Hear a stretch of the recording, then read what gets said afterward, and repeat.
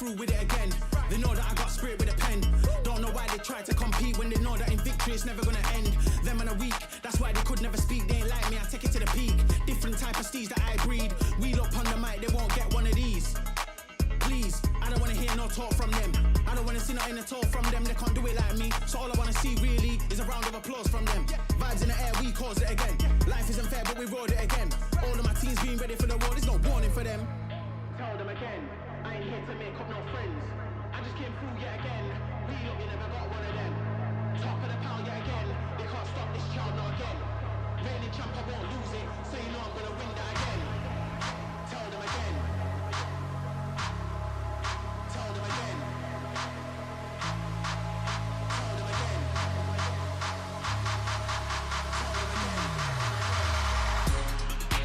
Tell them again. I ain't here to make up no friends. I just came through yet again. We know you never got one of them. Top of the pile yet again. They can't stop this child now again. Reigning champ, I won't lose it. So you know I'm gonna win that again. Tell them again. Tell them again. Tell them again. Tell them again. Tell them again. I ain't here to make up no friends. I just came through yet again. We know you never got one of them. Top of the pile yet again. They can't stop this child now again. Reigning champ, I won't lose it. So you know I'm gonna win that again.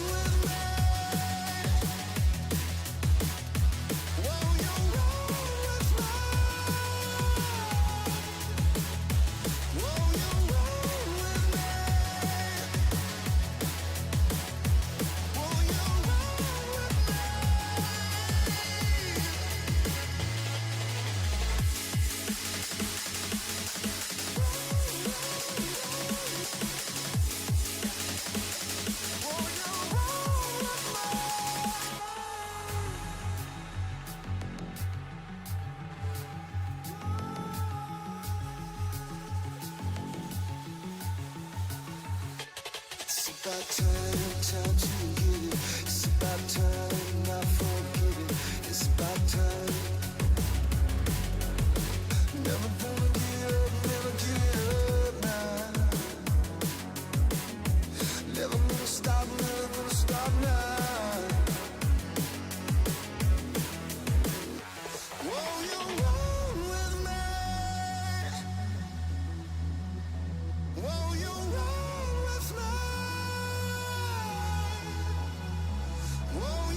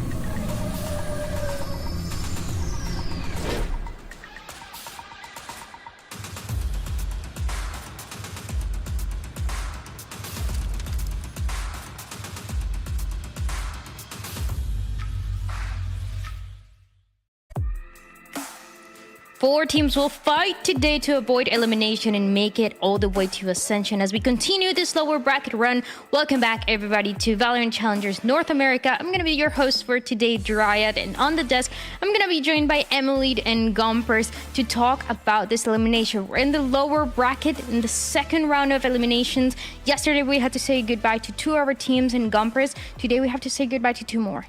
And that's so sad, man. We followed the journey of everybody throughout like the season, and then now watching teams that once were so dominant and still are, honestly, just be knocked down to the lower bracket. But that just goes to show there is only 1 team or 2 teams that really will make the cut. So, man, overall, yeah, DZ, Oxygen, and TSM and BLIN, which it's surprising to see them down here because they really do surprise.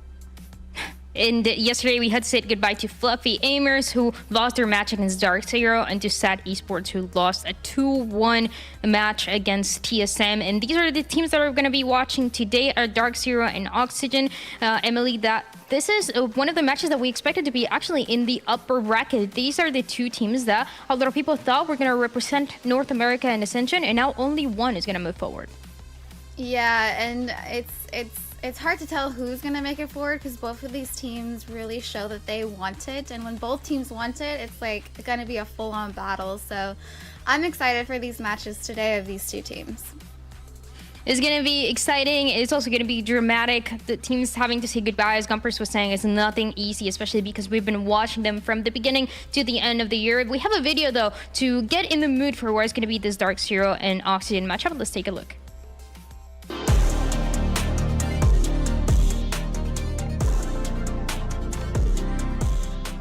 A lot of ups, a lot of downs. Definitely earlier in the season. Split 1 when we lost to like 2, I don't even remember who we lost. Oh, we lost to MXS. After that, I had to like have a one-on-one with all, like most of my teammates, if not all of them. And I was talking to them, I was like, if we want to win the season, we need to lock in. Just because we're talented on the roster doesn't mean we're gonna outperform these tier 2, tier 3 players or whatever. All of the advantages that we would have coming into the tournament would probably derive from us having efficient practice and just like being in the correct mentality. I think that's the major difference. It wouldn't be like something like, oh, we have Dapper, he's a veteran, because in Valorant that doesn't really matter. It really just depends on how we play and how efficient we are leading up to playoffs and timing our run, you know? Also that Empress. Okay, wow, just go in the smoke and Redux takes you right out. Now you've lost 1, how are you gonna work around this? And it seems like it's not gonna be easy. Already everybody else going to the extremities, and a Vandal picked up, and it's big off Redux if they can find more. And they do! There's 1 more that just needs to be taken away. But at this point, Redux has pretty much led them to a sense of victory, and the ace is theirs.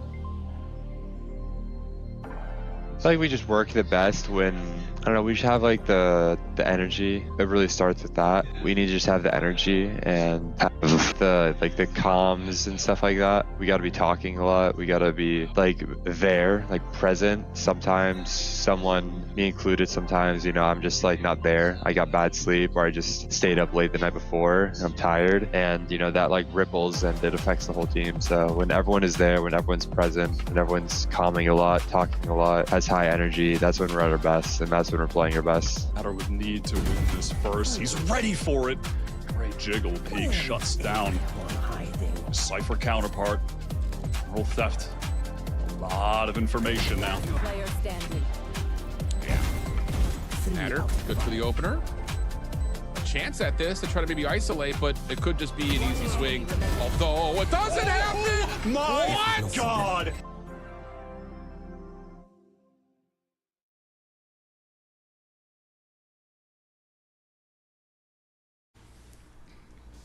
All the players, they need to show up today if they want to avoid elimination. And as we've talked about, move forward, try to make it to that Ascension tournament that is going to take place in Mexico to eventually also represent North America in what is going to be that tier 1 next year. So Emily, let's dive into this first thing that we just heard a little bit of B-Dog talking about being locked in, everybody playing together, everybody being connected. And this is something that we've seen overall for this team, a sense of consistency that you need today, especially when all of the pieces need to be on to avoid that elimination match. Yeah, I really loved how B-Dog was talking in that interview about how important it is to have the right mentality, getting the right amount of sleep. It's very important, as myself as a player, to get all of these things in. Having a ritual is very, very common amongst these players, and if they talk about, okay, we need to get good sleep tonight, we need to make sure that we are studying and just kind of fitting everything in as a whole. I really like that mentality from B-Dog. This team has a lot of incredibly talented players. I mean, we saw Adder doing a lot of clutches. Corey isn't afraid to get ground for his team too. And then we saw this tweet from We Did yesterday after their win versus Fluffy Aimers. He says that they want to give a shout out to Rockets for stepping in when needed the most. Team noticed that I had some energy and asked if I wanted to finish our run together. Win or lose the season together. One last run. Thanks for the support.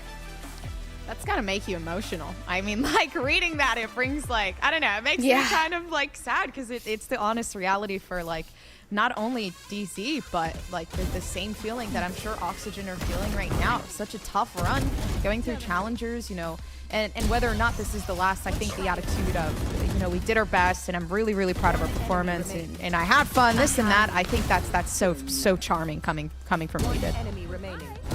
It's very sweet, and we follow the journey of this player, everything that he's going through as well, all the medical stuff, and still fighting and trying to make it and win as a team or lose as a team, no matter what. They're going to be playing it together. And last match, just yesterday, we got the chance to see them back with the score. It was not the sub Rockets coming in, it was them playing with the 5 that they started with the Turtle Troop squad that they started with, and they continued to fight match after match to make it to the end, Emily. Yeah, and you know what? I feel like after watching this game versus Fluffy Aimers, you could kind of feel their energy. I mean, they really gave a really good match to watch. I mean, it was a clean sweep, in my opinion, versus Fluffy Aimers, and that's not an easy team to beat. So having We Did in is just this extra motivation. I mean, look at... Hold on, I got distracted by what the heck was going on. This extra motivation from We Did, and just inspiration. I'm even inspired. I mean, if you're not inspired by this, it's just truly motivational. So I feel like they're gonna go in today, like, you know, go hard or go home. It's just what you need to do for an elimination match, and especially when it's against a rival that is so strong. We look at not only these 2 matches, but in general, they've played each other a bunch of times before, whether it was this year or last year, and it was always a back and forth between the two. The last time it was a Darkseer who took the win 2-1, and the question, Gumpers, is if they can do it again, because Oxygen is also so good. Dude, Oxygen have been improving like crazy. Again, the repeating trend for everyone, just knowing that they have to improve. Everybody's just looking for a way in to beat the best team, not only within Challengers, but in North America in general, right? So, but for that, I feel like it's a challenge. It's difficult, but I think for Darkseer, we've seen a lot of the time, you know, this team be able to surpass, be able to get the rematch, and be able to do it again. More so like Fluffy Aimers, they lost the last time, and they were able to pull it through, right? What we saw previously for the side of Oxygen, right? Losing the first time, being able to pull through the second. And I think this team, they know the stakes, they know how hard it's going to be, but they're willing to put that work in. Something that we've seen for this team of Darkseer is that as a team, they play amazing, but individually, Emily, are also really good. Let's take a look at this Adder 1v3 clutch, because this is just the kind of thing that he does. He is, and Adder's a player that I noticed, especially on this map, they'll leave him in a site alone. I mean, he's got a 37% headshot percentage in this match. That was insane. And that, oh, this is what happened after that. Okay, that makes sense now. Yeah.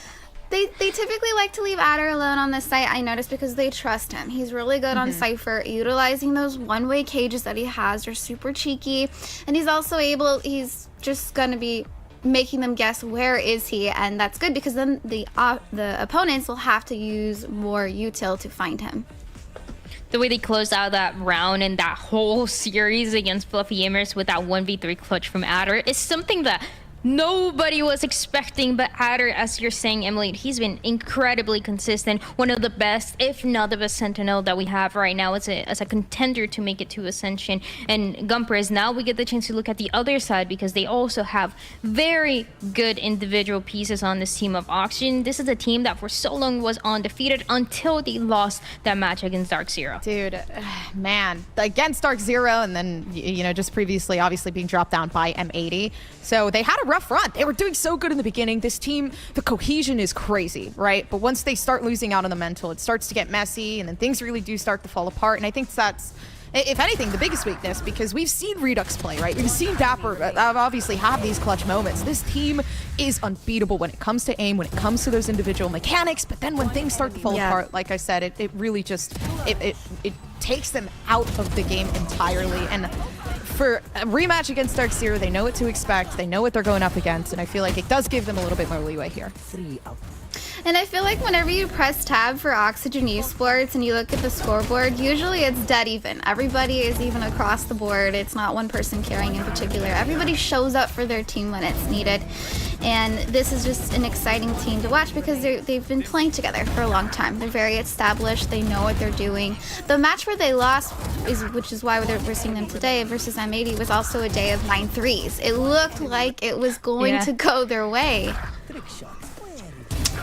And they turn it around and they make it happen. And I like that point that you mentioned as well, Emily, because it's a team that is not, you know, it's not just the duelist, it's not just the initiator, it's not just one of the players being the impact, it's everybody coming together and making this work out. But they need to make sure that it's going to be consistent throughout this series. And one of the guys to make it happen, Gumpers, is Mitch. He is, I mean, he does it all, and it shows in the stats.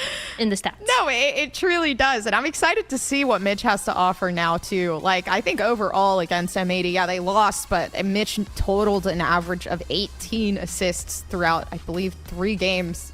Ascent, I guess I'll call that a half game because it was a 13-1, but Mitch is crazy. Mitch is absolutely insane. I think overall, when you're looking at an initiator, when you're looking at somebody who's going to allow you, you know, some sort of space onto the site, not only that, but a fearless leader, that's where Mitch comes in. Something that I want to take a look at as well is how these two teams compare when it comes to stats. Emily, you as a player, you as somebody who has competed in the past, when you look at all of these, it's a lot of numbers, right? But what is the one that you are paying attention to the most for this match? For me, if I was going to break it down preparing for my team, I would look at their post plants #1. They're #1 in the stats and breaking 76% round win for post plants. So if I'm going to be going against this, there's a few different counters. One is you could allow them to come on site. That way you're keeping your util and then immediately flooding and flushing and making them uncomfortable as they're trying to get the spike down. This could be a really good counter because, like you said, you don't want them to get comfortable in their post plant positions. So that's another way. Of course, you could just try to let them not even get on the site, but I think this could be a really good look around. And then we're looking at, I mean, just overall Oxygen Esports rankings, they're just much more higher in comparison to Dark Zero. So this is also, I mean, it's a double-edged sword because Dark Zero has a lot of VODs and a lot of content that they can go back and watch to counter whatever it is that Oxygen Esports is doing because they're so good in these areas. Pistols is pretty dead even, so I wouldn't be too worried about that. So my counter, if I'm Dark Zero, I would look into this post plant percentage. It's really high for Oxygen Esports, so you just really need to make them uncomfortable either as they're planting or just flood out the sites with your util. Yeah, either try to shut them down before it happens, before it's too late, or have a very well thought of plan, which is something that we've seen for Dark Zero do constantly, especially when we saw that match that we talked about, Gompers, against the two, and that's the way the Dark Zero won for the first time, when it was the Oxygen that was being the favorite. We thought they were going to beat them. We thought that it was going to be that undefeated team, but it was a Dark Zero that had a different story to tell. Now, let's jump into the map select, though, Gompers. Let's see where we're going to be headed. Last time that we saw this match, it was a Sunset, a Bind, and a Haven. Let's see if it's going to be the same or something different. It's the, I believe, yeah, going out from Haven and the first pick down to Lotus, which doesn't necessarily surprise me on the side of Oxygen. This is one of their best maps, rounding about for them. They're very, very comfortable here.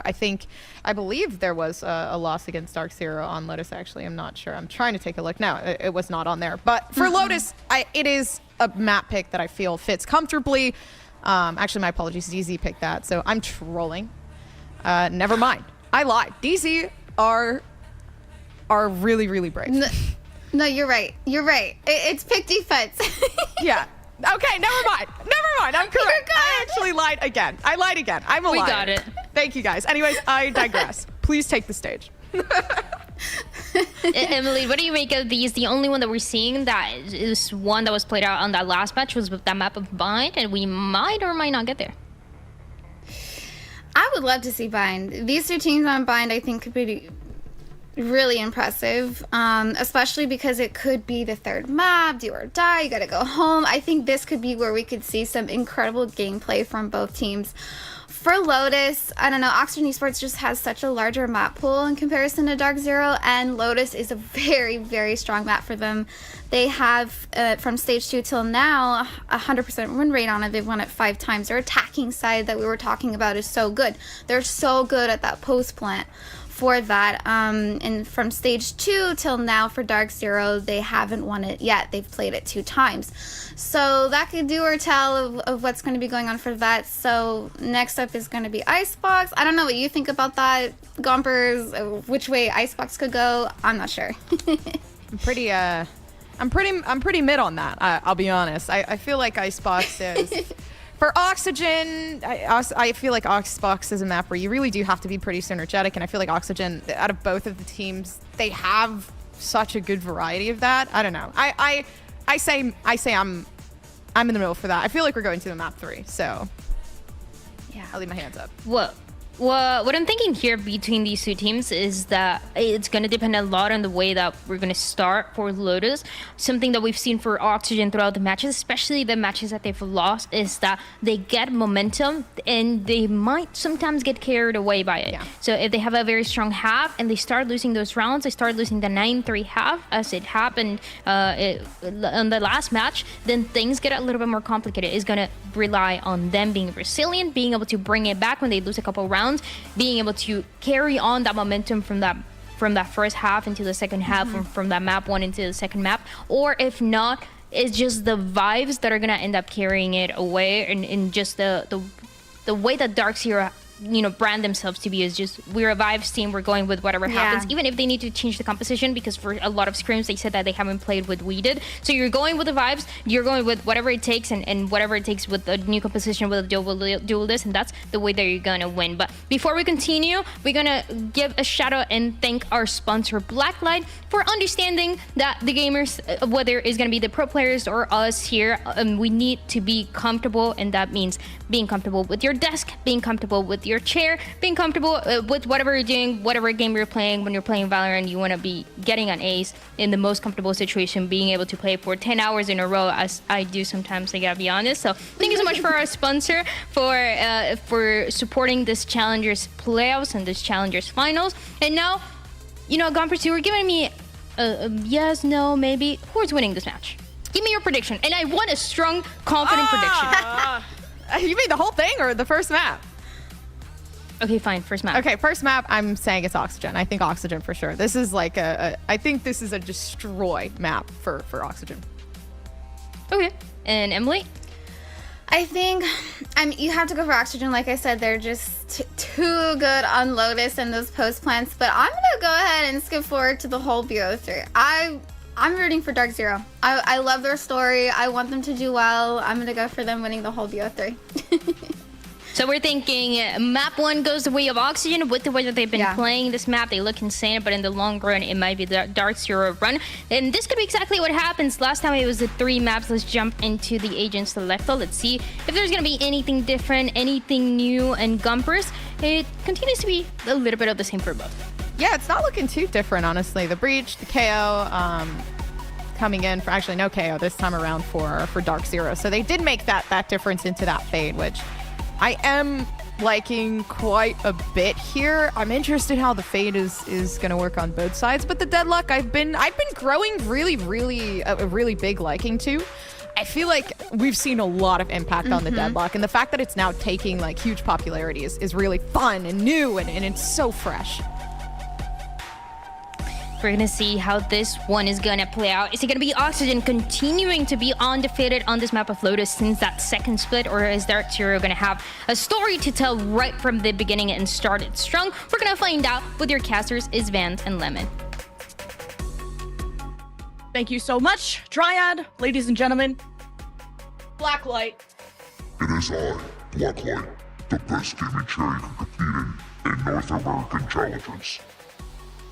I agree, Vans. Great analysis. We're going to be heading into the most exciting match, I think, of this whole tournament. Oxygen versus Turtle Troop, now reformed as a Dark Zero. Incredible. I mean, it's the mid-season cup finals, Vans. Get in your chair. Get excited.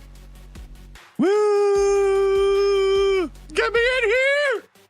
Can we get in the game, please? Can we get in the game, please? Jesus. Okay. Thank you. Thank you so much.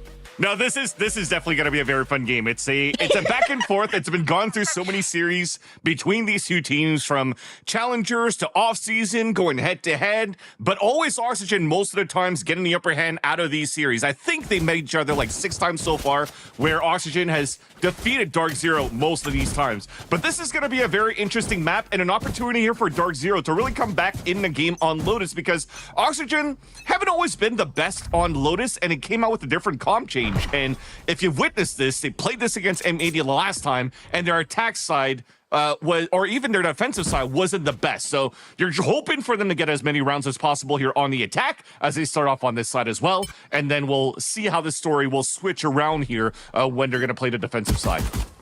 Both these teams just became allergic to running Cypher all of a sudden. Yeah. I do like the deadlock there from Dapper. They're going to continue running exactly what they did before when they won an OT against M80, one of the best teams. But Dark Zero B-Dog has to hold down on the defense, and Oxygen are getting crunched at the corner. They don't know how to advance. And really, progress is going backwards. Just Oxygen didn't know how to get out of that spot. They didn't know how to fight back. They got lost in the sauce. And it's all up to Scuba to pick up the pieces for Oxygen. What I really missed when Oxygen brought out the Clove, that was peak Oxygen on Lotus. But changing things up as the meta has, and especially in a high-stakes tournament like this, Scuba is going to at least get some orbs going as best as he can, but it's just delaying the inevitable. Pretty much, and you're noticing as well that they're playing a double controller comp, which is going to make things a lot more difficult as well, in terms of usually you see a Gecko or a Breach, some extra utility to really try to support your attack redux going into the site. But this time around, you kind of just had your Scuba staying far behind, because with this comp as well, you have to figure out where the pressure would be coming from here from the defensive side. So you almost were defaulting a bit, having Elite Lurk, which also didn't allow for you to have a paranoia to flash your teammates into the site as well. So the stack that you had from Dark Zero to start things off, super easy for them to close things out and get a strong upper hand here. We already have an Outlaw coming out from Corey as well in the second round. A high-low setup with B-Dog. They're probably going to try to walk peak, even avoiding this haunt. This is going to do huge damage. Yep. Did enough damage to kill someone too. Wow. Corey, first blood. Oxygen, starting to follow the definition of insanity. Going to C, just hoping to walk in, do their best. And you know what's not at C? A Killjoy. And you know where Oxygen are going? Where the Killjoy is, at B. And thankfully, there's in this bonus round that you currently have here for the defensive side, you haven't really placed both of your nanoswarms either, so there's still an opportunity to really walk in. But you kind of have a 3-man stack with this turret. And Timothy Turret is going to spot the guys trying to come in here. Oh my goodness. Training practice for someone like Adder. Even with the turret too, even Turret gets in on the action. Dark Zero have not been touched at all, it feels like. They are very chilling. Now they can bring those weapons into this round as well. Full buy-up for Oxygen. Hoping to have a good gun round, because there's not really much potential in these offenses in terms of throwing utility on the site. Even on the first pistol round, they kind of walked in, sat in a corner, got shot, and went to round 2. And that's the thing, though. For Dark Zero, they're not afraid to play out in the open in these high lows because they're not going to face against big flashes aside from the paranoia if it's well-timed. So they've given their tell a little bit for the last 2 rounds that they don't mind facing against the action at the very beginning and even break the util that's going to come towards them. So Oxygen are going to have to start realizing that a little bit more and work that map a little bit better and maybe try to leverage Mitch more. And you're already looking here, 121 left in the clock. There's no Prowlers, there's no Haunt. So what else do you have where you're going to try to enter the site as a group in your gun round against the bonus that's still very good for Dark Zero here? And Mitch has been opening the B-Link door, and this pulled rotations from C. Like Corey was originally holding the Outlaw around the tree in the stairs area on the right side of the map, and now he's been pulled towards B. And now they've cleared that. Where is Oxygen? There were smokes blocking these 2 teams. Oxygen, no, they have this window to engage. They're already getting set up. On the other side, a Prowler was thrown from Stellar just to see, is there anyone on the site? Even the Haunt was thrown, but only on the 1/2. Oxygen have planted for free, and another first blood goes in the way of Dark Zero. So Oxygen, this team play, it's a little too cold. It's not spicy enough. And Corey even misses the satchel on top of the box. What is going on? Yeah, well, at least they have all the group there, so this is going to be a very good flood. There's still flashes, aftershocks. They could still do good damage on a retake here for Dark Zero. Yeah, Dark Zero on the retake. Now Adder missing. 4v3 on the post plan. Oxygen have eyes on the spike as B-Dog, and we did. No, they have to fight through this. The smoke, it's not going to be enough. And yeah, the kills come Dark Zero's way, but the defuse is not going to have enough time, so Oxygen will have signs of life. This is still huge, though, for Dark Zero. Even you saw the push coming in from Oxygen. Yes, they moved in as a group. They had the perfect wall towards the staircase, but they played further out. Look at the line. 3 of them playing outside for a spray. So yes, they blocked the staircase, but everybody's just watching that one singular line, which then means everybody else could still flood from tree side, from right side of A site, and it was free for them to take for Dark Zero. And when you mention the amount of utility that's still left for B-Dog, it just makes it so much better for you to fight back against Oxygen on the post plan. They lost every single one of their players, and it was Dark Zero's bonus round. So they have an opportunity here for Oxygen to get their economy reset. Oh my god, that was a nice try. Corey is so good. That was a well done steak, and no one loves that. But I love to go get him play, thinking maybe Oxygen had a weaker buy than they did. They went for light shields, and some Vandals picked up. And Oxygen nice try checking out. They looked both sides of the road, attempted to anyway. At least it was a trade. Something common that we've seen in the past, too, with this type of composition, where you try to go for a Fade Seize and then you went for the rocket, usually with the showstopper. But this time, Corey tried to do with the rifle behind the paranoia, which allowed their Weedy to get that forward position in the boxes. He had a perfect sneak attack onto Verno, but not enough here. Didn't know how many players were behind him, so he got traded out quite easily. So now things calmed down for a bit for Oxygen. They have an opportunity to really reset the economy of Dark Zero on their side now, as they have the player advantage. And on top of that, now that you've lost your Brimstone, thankfully, this double controller setup that you still have Scuba that allows for you to smoke inside the site. You just saw the second smoke come back up. They're grouping up together, and this is going to be a hard hit towards C, where Stellar will have to be ready for this. He's at a one-and-done position. Hoping to take someone with them. We'll call the orb being tapped, and there's all the util being dumped in. And did Redux get hit by his own breach util? That really messed up his entry. Either way, Stellar capitalized. It got more than what he bargained for. Annihilation, though, is kidnapping Stellar. 7 seconds left for Oxygen to plant. They will get away with it unless Adder gets the denial, and that will win the round for Dark Zero. B-Dog once again, even getting the last kill onto Mitch. So yeah, the breach fault line was a great call, but it was actually a fault line that came out from Dark Zero. You saw the positioning from B-Dog just playing towards the door. So with Stellar playing that one and done position, and he hears the execution coming in, he's going to call that fault line straight through. That's going to fully stun Redux, get the kill. It's a 1-for-1, but then it all came down to the gun battles towards the end. So they got the first pick. They played a 3 versus 4, yet that small fault line and Stellar's position just didn't allow Oxygen to really set up, and you saw we did play on his own there for that kill. It looked like the offensive breached the way that it was lined up towards the side, but yeah, they don't have that, so that makes a lot of sense. Oxygen will be peeked at by Stellar opening up tree door, and this will get Corey with the outlaw to set up, getting the elbow of Mitch, getting the spike down, satcheling out is big, and now We Did has a crossfire at baby door, hasn't actually broken the door yet, and this will be off the contact of Dark Zero being near the A site. This is some good paint shells too from Corey just to pressure them back, and now the Prowler too. I mean, Oxygen are just eating util for breakfast. Now knowing Stellar, or at least someone is in tree, Oxygen are gonna try and crunch on it, but it was bait all along. Corey with the showstopper gets two, and a quadra kill for the duelist to give Dark Zero the win. And Weedig is back with mopping the last kill with the backstab, and that was perfectly played there. I thought it was pretty much over for Corey when he was playing with an outlaw, trying to go for no scopes in a pick, but thankfully he had a showstopper to really not allow Austrian Esports to get into the site and get into positions for a pulse plan for their Thrifty. So not only that, you saw the amount of util that went around too, that allowed Corey to get so many successful kills rather with that showstopper and anchoring within that site. And again, this is a round that's running away here for Dark Zero so far. Oxygen only playing this map twice so far since stage 2 and lost every single time. Oh, Corey tried it again. And just Oxygen are very aware of this. And Stellar, is he gonna want to creep past the smoke? That would be really ambitious.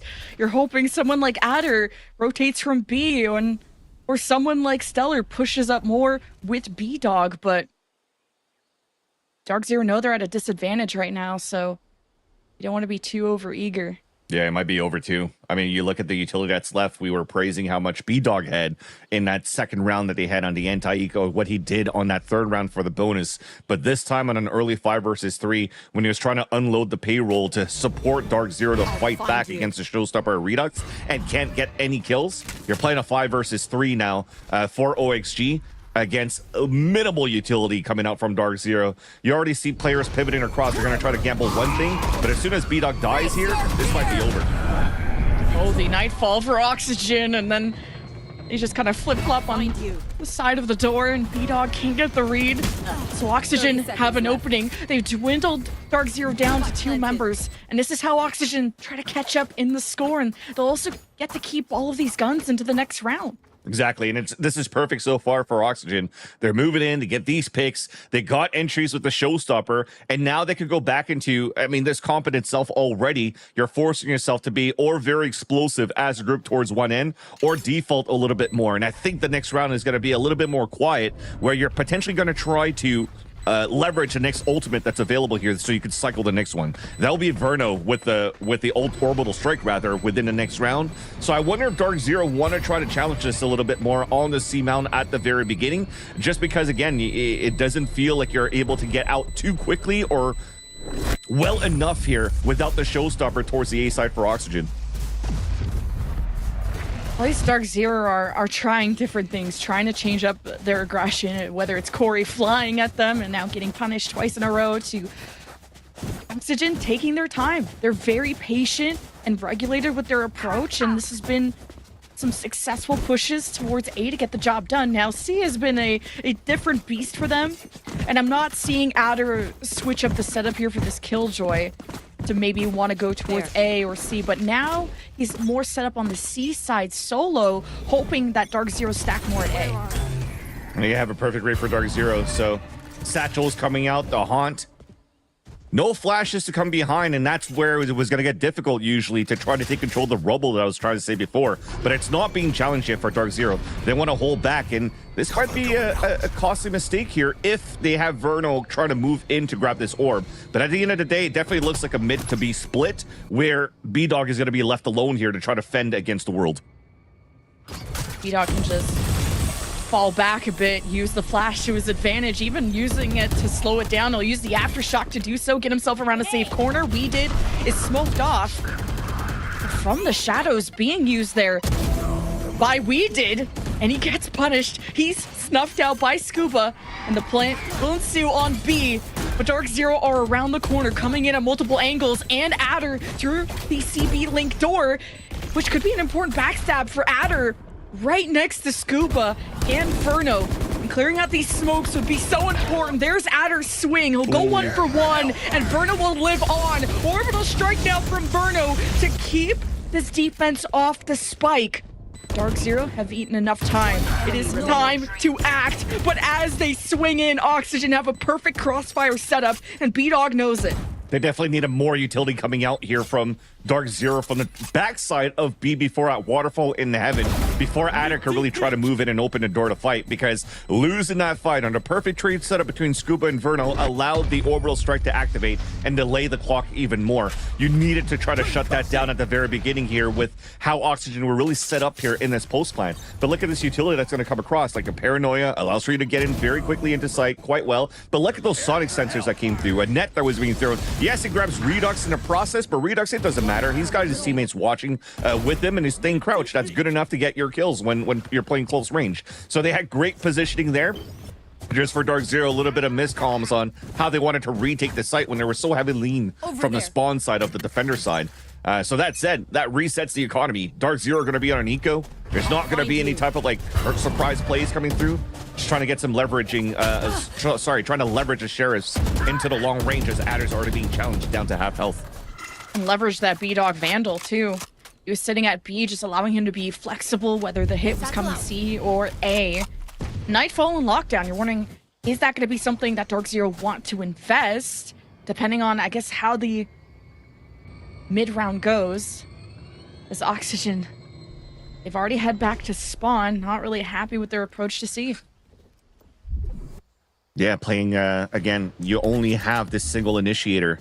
Both Prowlers, Haunt already down, so you just kind of have to stay through spawn. See if the hits are going to be coming through when you're holding this default and you want to try to pivot back. And what do you have to re-hit now? Scuba's too far away to try to get the Paranoia through, so you're kind of giving it a tell, just throwing your Haunt and trying to walk across behind a Brimstone smoke. This is being, as it's being checked by Stellar, this might be a call to start pivoting some players across, because with 40 seconds left, they need to read this a little bit better here, and it seems to finally be the case. You see this pivot coming through. Look at the radar. The blue circles are now moving across and leaning towards the A side, so they're moving in the right moment here. Oh yeah, they threw utility at Baby Door, but the hit is actually coming A, and Dark Zero had the read, but Redux has the better shots, and they just know exactly where Dark Zero are coming from. Look how forward to Redux is too. Does he hear Weeded on the right side? He's being sneaky, but Verno has the corner. Watch, we'll spot him out and even get him through the box. Dark Zero haven't put a dent into Oxygen, and with the Sheriffs, that's what you would expect. But even B-Dog not able to get any kills with the one hero Vandal.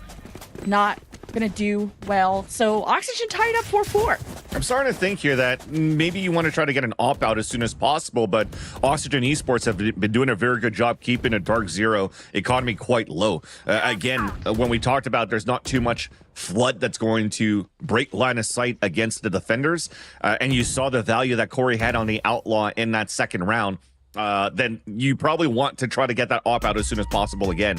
Unfortunately, though, because we talk about the economy staying fairly low for Dark Zero, they're going to call out a timeout and try to figure out what they could do with the rifles. It was starting to lean quite early towards this A side, and now it's just going to be what's the next step after, right? Because for Oxygen, it's been 3-4 player lean towards C or a 3 player lean towards A. If they're going to gamble towards an A site to fight on the defensive side and nobody's there, do you want to start pushing through and starting to flank behind because you don't have a heavy sentinel flank watcher, because Dapper is going to be used to execute with the rest with his walls? So that might be the conversation coming through for the Dark Zero camp on how they could salvage as many rounds as possible here on the defensive side.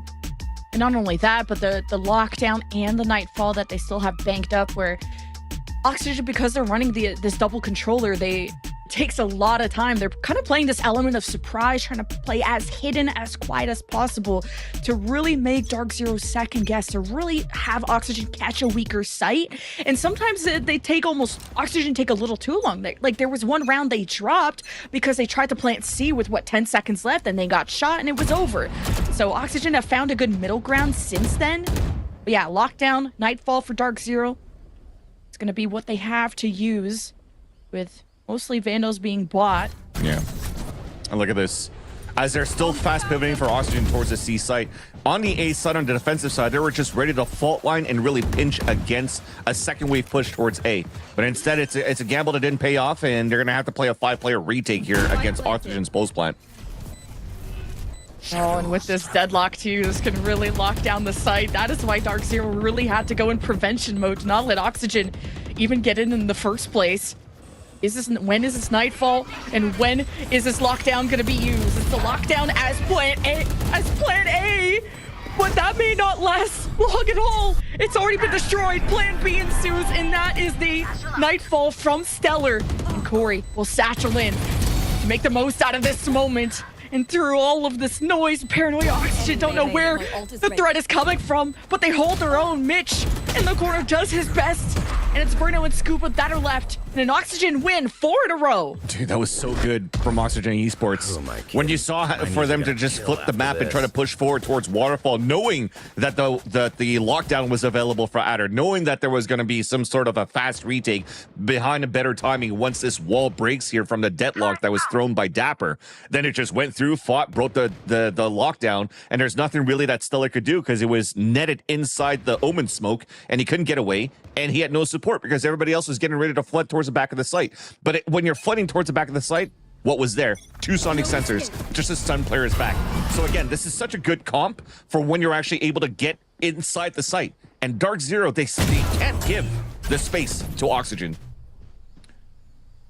Yeah, and we did pushed a bit solo there. It wasn't fully synced up. The timing was just a bit off, and Dark Zero couldn't even trade in that moment. And this was already going to be a disadvantageous round for Dark Zero, running mostly Sheriffs and then using tools in that last round. Got a showstopper here, though, for the defensive side. This could be pretty good. All right, offensive nightfall from Mitch, trying to hit A. Dark Zero around the corner, but on the flank is Adder. But Bruno has the read, didn't finish the job. There it is, plant going down. Oxygen already pressuring back Dark Zero. What? Annihilation? Who's the lucky guest? No one thought someone was on the other side of the site. The Rolling Thunder for B-Dog in a 1v2 situation, and now only one remains, and it's Dapper, who has eyes on the spike. B-Dog knows based on the plan where it could be, and just the swing was too quick. I know that Redux was saying here in the videos before we started the game that it doesn't really matter, like Dapper that has the veterancy, the experience, whatnot. It kind of does here in these moments on that 1 versus 1. He got hit by a Rolling Thunder against your B-Dog, who was about to clutch this out. And instead of just waiting out for a tap, he just knew that after the Rolling Thunder, the space was going to get gained. And then he has no choice here for B-Dog to go for a tap and maybe try to bring it halfway while he still thinks that his opponent is stunned and further back. So he just finds the timing, gets the pick, and wins that 1v1 perfectly here. Then that is a sign of experience. It's a sign of a good Sentinels player that has been grinding this game since the inception of VALORANT in 2020. And now Oxygen pivoting towards A side with the showstopper. Oh, Redux gets caught by like a fall line or something, and now he's all stunned up, but he didn't catch that player in the corner! And Redux again, you won with the showstopper either. Adder almost was the worst teammate ever, but he's dead, so it's fine. Oxygen climb up the rope, and A-Site has been non-stop successful for Oxygen. 5 rounds in a row, and it's looking like gonna be a 6 in a second. Dark Zero don't have ults, but they still have Stellar's util. Probably will reveal Verno being close, and he'll go 1 for 1.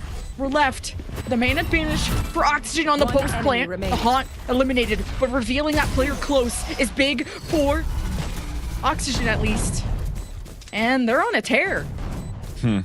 Dark Zero, unfortunately, here it's been what, 3 or 4 rounds that yes, of course, there a couple of these rounds though in the past 3 rounds, 4 rounds were them being on a lower buy on half buys and on thrifties, but in these gun rounds they're still giving too much space here for Oxygen to really get in and not really trying to fight back here. At least they're trying something towards B main. But again, the leans from Oxygen has always been towards the extremities. And Oxygen have realized this for the last few rounds. They've just been deathballing as a 5-player take and just holding one gear into a site. And it's starting again. And where's the defensive side? It's weak side towards A. Thankfully, there's a continuous push. So we're starting to see it now. And they're going to try to get this flank. And it's going to be a quad flank. Oh, it's all up to Scuba. The fragger on this team, and I couldn't get the headshot onto B-Dog. Great patience though. Dark Zero can push in. This forces the decision out of Oxygen. They pivot into B. At the top site will be Adder, who is smoked off. But no, this is a deep rotate at the back of B through Waterfall into C, and then leaving the barrier behind. So it's even more difficult for Dark Zero to put They're on the doing chase. a little bit of an M80 by going through B to C and putting a wall behind. Not a stage wall, but a deadlock wall. Still works. The plant still happens. The Dark Zero kind of playing on the offensive side of things. The Aftershock and the Orbital Strike to clear out that one and done position. Now knowing the threats are at the back site. So Dark Zero, here's the retake. Corey, which is a small satchel in. One step at a time. Redux trying to suss out who is close, where the fire is coming from. Dark Zero trying to work as a team, but they can't land the shots. Oxygen lead with so much confidence, but a 2-on-1, this could go anybody's way. Corey stunned, beautiful work out of Dapper once again. That is such a good call from Mitch as the IGL there for Oxygen on how they just worked around that map. I know that he probably didn't know there was going to be 4 players flanking, but at least knew there was going to be some sort of pressure when Scuba just got picked off and saw 2 players there. So instead of pivoting towards a B site, knowing that the push was coming from B, they're like, oh, let's just gamble towards the C site. But worst comes to worst, we fight a 4 versus 2 inside the C site or a 4 versus 1, and we could still play the post plan. But instead, because of this 4-player push coming out from Dark Zero, they had to play a full retake all the way out from the entrance of C side and got fully denied. So that was unfortunate because I thought the read was still pretty good for Dark Zero. It was very important for Adder to stay alive so the others could flank. But then the weaknesses you saw, the pathing that went from B to C was over. But this round, Pistol looks like there's more aggression coming out from Oxygen towards his offensive side on C. Oh, that's deep. Redux following in after the haunt, thrown by Mitch, and you have Dark Zero running away. And it's Oxygen that know they are undefeated on this map. This is their territory. They won this against M80 recently in OT. And it really shows the experience and the wealth of strategy that they have. Oxygen get even more orbs for their trouble now that we did has planted 1v5 with not so friendly face on the other side of the smoke, but swinging in gets 2 for the road. It's not too bad, but it will be Oxygen with Pistol. Yeah, and that's actually a good shout. And thanks for correcting me on that one as well, Lemon Kiwi, because I was looking at the opposite. It was actually Dark Zero here that's been struggling on this map, but the struggles, rather, were still there for Oxygen when they were playing against M80 on this map. There was still a 9-round lead that they had against M80, and then when you took the defensive side, when you're playing a 3-sided map, you kind of saw just M80 having their own way at it to really bring back the game to a closer matchup and push this into overtime. That said, though, you still see the aggression coming out here from Oxygen because of that weakness of not having a hard, scannable KJ or a Cypher with a camera or a turret. So they just went for a wall, they played for the retake, and they crunched in towards the C side, which really took down Dark Zero and took them for a spin at the very beginning. Dapper just pressuring through the smoke, not wanting Dark Zero to be too elusive on the other side and too free to move up. Will force some hesitation as B-Dog gets ready to fall line or flash into tree, where Mitch and Scuba trying to place their smokes, trying to have a good position for this paranoia, but the fire just came to him a little too fast. And Dark Zero trying to brawl through, and there's also a deadlock barrier separating the two, making it difficult for maybe the duelists to get around. And it's a 3v2 with Redux having a judge. They'll want to maybe play this on the site, but seeing what position he could force out with the paint shells. Redux has it in his hand, throws it to his left, satchels after with the judge, with love right in B-Dog's face. But Dark Zero will be climbing slowly back into this game. And that was an expensive round still for both of these teams, right? You saw on one end, it was a gun round no matter what for Oxygen, but then on the other side, it was actually a force buy to come through because of what happened here in the story of this game, where Oxygen really had the full control here of this first map, and Dark Zero just really didn't want to try to play for the economy being built up on Oxygen's side. They went for a force buy, and it paid out on their end. Oxygen's going to be forced on an eco, and they're just playing a little bit more standard at this point. So there's still an opportunity here for Dark Zero to capitalize string 2 rounds in a row and play against here, especially after that punish against the eco of Oxygen.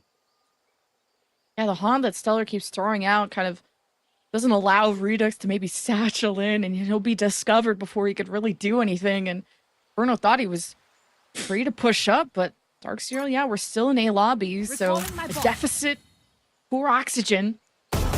Dark Zero are pretty desperate to get some rounds and some economy in their favor.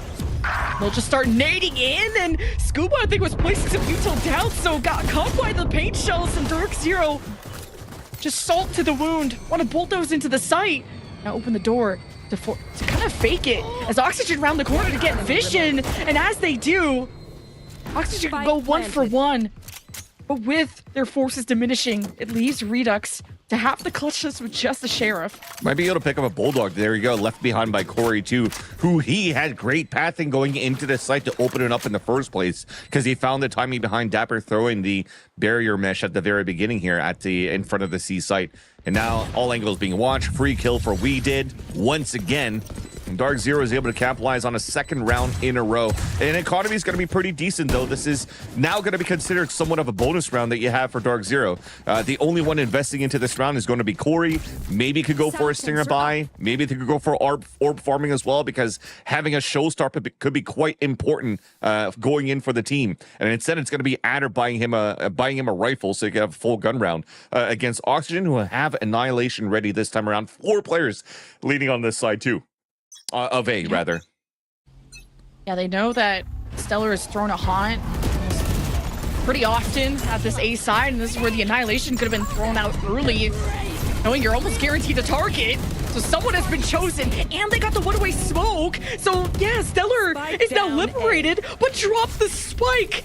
Imagine the lottery that Oxygen just got. Out of all the people they could have pulled with the Annihilation, it's the spike carrier. And now all you need is Scuba and Verno to just layer up the smokes, cover your B tracks, and this spike is stuck. That net was so nice from Dapper as well. So you're definitely seeing here that they've been ironing out a little bit of those pain points on their defensive side and really just want to fight aggression every single time. A 4-player take. And net grabs, I think, like 3 people too. And now they have full spike control. This might be kind of it, but they've fully given up the A side. There's still an opportunity here for Dark Zero to move up, pick up the spike, and then maybe even fight back here towards A.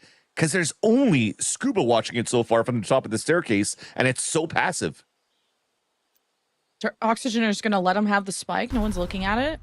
Because Scuba was at staircase and doesn't even have eyes on it. I don't even think he spotted the rubble cross. And they had B site covered, so Oxygen are more just trying to cut down the rotates than cut down Dark Zero from picking up the spike. So now the time is running out. Dark Zero only have this choice to go with, which is to plant A. They'll get it. And Oxygen can't do anything about it. I thought they would have pushed more aggressively out of Baby Door from B, but it's also fine here. Yeah, there's still 5 players coming through for Oxygen, so they want to play the Flood retake around this Paranoia and Molly from Verno. I mean, Mitch is going to throw a haunt too. It clears out towards Tree, and now you anchor inside the site, though, for the last 2 players of DZ. Oxygen's very healthy still. Just gonna go finish off what they started. Tap on the spike, gets the attention of B-Dog and Adder. And Oxygen will go up to 10 and a few rounds away from continuing their win streak on this map. Yeah, exactly. And when it comes down to that, Oxygen, they don't care if Dark Zero is going to go for a plant. They'll take the round any day. And on top of that, when they've won it with, what, 5 players that were still alive, if not maximum losing 1 player in that previous round, the economy is going to continue to be very good here on their defensive side. So Dark Zero, unfortunately, not really finding a real answer on how they could work the map on this heavy aggression, and Oxygen is pulling out on both extremities every single round. But they're always pivoting one different player. Always it's going to be here so far Verno on the C side and then Dapper on A. So this time you're trying to leverage Verno potentially with a stim pack, and they want to keep moving very aggressively, and there it is. Paranoia behind, there's a push. Redux is not kidding around. Have you seen this guy? He's out for blood, and he's the one hemorrhaging at the seams as Dark Zero is the firing squad. As Oxygen couldn't really do much of a dent into Dark Zero, but going for the high-risk play. And you heard Oxygen, they're such a vibes-based team, and they know how experienced and how confident they are on this map. They really went for it, but great job by Dark Zero to retaliate And now it feels like the map is theirs, or this round. Well, the map control is theirs. Yeah, potentially even in round 2, 4 versus 2. And the last 2 players are kind of isolated between Dapper and Scuba, but you know Dapper, he's probably going to try to go for a play solo. One enemy remaining. Doesn't work out for him. Scuba up next, 2 away from the shadows, so orbs here matter. If he can get some kills and even make this expensive. I mean, look at Dark Zero's economy. There's some people who are getting onto the broker side of things, so Scuba denying rifles would still be very valuable in extending Oxygen's lead in the future rounds. Even just getting exit frags would be the best thing he could do. Not knowing what kind of high-low or any kind of setup Crossfire would be on the site. He's gonna try and leave, but B-Dog has his number, and this is gonna be easy for him. Still a great call coming out from Stellar on Dark Zero's side so far to just slow down the pace a little bit.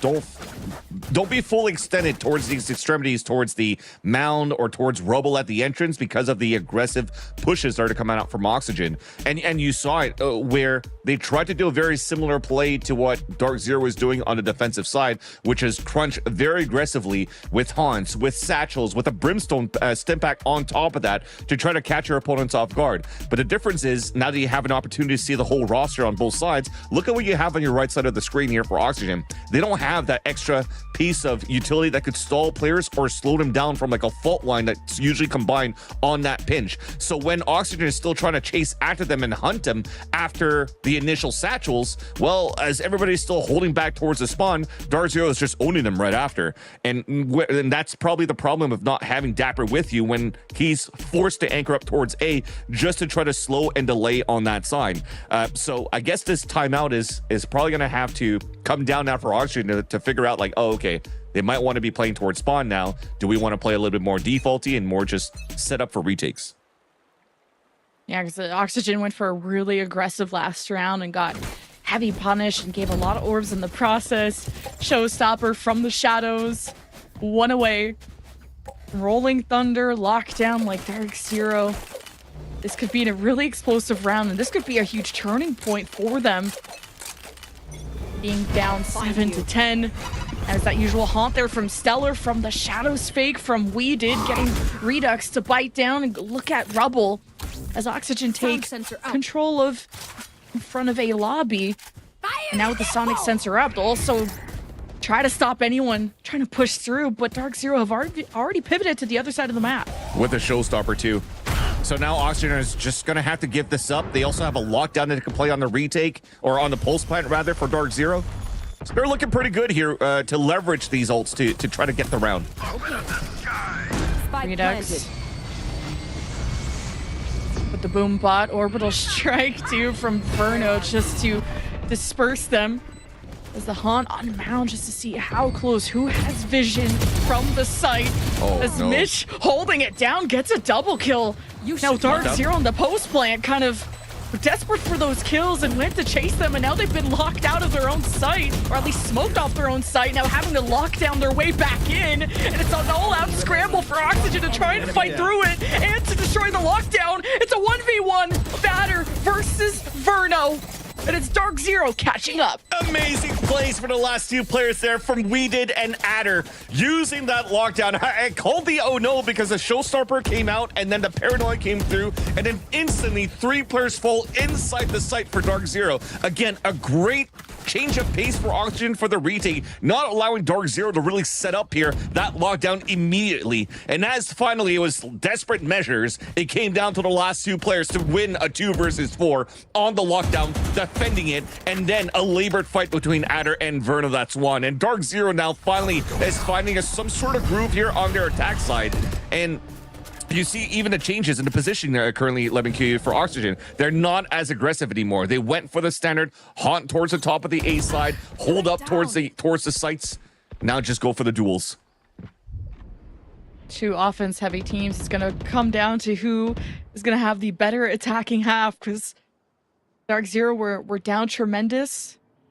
Nade for half going Oxygen's way, and Dark Zero get first blooded as Adder went to peek around B, just with nothing but vibes. Now trying to communicate at least where the defender is on the B side. Mitch will be forced back and is decaying. The aftershock gets him jumping. And Dark Zero couldn't catch him crossing in front of the doorway.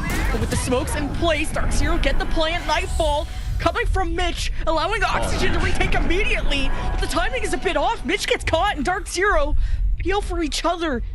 And even with all this noise and in the decay, Dark Zero are still left in the 3v3 as B-Dog gets ready to delay Oxygen even more. Scuba is so low. Redux only has a paint shell. Verno with nothing. And Dark Zero get hit by the Rolling Thunder. And Oxygen are on the site, and they all get pinged. And Stellar makes the call, and he's at an off angle. And Oxygen are just stuck. Oh, again, a hero play coming out from Weeded from the previous round into this one. It did look like it was big, but it was everything there for Dark Zero to capitalize on that B-side post plan. Because if it wasn't for Weeded, you would have probably expended the Rolling Thunder much earlier on that side against the Nightfall that was used here by Mitch. And maybe in the back and forth battle, you probably would have given her right there to how Oxygen has been playing so far. I mean, look at that. A paranoia that came through just behind the Nightfall. He still pushes forward through the smoke to get that pick, to delay enough and to open up the space here so that the last players don't get really affected by the Nightfall. And now it seems to be a play off a tap of an orb where they're gonna just bust open the door for Oxygen, but they're on a Thrifty, they're on a Nico, and this is Dark Zero's opportunity here to tie up the game unless they walk into this trap, and we know how good Oxygen could be on these shares. All I can think about is FBI open up as they just come out the door and kick Dark Zero in the face. But this is a stalemate. It really is a chess match. All the pawns on the left, Scuba the Knight in Shri. It's orb or door, and that will activate the paranoia coming out here from Scuba, and then they'll just flood through that. So Dark Zero, they have zero idea about this.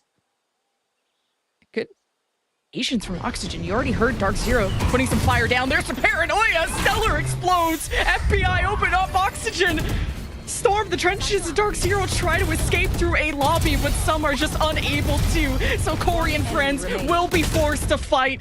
And it's really not that bad. 2-1. 30 seconds left. In favor of Dark Zero.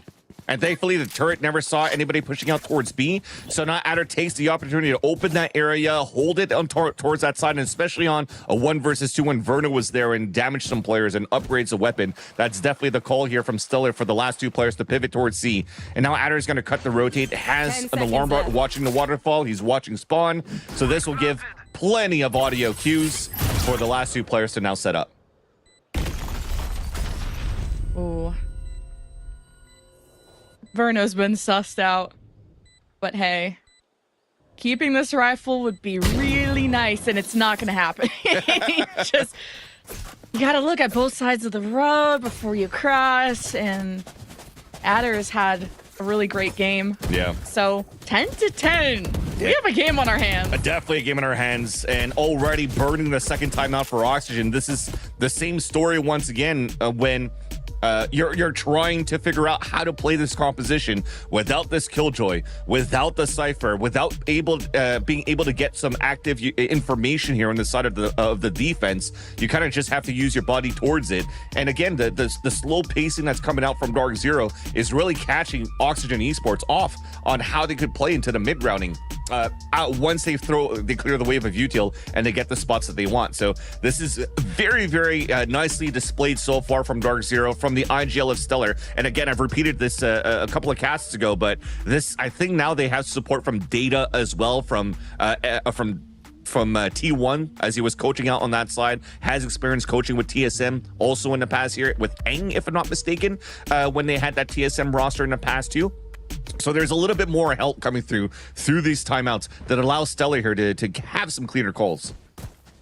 And in the last interview, Corey said that his team thrives under pressure in these higher stakes situations.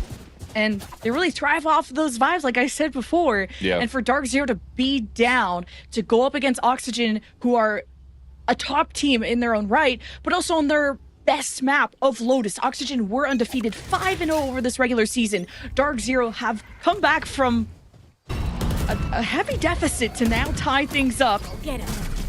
Now with equal buys, Dark Zero Not going to throw their usual haunt there out of A, at least. It was more to take control of C from the shadows being activated from We Did scouting on the site. Will ping the two of Oxygen that are there. Inferno's smokes will come up, so Dark Zero's synergy on how they execute the site is everything. Now the wall was thrown early here by Dapper. What really do you have left? And there's still a minute on the clock. So now you can open the door, set the paranoia, trying to see where the push is going to be. Look at the pivots coming back from Stellar. He's trying to see if there's any pushes coming out from A main. If it stays fairly quiet for the next couple of seconds, maybe they might try to pivot back through the door towards B. And with a deep haunt like that doesn't scan anything, that might be the call to pivot right away towards the A side. Yeah, just Dark Zero are not going to get through that with a molly, with the barrier from the deadlock. At least they did shoot it down, so it does create a sense of stress from Oxygen to not rotate out of C quite yet. The door was opened into B, and it could be a fake, but Scuba gets caught, and Adder makes an opening, and now a second kill too from Dark Zero. They have two options. They've already opened up A and B. This forced to rotate out of Oxygen to stack it to B. The plant is going down. Smokes are up for Oxygen. Everyone's getting creeped up on as Stellar falls too. The main advantage is still for Dark Zero. Corey, confident in this engagement, especially off the util from B-Dog throwing the fault line to push Oxygen back as B-Dog capitalizes on that moment, but Redux sneaks up from behind with the showstopper and hopes to claw Oxygen back into the site. Inferno and Redux doing their best, but with the angles that Dark Zero have, it's just too much. That was perfect displays of lurks coming through there from Adder. Again, great mid-rounding call coming out from Stellar, avoiding the haunt, pushing through, keeping Redux at bay. And while they're doing that, they think that they've weakened out the B side, although Oxygen still had two players pivoted inside, anchored inside B. But Adder winning that 1v1 against Scuba, allowing We Did to paranoia into a Hobbit, into Unbreakable, into Baby Door to get that blind kill for Dark Zero and overtake that B side was everything. I think Dapper may have netted himself at the same time too when he's trying to escape, but I'm not too sure. But desperate time, desperate measures, time to fight for A side control on the defensive side. And look at Dark Zero, all of them waiting towards the spawn still.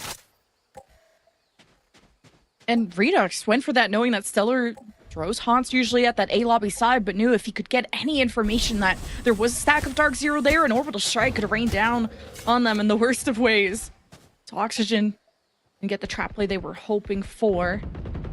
Now with the sonic sensor up, Oxygen are pretty comfortable with their map control the right side. Dark Zero pushing through the center. And Mitch, timing here, is he going to be swung on before he can throw his fastball? There's the Prowler, knowing that they're close. Redux is there to support, but they're not set up for trades. So Mitch is going at the three-man orbital strike from Verno. He's been waiting for that. I have the spike. That is incredible. Yeah, that is something that should have been known here for Dark Zero. That was going to be a C's orbital strike if it wasn't going to be a C's nade coming through. 30 seconds And Dark left. Zero trying to pivot forward. They got caught there from that util from Oxygen. Very, very nicely done. And this might be the saving grace here to tie up the game once again. But Dark Zero, it was their turn to string so many rounds on their side. They still have good economy here. 12 seconds left. Oh, Dapper at least goes 1 for 1. We Did in a 1v3. He's been in this position before, but with 5 seconds left, I mean, the enemy is close and nothing more you can do there. We are tied 11-11 after Oxygen finally get a second round in this half. Because, geez, Dark Zero's offense was out of control. Indeed, and I love the play from We Did towards the end too. Like this orbital strike, the C's orbital strike, they had the perfect nades on the other side too to not allow Redux to get any type of util to support here on that fate. C's, but man, that orbital strike, that's some 100 stuff on Bind, signature moves right there. But that said, we talked about it economy being very good. I like that We Did tapped on the spike too instead of going for a full plant because he's trying to keep it expensive here for Oxygen. If he could take down another weapon or two, this is going to still be a very costly round for the defensive side of Oxygen. But we're tied 11-11. This is the biggest swing around here. If they get reset though for Oxygen, they're also not going to be in the best of buys. Oh, Scuba! The Sixth Sense. He knows Pepe laugh. What the heck? Dark Zero get the first blood off Scuba and the one and done. Now with the showstopper leading the way, this puts the fear in the eyes of Oxygen, not only in this round, but on a map that Oxygen haven't lost all season. Dark Zero take full control of the site with smokes at the back. Ooh. So be a free plant, but no one smoked off Waterfall. No one had eyes on it. So Dark Zero still pull out ahead, but can't slip up like that against a team like Oxygen. Thankfully, there are players there too, and the last two players stuck inside the site. Maybe they want to commit, but yeah, they're gonna fight this. One enemy remaining. It's all up to Redux. He's been a star on Oxygen before. We haven't had a good clutch in this game just because of how evenly matched these two teams are, and Redux just needs to save the weapon at this point. And you kind of wish he had a second player saving with him when I think it was Vernal, right? Because look at Vernal's money. He's at 150. Scuba's at 400. The next buy that you have, thankfully, Redux, I mean, with this reset, it's 1900. He could drop this rifle for Vernal, and he could still have a pretty decent buy. But if they had that extra rifle, this could have been like full util, full shields for a lot of the players instead of just two of them with half shields. And look at Dapper. No sonic sensor in this round either. And a stinger for Scuba. You needed that extra rifle.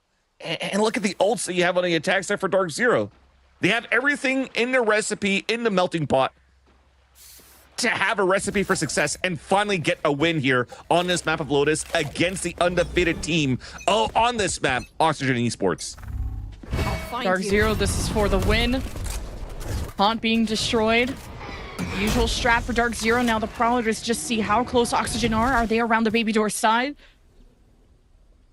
Dark Zero finally gets some peeks on. They haven't put smokes on stairs. Bring them down. They want Oxygen to see them. They want to see their future, whether it's an L or not. Dark Zero start to approach. They also, once they tap the orb, they don't know what's on the other side of that baby door. They gotta be ready. They were not ready. They were not ready. Oxygen just kick it down. And Dark Zero couldn't even retaliate or trade. Some of Dark Zero members were still in a lobby and Outers watching the flank, so great moment to strike from Oxygen. They did the same strat except this time with rifles. Yes, one less body, but still good enough to do so much damage. And that nullifies now the Nightfall, but at least a Rolling Thunder is still up. Contact play, and that's Rolling Thunder down. Wait, those are clean the Nightfall to finish off the third. Oxygen will bring us into OT 12-12. Oh my god, the rematch of the mid-season cup grand finals that went the way of Oxygen to Dark Zero getting their revenge weeks later. Oh, and this is lower bracket, right? I can't believe we'd be saying goodbye to any of these teams. Yeah, I mean, a lot of the players or a lot of the fans right now watching this game or following Challengers would probably think that whoever wins this game would be the second team that's guaranteed to go to Ascension, as we're sending two right now from the NA Challengers over to the Ascension in Monterrey, Mexico, against two teams from LATAM, two teams from Brazil. And Dark Zero and Oxygen have been two teams at the top of the North American Challenger scene since stage 1.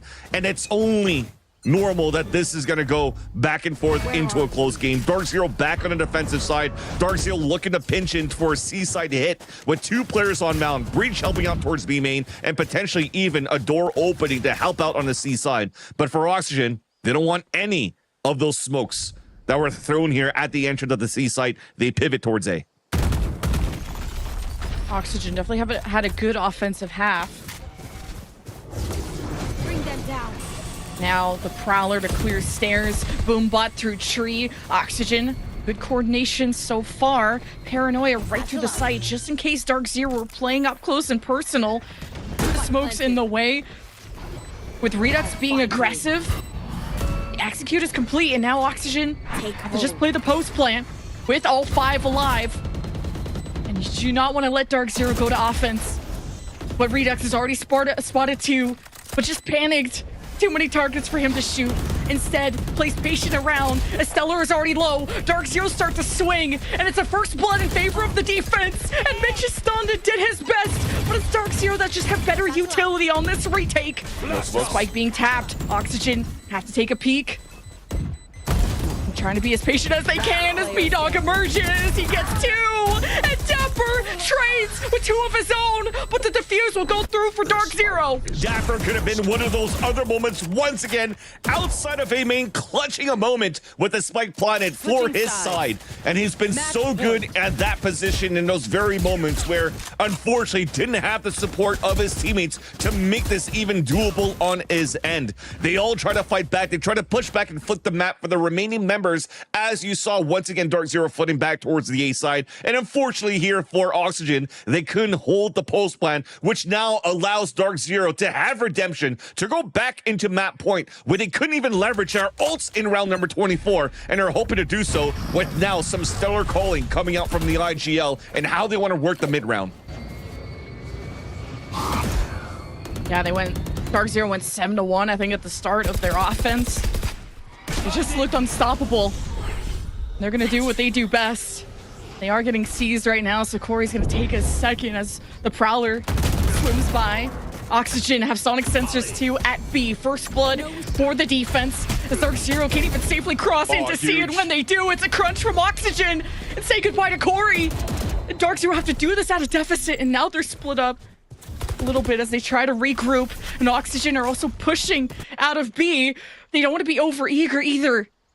Dark Zero regroup and stabilize. And they can't. Now they use the aftershock to hit towards that door. They don't have an aftershock to try to clear out the space inside the C side. They have to wait to barrier mesh. Thankfully, there's still a lot of time left on the clock where they could maybe try to walk in contact against Dapper. Knowing that this wall is here, okay, well, they're going to break it now.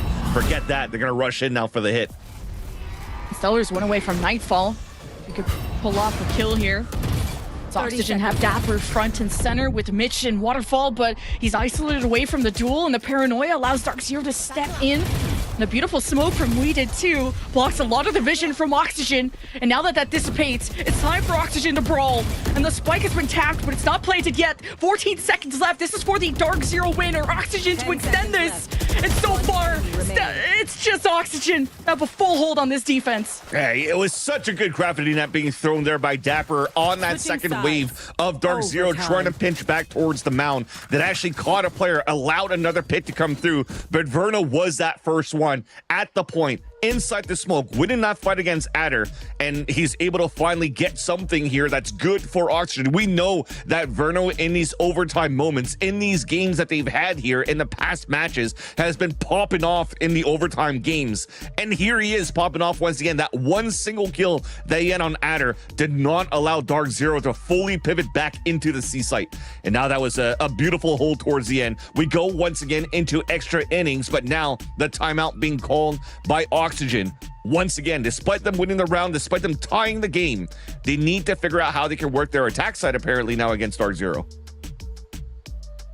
Ooh, everybody just needs to calm down all the way, like just breathe, because when you're too hasty, you can sometimes make decisions, maybe sometimes the wrong ones, or even sometimes the right ones, but when the rest of the team isn't on the same page, that's what really matters.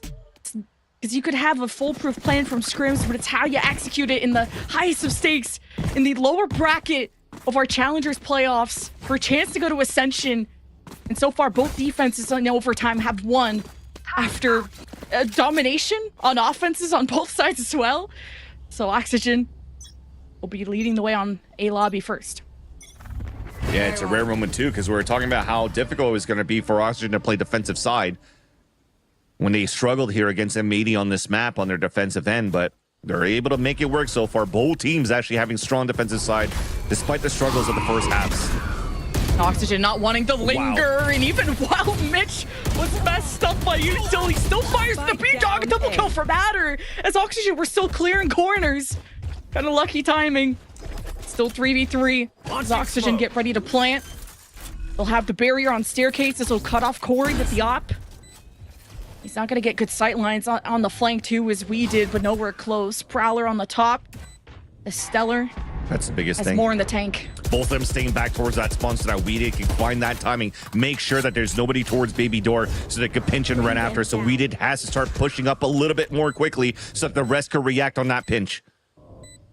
No more util from Oxygen. Now door being open, there's the timing. Weeded starting the crunch. Corey, Boombot past the smoke. Oh, it misses Verno, and We thought he was safe to push up. Zverno is a pillar for Oxygen. And it's just Stellar, and he doesn't have time left over. Orbital strike. Oxygen, match point. How do you get an overall strike? Because Vernal once again pops off in the overtimes. And it was looking so good because when Adder got those 2 kills and information on the 3rd player inside tree, and they noticed the utility that was being thrown towards the A side, there was a great opportunity for Widget to start that flank. They were in positions. He tried to have a timing with the paranoia, but when he threw that and it actually missed Verno, the smoke never dissipated towards the entrance of the A site that was dropped by Verno. So there was no opportunities there for Corey to really move in and for them to really pinch in towards that site of A. And now Oxygen have an opportunity to close out this first map. They've been successful in this overtime on the defensive side, and Dark Zero won the fight once again into B. Corey just satcheling in. We haven't seen Dark Zero just go straight into B, not unscathed anyway. And now Paint Shells to pressure at the top. The B-Link door into C is opening, causing a lot of panic as Dark Zero are stuck on the site without a spike being planted. And they're hoping to catch Oxygen, and they do. Oxygen or Dark Zero start to push out, and they get first blood. It was back-to-back OT rounds for Oxygen. And now as they just swing out one by one, it's easy for Dark Zero to get trades, and the advantage is still for Dark Zero. Now with only a haunt remaining, Stellar just has to get timing, and Dark Zero just hold on and creep past smokes. But Mitch gets a good catch. He's got a 1v3 to give Oxygen the map win. He'll tap the spike. He's got the lineup. No, just the teamwork from Dark Zero was too much. And that's what you were mentioning here. Dark Zero is saying that they can thrive under the pressure.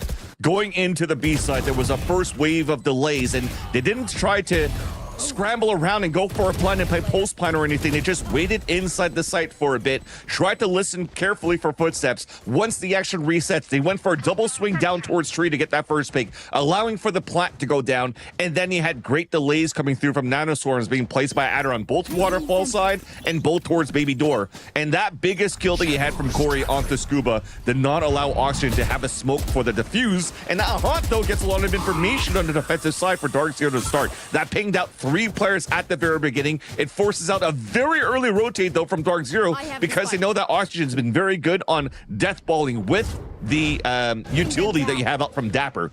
But instead, now it's just going to be a jump spot coming in from Tree. From Staircase, and that's going to be coming out from B-Dog. But as it gets smoked out here, this now resets the whole tension on how Dark Zero is going to try to find information. Prowler came out. They realized that there's nobody close towards C, so that might be a call now to start leading a little bit more here towards mid or A. Yeah, and if Oxygen pivot into B, there's the KJ turret at the corner. And even B-Dog at A. I could pinch from the other side if Oxygen go to B, so this is a tough decision, and Oxygen don't know what we know. And with the Mitch's lurk causing noise on the left side of the map, brings out some util, but he can't live on forever. And Oxygen don't have someone safe that can lead them into the site. But Redux has satchels, and Oxygen deal with the KJ turret. And now, well, they got fault line, they got paranoia, and Oxygen lived through because Dark Zero can't punish it yet. And Redux just tries to be elusive and fast. And Stellar is stoic. 13 seconds left as Oxygen are brought down to 2. And this pivot to B, it started off well, but it got weakened to the point of destruction. Oh, again, so good here from Dark Zero, just looking at the position, how people are moving around through the chaos. Oxygen tried to pinch through that breakable door, go back into the B site, and you talked about that turret being broken down, but the nanostorm was still there to delay. A smoke was thrown, a paranoia was thrown as well from We Did, and what did Adder do? Push out towards B main to see if it could hear for footsteps, and if not, and somehow Oxygen have breached inside the B site, that was going to be a backside that could have been crucial there for Dark Zero to even capitalize on rounds. So they had so many layers to win that round with so little few seconds left in the hands of Oxygen. And now Oxygen looking to be pressured. Haunt being thrown, pings out We Did towards Rubble, and they're fighting back towards B main. Back-to-back rounds for Dark Zero. Still hoping to play upset. Oh, some good damage. Mish is tagged. And now he'll have to play a lot safer. Oxygen were really testing the waters with that early peek from Redux and Mitch. Getting good information that Dark Zero haven't made any too forward of moves. It'll be a B pivot again, along with the paranoia from We Did. Dark Zero put pressure onto Oxygen, and it's the same setup of Mitch and Redux waiting at B, but it was all a fake. Dark Zero start to hit into tree. There is a sonic sensor in their way, so how are Dark Zero gonna be affected by this? It's yet another fake. They just keep opening this door, and as they're standing still, Oxygen start to encroach on their territory and find first blood on Adder. Everything is being read so far by Oxygen. They didn't even move at all. Desperate Time is down to move inside the beach side, and there's already 2 players here. 30 seconds left. Oh, they see the satchel. Dark Zero have to deal with that first, and the pink shell forces Redux down from the ground and into the loving arms of 3 enemies. Redux with a huge dent into Dark Zero. This is the overtime that never ends.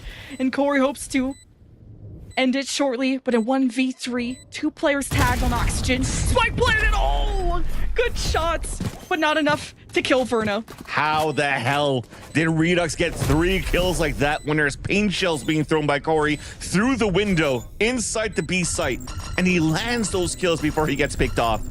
And yeah, this is, I mean, at this point, someone should draw. Just get 1 RR each, and let's just call this one a draw and continue the second map. But jokes aside, though, this is now Oxygen doing such a good job being fooled by the pressure that was being thrown out here from Dark Zero in the first place. When we talked about that paranoia that they pushed out towards this Hobbit door for Dark Zero, nobody moved on the A side. They still trusted the sonic sensor. They still had a breach out there to fault line if there was sonic sensors that was going to get tripped up towards tree. So again, a heavy lean towards this B and A side for Dark Zero, where at least for Oxygen, where at least for Dark Zero, they didn't really try to read the map and try to figure out where their opponents could be. And the amount of times that they did that so far, they've been punished for Dark Zero, and they haven't really been flooding correctly, if I could put it that way, on their attack side because of the lack of information that they're getting in this early mid round. So this is actually pretty good here coming out from Oxygen, and a nice little change that they had on the defensive side. I saw We Did fist pumping, so he's so pumped for this. Dude, I love that guy. I love that. And also the battle of 2 incredible duelists. Corey, a veteran in esports.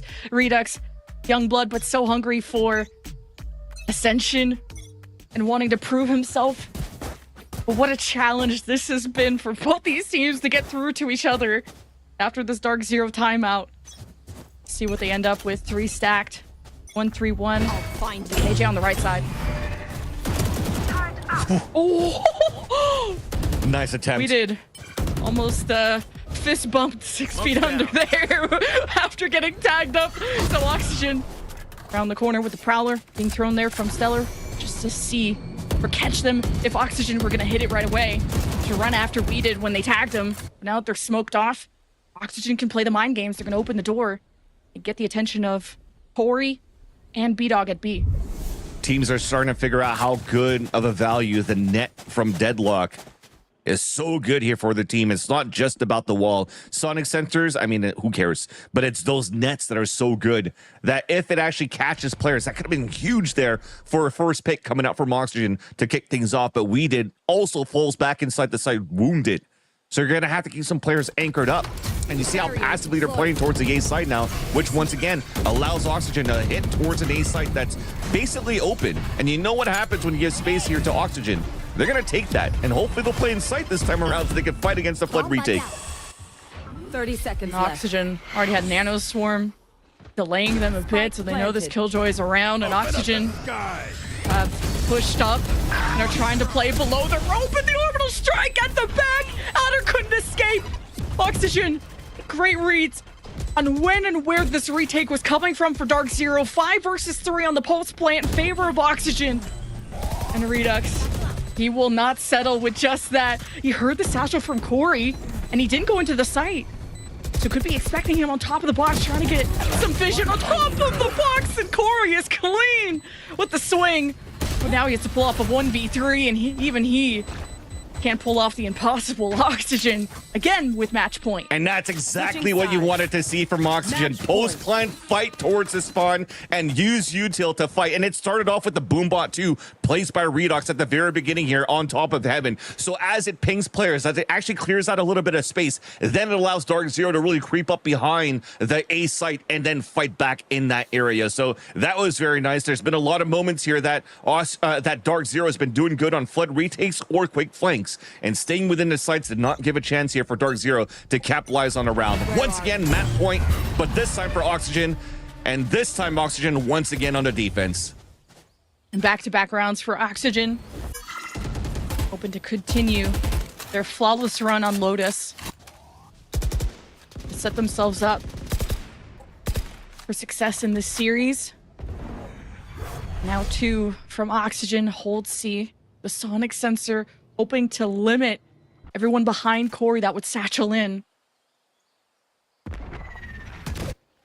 Dark Zero with the mind games, they also have 3 looking towards B, seeing if Oxygen, with that round advantage, would they be aggressive enough to extend past their post?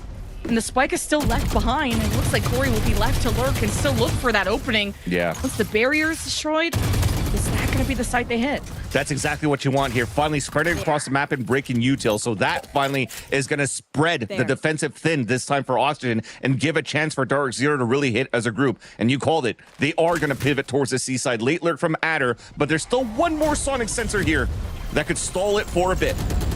Oh, and a net.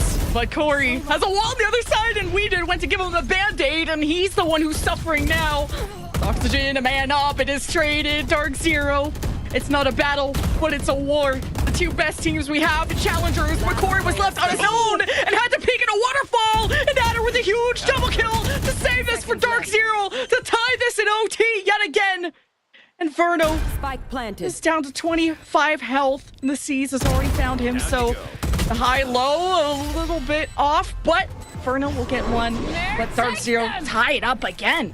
Is there a timeout that we can use for casters so we can use the bathroom here? Because this is going to go on forever. But you know what? I'm here for it the whole time. This has been some...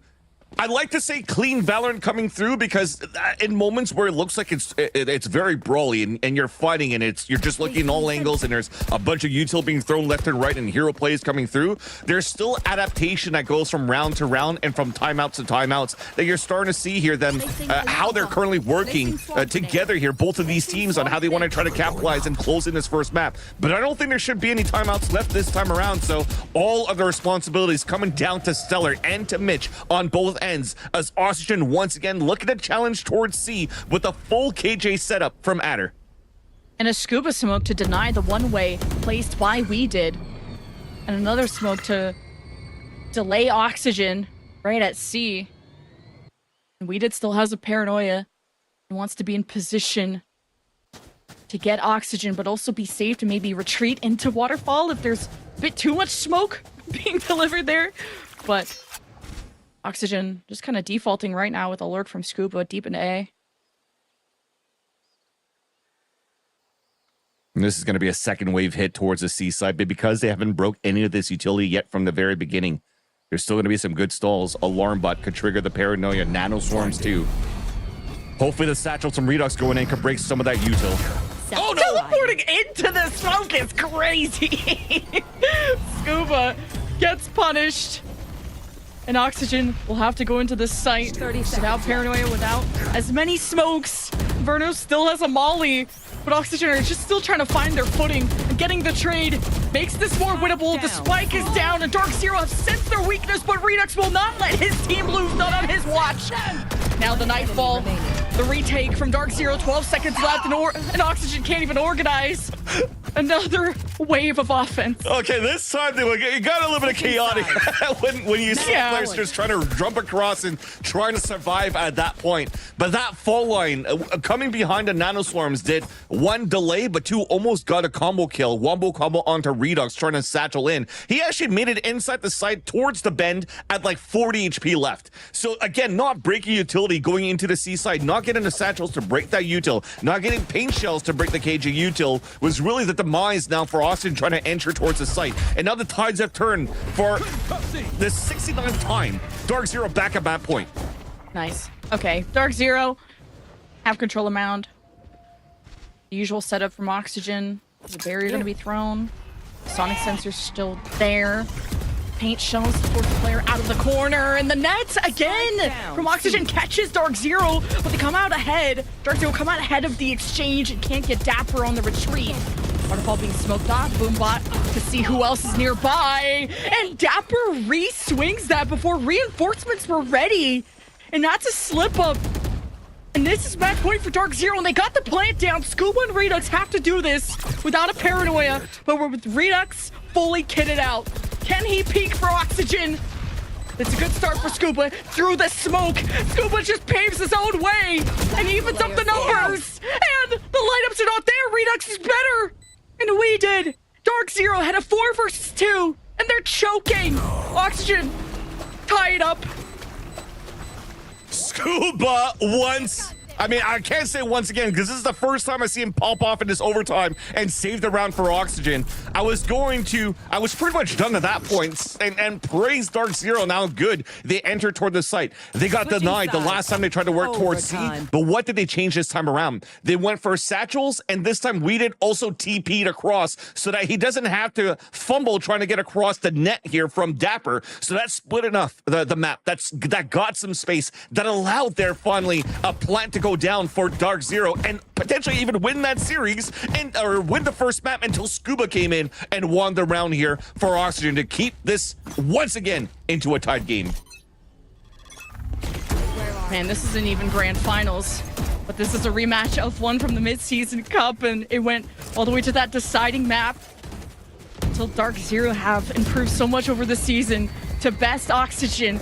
But who will have the last laugh when a win like this is everything? Say goodbye to your Ascension chances if you lose this series. And Dark Zero fully taking over this site. Oxygen cut at the heel before they even knew what was coming. It's Scuba and Dapper. Dapper keeps it close. Corey heads back. Dark Zero starts to surround their prey. And it's Dark Zero up to 18.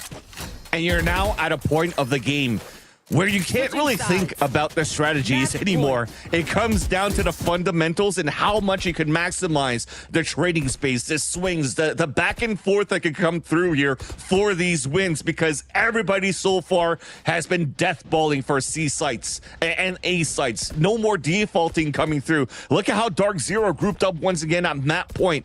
I mean, maybe there's going to be a finish or a split towards the B side, but Oxygen this time do not want to give the C side space. They're about to seize Nate in this spot. Dark Zero got 4 players having there. Won. Yeah, Dark Zero haven't won an offense in a little while. But this is a mound push we haven't seen out of Oxygen. They're putting it all on the line, and Redux gets caught. But at least his team back him up. And that's the type of trust that Oxygen have through thick and thin. And this is a weakened Dark Zero 2 with only Adder and Stellar left and only a Prowler. This is gonna be almost impossible. You talked about a Redux getting caught, but that was a selfless play for him to satchel across, so he breaks crosshair placement and then also allows the Paranoid to follow suit and then see Oxygen to flood through. But we've seen these moments before at disadvantaged positions for Dark Zero that he could turn it around back in their favor, especially with Adder still alive. This is where you're really testing Oxygen's resilience. And now you're having them look back towards the Fade Util that was thrown behind them, and Stellar's running them over. We're just having 30 seconds left. 4 versus 2s being choked back to back. As now Dark Zero have evened things up.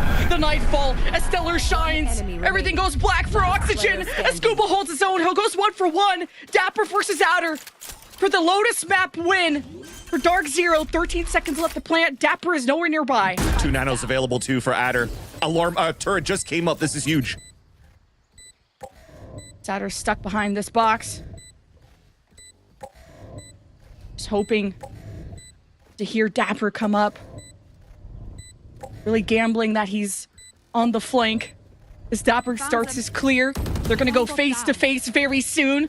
Adder already detecting Dapper is shooting down his util. Time is running out. Dapper, this is a deadly game of hide and go seek. Adder is netted. It's a fish out of water. But can Dapper get the catch? He taps the spike! Today. And Oxygen! Will tie. Oh my god! Adder had 2 nanoswarms on top of that too, but I do understand that he doesn't want to give his position away. Yes, maybe the alarm bot went down, maybe the turret went up. Dapper knows that he's playing inside that util, but as soon as he throws a nanoswarm, Dapper will know exactly where that came from and then could guarantee the net to land and win that fight. Thankfully, he just threw one and still got Adder no matter what and just kept him grounded, literally, to be able to clutch that 1v1. That, once again, was almost a 2 versus X loss here by Oxygen, and that would have been very costly. But Dapper, the veteran C, once again, comes back, steps up to the plate, and we're now going into round 37. We're still trying to check with our stats team. Is this the longest overtime we've had in Challengers? It feels like it. The 2 best teams going head to head. And only one of them could try to reach Ascension, and it's Redux that is already ahead of the game against Corey. It sets Oxygen up. We've had now 4 defensive round wins in a row, as of course it switches side to side here in OT. Will an offense vanquish as Redux gets tagged through the smoke and has to stay calm. Triple push, though. This might not get checked. Oh, Verno, good catch, but a better trade out of Stellar. But a 4 versus 2, the most cursed number we've had in this OT. It doesn't matter, I guess. And Adder and Stellar again. Yep, they've done it before. With a haunt, 2 prowlers. Stellar has a lot of ways to get information, but he's on the other side of the map compared to Adder, and they're trying to link up. And Adder, his position's already discovered. An Oxygen, hide and tree, and Mitch swings out in a solo, gets tagged up, but gets the Adder kill. Now it's just Stellar who tries to run after where this person in tree was. Stellar with a prowler will catch Mitch, but Oxygen again with match point and an offensive round win, which is nice. A slower tempo this time around as well. And a slower tempo where Dark Zero thought that they had an opportunity to be able to push down and go for that type of play to flank across the A side again. I mean, it turned out to be a nice 1v1 trade in front of B, but they've already lost so many players trying to jump spot, trying to clear out towards A, trying to stall towards the A side that it made it impossible really for the last 2 players to really come back into this one. And especially when Oxygen have been staying inside this A side and been really good since they've been starting to play post plans inside A. So now it's up to Dark Zero to play a little bit more of a default play. Haunts on both ends being thrown, a 2-1-2 setup, and Adder is low on HP where he's pulling out an operator on the attack at round number 38 of all rounds and tried to catch one off guard here in front of A. It's a tough place to try and swing people with an op, knowing Oxygen are nearby.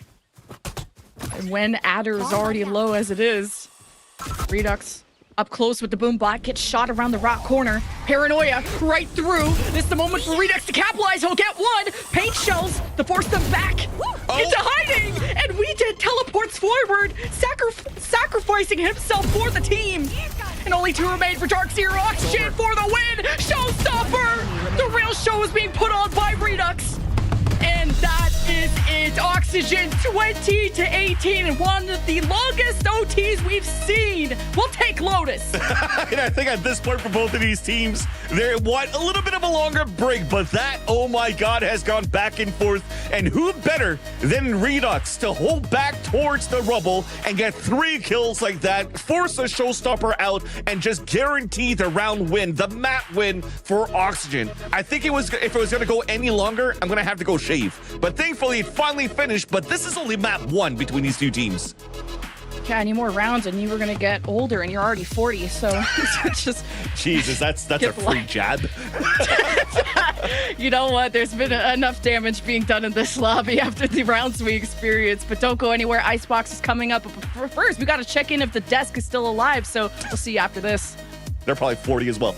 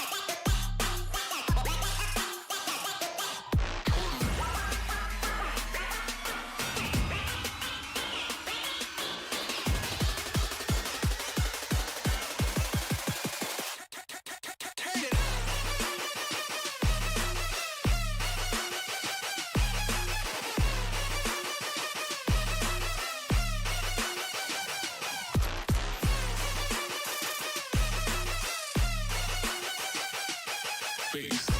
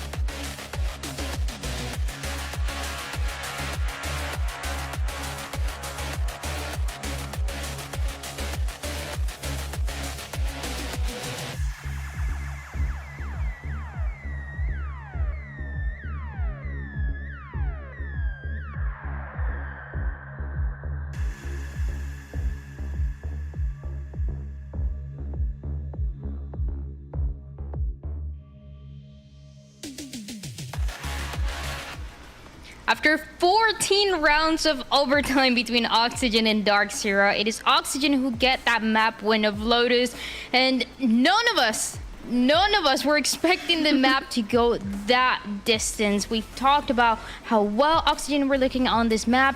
They had an 8-4 half, but Emily, as we went into the second half, into that overtime, it seems like it was never gonna end. Oh my gosh, I really thought it was never gonna end. I was starting to grow gray hairs from how long we were waiting. But I just feel like I need time still to digest everything that just happened. I can imagine that the players feel the same way. It felt like once we swapped over to the second half, it was a 8-4 half for Oxygen Esports. Things really started to kick off, like you said. Dark Zero lost the pistol, but then they won the 4 spy, and then from there on out, it just kind of felt like they were very composed. They had lots of really good mid-rounding and quick decision-making. This round that we see on the screen was absolutely incredible. Those type of plays are just really bread and butter with the orbital strike mixed with the C's.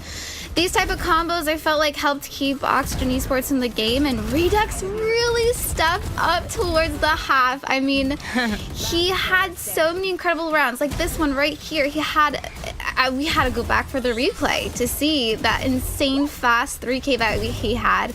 And this last round on the screen, I thought he was gonna get an ace. He waited for the perfect timing with the Omen Flash comboed with his nades, and overall just such a fun match to watch. I mean, 19-19 first kills between the two, and the 2018 match that we just saw is the longest that we've had in Challengers, at least of this year, and maybe even longer, maybe the longest and craziest overtime we've ever had, Gompers, because it seems like, as Emily was saying, this was never gonna end. It really did feel that way, and a lot of the reason being, like, both of these teams, they were so good at searching for that control and gaining it, but they also just never wanted to let it go. So then you were caught in these really big eruptions of fights. You were caught in obviously 1v1 situations, clutch situations, right, that we got to see from everybody on both sides of the team. Just for Oxygen to reign victorious again, 88% win percentage through 8 maps across the past couple months for Oxygen. So for them, this has been the map that they were sure that they were going to win, and that's exactly what they did. I mean, they were sweating a little bit, though, that's for sure, with so many rounds that they ended up playing out. I mean, 14 rounds. That would have been a second map going 13-1. It's insane what we just saw. And I mean, shout out to Verno as well. I know we're looking at the very top, we're looking at the two duelists, the two race players, Corey on Redux having such a crazy impact, but Verno in those overtime rounds, Emily, he was having an insane impact too. You talked about the orbital strike, you talked about the combination that we saw with the Fade. I think he was a constant throughout, which allowed them to close out the map at the end. Yeah, it just felt like, again, they had such good mid-rounding. I think that was important. We would see them start over towards A and get the A control. They would go through Baby Door, and then they would mix in, do a fake plan at B, then they would run towards C. So this is the type of mid-rounding that is needed. It's very difficult to do on the fly like that, but definitely needed from them. We knew that this was going to be an intense game versus these two teams. I didn't think it was going to go into that much OT, but I'm glad it did. It just really felt like it was a grand finals match to watch. It puts you in the situation that the players are in. They are playing to stay alive, to make it to Ascension, to represent North America, and also on the other side, to not be eliminated just yet. That is, I mean, whoever loses here, that's going to be the end of their year for Challengers, and they're going to have to wait if they want to ascend as a whole team, they're going to have to wait a whole other year. So a situation that nobody wants to be in just yet, but I mean, we have to talk about Oxygen having the upper hand on this one. We talked about the Lotus, and now as we go into Icebox, I'm wondering, Emily, what they're able to carry you with. I mean, when it's such a close map, what do you think the mental is feeling like for both of these teams? Yeah, like I said, as a player, that is so mentally draining, and going into that many OTs, you really used all of the ideas that you have in your playbook, and then it just comes on how can you adapt the most. Going into Icebox now, we haven't seen much Icebox from Oxygen Esports. In fact, I don't think we've seen any in all of Stage 2. So not really sure what they're going to bring to the table. This is a pretty strong map for Dark Zero, in my opinion. They've got 100% win rate on it. And also for them, they're very strong on the attacking side, defense side, sorry. That's what they're starting on. They have a 71% win rate on the defense side. So I think that Dark Zero is going to start off really strong on their map pick, in my opinion, for Icebox. And Gumpers, what are you looking at for this map of Icebox? What are some of the keys you talked about before? You talked about the synergy that you need on this map to make it work out. Do you think that's going to be given the upper hand for Oxygen as they come out of this overtime, or do you think it's going to be the Dark Zero win on this map? I think we've seen a lot of instances within Oxygen of what they're capable of synergy-wise, right? With the Fade, Tether combined with that orbital strike that we got to see from, I believe it was from, I actually have it here, from Mitch. So when you see that, it really does make you feel a little bit more secure looking into a map like Icebox for Oxygen. But with DZ, they're so good at gaining, I wouldn't say gaining control, but I'd say maintaining it, both on the attack and on the defense. And I feel like that on a map like Icebox is so dire that it just overwrites everything. I feel like this is a DZ map. And I just want to bring up, we were listening to Redux talking in an interview before this game even started, and he said that he gathered his team together to say, okay guys, we need to lock in. And I feel like that is so relevant to the situation right now. They absolutely need to lock in if they want to close it out to continue on, because this isn't their map pick, and I don't think it's one of their strongest maps. They could make it work, but now's the time to lock in, like Redux said. And sometimes it just takes the hero plays, the individual plays for some of these players to close it out. I mean, that's what happened in all of those rounds with overtime that we were seeing the team plays, everybody kind of fragging out. But sometimes you need that one player to step up and be like, okay, we've had enough. This is the way that is going to work. And that is exactly what Redux was able to do until that last round to get that 3K. It's something that you need to rely on as well, Gompers, on this map that can depend so much on the duelists and the positions that they're going to be playing here with the operator. There's a lot of options. I think all of the players here are pretty flexible when it comes to it. So let's jump into the agent select, Gompers. Let's see what we're going to be playing here. I'm excited to take a look. I'm worried now, not worried. Okay, Corey on the Reyna, which has been something people have been popping up, which Reyna is such an independent player, but for Dark Zero, they were crazy on Lotus. And I think they feel comfortable enough kind of letting someone take the lead like Corey, especially with Corey kind of being that overdog, but two players there playing the duelist role, which is great. And I'm looking at Dark Zero's map pool. Actually, they did a little bit of a change. Last time they played, they were using Gecko. So no Gecko this time. I think I agree with you, Gompers. I think Reyna is I think only on Icebox, Reyna is impeccable to use, and on Corey. So I think the change is going to be okay. It's just not knowing what to expect, because Gecko does have such a big impact, but obviously they have a plan around this. It's a Reyna that we saw yesterday on that map of Haven, and when we asked Corey why he was playing that Reyna on that map, he was talking about how it was just something that was on the fly because he didn't get enough practice with what we did was going to be doing on that map. So I'm wondering if it's the same case here. It's something that you can work around and make work for the side of B-Dog and Corey, and on the other side for Oxygen, playing with this harbor that I love to see on this map, can get a lot of value. Let's find out if Oxygen is going to take this series 2-0, or is Dark Zero going to bounce back on the second map of Icebox with Vance and Lemon. Thank you so much. Yes, this has really felt like a grand final. We are being treated to one of the most exciting matches in all of playoffs, and what a treat of a map. Speaking of grand finals, like Oxygen and Dark Zero, called Turtle Troop at the time, faced up on Icebox, and it went pretty heavy in the way of Oxygen last time. Yeah, and I want to agree with chat during that break. They said, oh, I wish we had a lower finals so that we can't really see one of these teams go home yet. And I have wholeheartedly agree, because I after what I've been seeing so far from these players, I mean, so many of them deserve to, if not all of them deserve to be in the tier 1 scene. But back into the reality of it, this is elimination point now for Oxygen if they could close out the second map. A map, as you just mentioned, during the mid-season cup in the grand finals, defeated Dark Zero 13-5. But also both of these teams running different comps this time around. Double duelists on the defensive side, looking for aggression on mid. Dark Zero are undefeated on this map. This is why this is their pick in its first blood for Mitch. And we just haven't seen any harbor from Oxygen, and we're not going to see it this round. Missing out on your Reyna, though. As a duelist for Corey, at least you got a backup.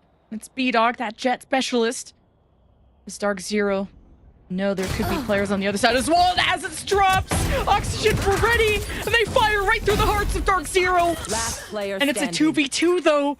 And it's scrappy around this site. Zatter, a little too antsy, forces out the dash, though, from Redux. Zatter, heard the spike be tapped. He will look in the wrong direction. It gets a chance for Verno to strike. Great piss around to start things off here for Oxygen to salvage the bleeding, to stop the bleeding, especially when they've lost Mitch here into the mid fight. That said, you were mentioning here, it's an agent that hasn't really been played by Mitch overall as a Harbor, but a composition that we've seen before here on this icebox with this double controller so that it could stall as much as you could here on the takes into the sites and into the post plans when you're just trying to isolate and flush people out of these positions. And double controller is very good for that, and you also allow to get good conditioning being done too on the Viper Wall that you could use here on the attack. That said though, the Viper Wall is being saved by Scuba. This is an eco for Dark Zero where they're trying to fight back towards A main. I think Oxygen are sussing out Corey in this position. He's able to drop on the other side, and he had B-Dog there just in case they wanted to make a play. Oxygen get nothing for their efforts. They'll leave someone behind in case the defense wanted to keep extending, but Oxygen will pivot. And look at this read out of Dark Zero. They're already stacked.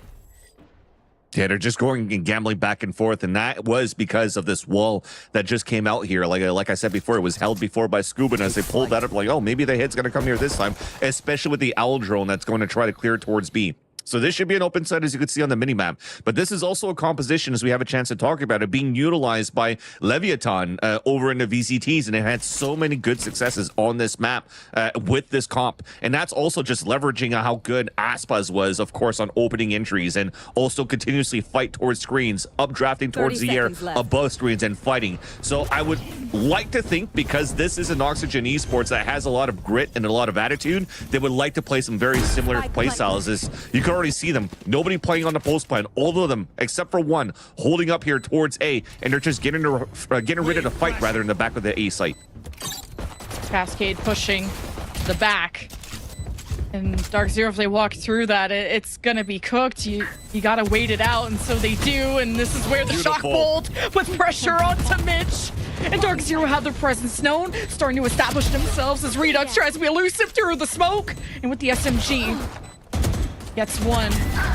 It's Oxygen and a 3 versus 2 now on the post play. Time running out for Corey, still having a Lear, but not having any more friends to fall with. Corey will just be taken out by the spike, and it will be Oxygen taking the anti-eco. Yeah, and that gives us a chance rather to talk about the Dark Zero as well. This is also a different composition and they're coming out as well. Arena in the hands of Corey, going double duelist on the defensive side is going to be very hard to do as well when you don't have too much active utility coming through. I mean, you still have Adder that could watch middle or whatnot, but you also have with this double duelist a little bit less stall is what I'm trying to get to. So maybe you're just going to have this group as you had between B-Dog and Corey, just like they did on Piss Around. They walked down towards mid. This time around, gun rounds that you have, both of them looking back towards the B side, at least with the support from Asova to start. But I think these two will just try to get stay together to try to fight as much as they could. Ooh, B-Dog tried to be aggressive and gets chunked down by Redux, the master of jets. Now with this wall coming down, thankfully no one was at yellow box because Oxygen would have been caught off guard, but it's still, yellow box is still something Oxygen have to clear, and they'll do so with the recon, with Redux, top of the box. They'll get a ping on the Corey, knowing he went to mid cut, and they have Dapper in position to capitalize. So mid control and a lane paved down for Oxygen. But now with Vision being blocked from mid and Dapper giving up mid as well, Oxygen not so comfortable getting a spike down yet. Should be looking pretty good here. They're just going to wait for the second wave of fuel, or even because they have the harbor, Mitch, if they have the high tide up, especially now that they popped out the orb on the other end, this might be just wait for the harbor wall. Let's go for a second wave. Let's go for a cove plant and play a clean pulse plant towards the end. Yeah, but at least they're giving you so much respect for Dark Zero. I mean, imagine, look at the scoreline you see on the top. It was a 20-18 scoreline that finished the first half, or the first map, as you could see. So Oxygen knows that they have, a roster that can turn it around, especially with this first blood on the post plant. Yeah, catching at least someone mid's a good chance for Oxygen to start continuing this round in their favor. Now with the spike planted, they can just head back, play for main, and now with this Viper wall being up for Scuba, Dark Zero really have to rely on contact from Stellar, and they'll get a ping on the Redux, and kind of awkward there for Adder, having His focus split between the rest of Oxygen's reinforcements on the other side. And it'll be 3 in a row for Oxygen here in a second. And that second is already there. The last kill picked up by Scuba, and this is going to reset the economy for Dark Zero. And you can tell here how difficult it's been right now for Dark Zero. I mean, it was still a 3 versus 5, but when you're trying to retake that site, when we did is placing this wall. This is a default Viper wall that you see here being placed all across towards the A side, although it seems like he's using it towards boiler and screens as well. Nonetheless, it makes it much more difficult here for Dark Zero to try to retake into an open sighted plant over B. And that's something that potentially Oxygen could do time after time on this B side, because they could cold plant and they could just eat the bullets while they're planting out in the open like that. So the Cascade own half the real estate after Dark Zero been poking around, extending through A and really testing the waters. And playing that forward as we did, but backing away. Just seeing Oxygen were to cross that corner side, but Oxygen really take their time. Yeah, and sorry, I just realized that the extra line that I was seeing at the beginning was just the barriers. So like, it's just my bit rate's a little bit off here as I'm watching the screen. But nonetheless, the default wall comes back. It's an eco that you have for Dark Zero. They have a stack coming in towards A, and it's up to Corey to try to fight info. At least for now, if they could stall out towards the A site and push them back for Oxygen, this gives a chance for Corey to open things up on the recross back towards mid. Lots of fights across the map. Dapper in a 1v1. Great timing on Adder. Clears the way for B and pulls the rotation. But here's Corey to cut it off. He just has a Sheriff. Hey, getting one is good. And with the Reyna, we'll be allowed to disengage quite safely. But, okay, there's Mitch. The last duckling to stop Dark Zero from going on the flank. As Oxygen plant down. Just we did in a 1v4. And Oxygen had a great start on the last map. Not too shabby from we did, but Oxygen, they always have these great starts. Yeah, both Weed and Corey looking pretty good on those shots on the Sheriff. And you talk about the last little duckling, sorry, but he wasn't lost here, Mitch. That he threw a perfect high tide to not allow Corey to get an extra pick with the Sheriff, as he looked like he was going to be on fire on that repeat, and saved that round. Saved also another fight on a push on a main, just to make the plan a little bit more easier for Oxygen. But if not, when we did was holding back here and fighting towards that B site, he kept the economy quite low against here Oxygen. Yes, they still have a pretty strong buy, but these are still crucial kills that you want round after round here for the defensive side, especially when you've lost your gun run against Oxygen's bonus. Oh, reckoning from Mitch after they got information of 2 Dark Zero defenders on this site. This will force Dark Zero out, and Redux hunts for blood, comes up from behind, waited on screens, and straight through 3! He is so good. Plant for Oxygen. B-Dog with the op is just going to decide to save it. And Adder looking for exit frags. This round is already over. How does this go, Chad? Gira, Redux! Gira! Dude, that guy was owning towards that back of the A site there. Again, it's just a simple play that came out, and we've seen this before if you've been watching the VCTs. Just trying to play above the high tides. It blocks the vision of your opponents. You get the upper hand by updrafting. You're breaking crosshair placements on Bladestorm to get all those picks in. No opportunities here for Dark Zero, and they might, okay, these are nice kills at least. I was going to say they might not have a chance to save all the rifles remaining here for these last 2 players, but Adder will be able to do so at least for now. Great start for Oxygen. And I mean, both these teams have really dominated on their offenses. They know how to execute the plans from scrims. B-Dog gets to keep the op too. That's what's important. You got lockdowns, Empress, the Viper's Pet. Oxygen will have a really good post plan if they can get that going, but I think both teams need to discuss how they're going to use these lockdowns too. Yeah, if anything, most importantly for Dark Zero for sure, because they don't want to let this slip. Again, this is their tournament lies pretty much right here if it ends against Oxygen, and then it'll have to potentially be just another round, another attempt the following year. So you're trying to keep this close, and there's potentially a reason why you still want to let this float and pick this even against Oxygen when you lost 13-5, and it shows because it came out with a brand new composition. I don't know if they were expecting, though, for Oxygen to pull out the same thing, because it almost felt like Corey wanted to go toe-to-toe against Redux as Arena at this point. But now they have to think on the fly, but they don't have to think that hardly, because they've seen this composition before. This is a composition that if you've been watching a lot, there's good ways to fight against it. You just have to realize how you can play a little bit further back into the aggression of Redux at the very beginning, and if not, how can you play deniability on the B site and not allow the double controllers to get too much map value. Right here. Right here. And Dark Zero, their best side is attack on Icebox.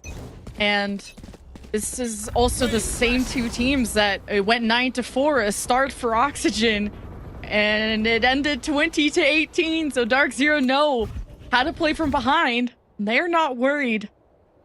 This may not be their stronger side, but they do have a strong opper in B-Dog watching over B. But Oxygen have been free to kill the first 10-ish seconds of the round to start going into A. And there's a stack on this side. It's a 5-3. If Oxygen want to press the issue.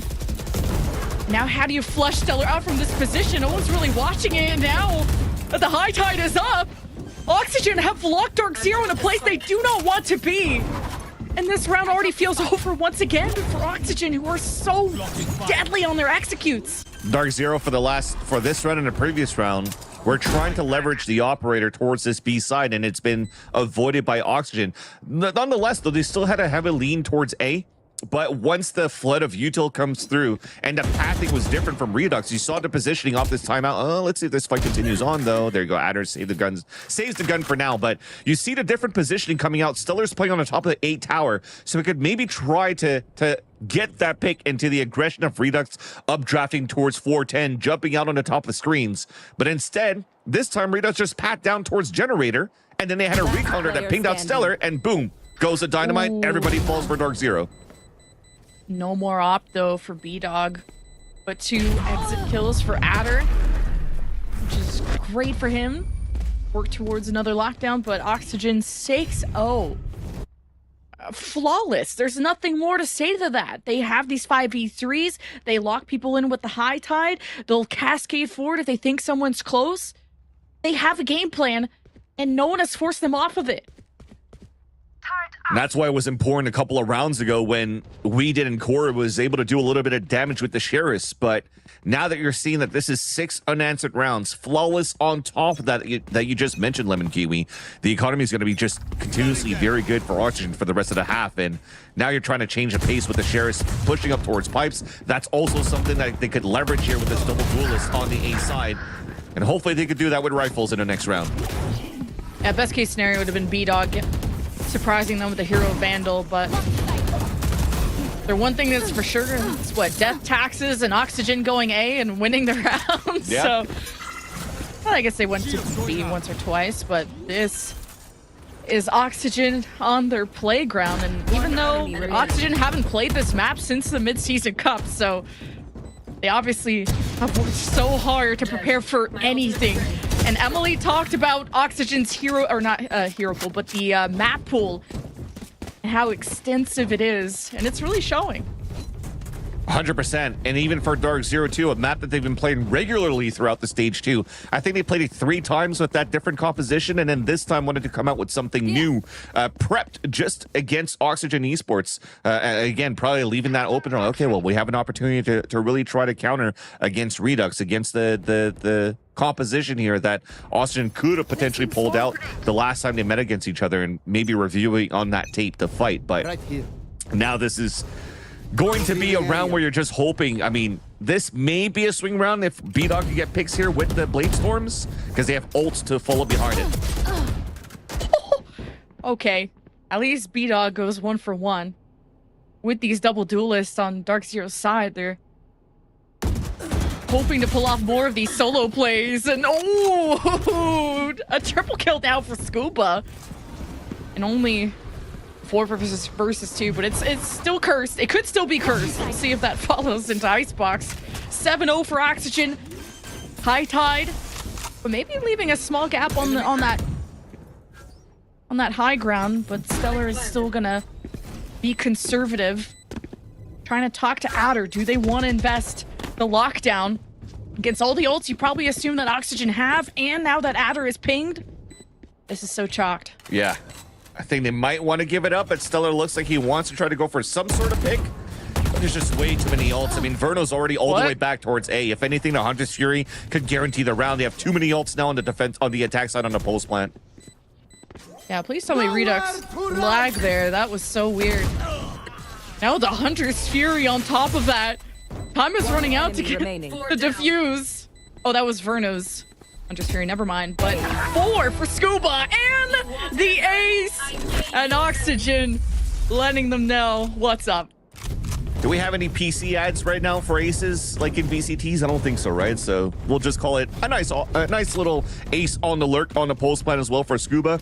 That said, though, as I was mentioning, there's a lot of good ults available on the defensive side for Dark Zero in the very beginning. I didn't really look on the side of Oxygen that they had so much to counter against everything here that the defensive side had. They had Hunter's Fury to play against the lockdown. They have Reckoning to play post plan, and they also on their end on the attack side are cycling a lot of ults too. So this is definitely a pain point for Dark Zero so far, and you're hoping at least right now with this comp on the defensive side where you're starting with a double duelist. I mean, you're hoping to at least get 3 out of the 4 remaining rounds in terms of what you could salvage in. This time, B-Dog, they're inserting him alone towards the A site, 4 players towards B. That might be the play this time around. Oxygen are hoping for another insert sponsor here. Flawless. But it's one step at a time. Start with the Owl Drone, play off the Viper Wall. Blacklyte everything. Yeah. Poison's off. Stark Zero. Blacklyte. Oh my God. God, is that you? No, it was Blacklyte. What are you talking about? Oh, yeah. Well, Reckoning for Mitch. As soon as they sense Dark Zero are on the side. Oh, B-Dog clean shot, but the Reckoning will find you. Mitch throws it out. Trigger being pulled, but it's Corey that bests Verno. And with the Viper Wall up, this is so scrappy. And Scuba is pulling off so many multi-kills. It's just Dapper, though, with the lockdown still active, to get the spike back in his hands right on the other side. The high tide. Dapper clears the lockdown right in time. Taps the spike, expecting someone around the corner. 11 seconds. You may just have to go for kills, because I don't think Dark Zero gonna let you plant. Gets barely away with it. And now Stellar emerges. Dapper with a great read. Here's Adder from behind, but chokes as Adder gets to defuse in the first round for Dark Zero. That's one of those things where when you're playing your ranked games, everybody's like, I saw the vision.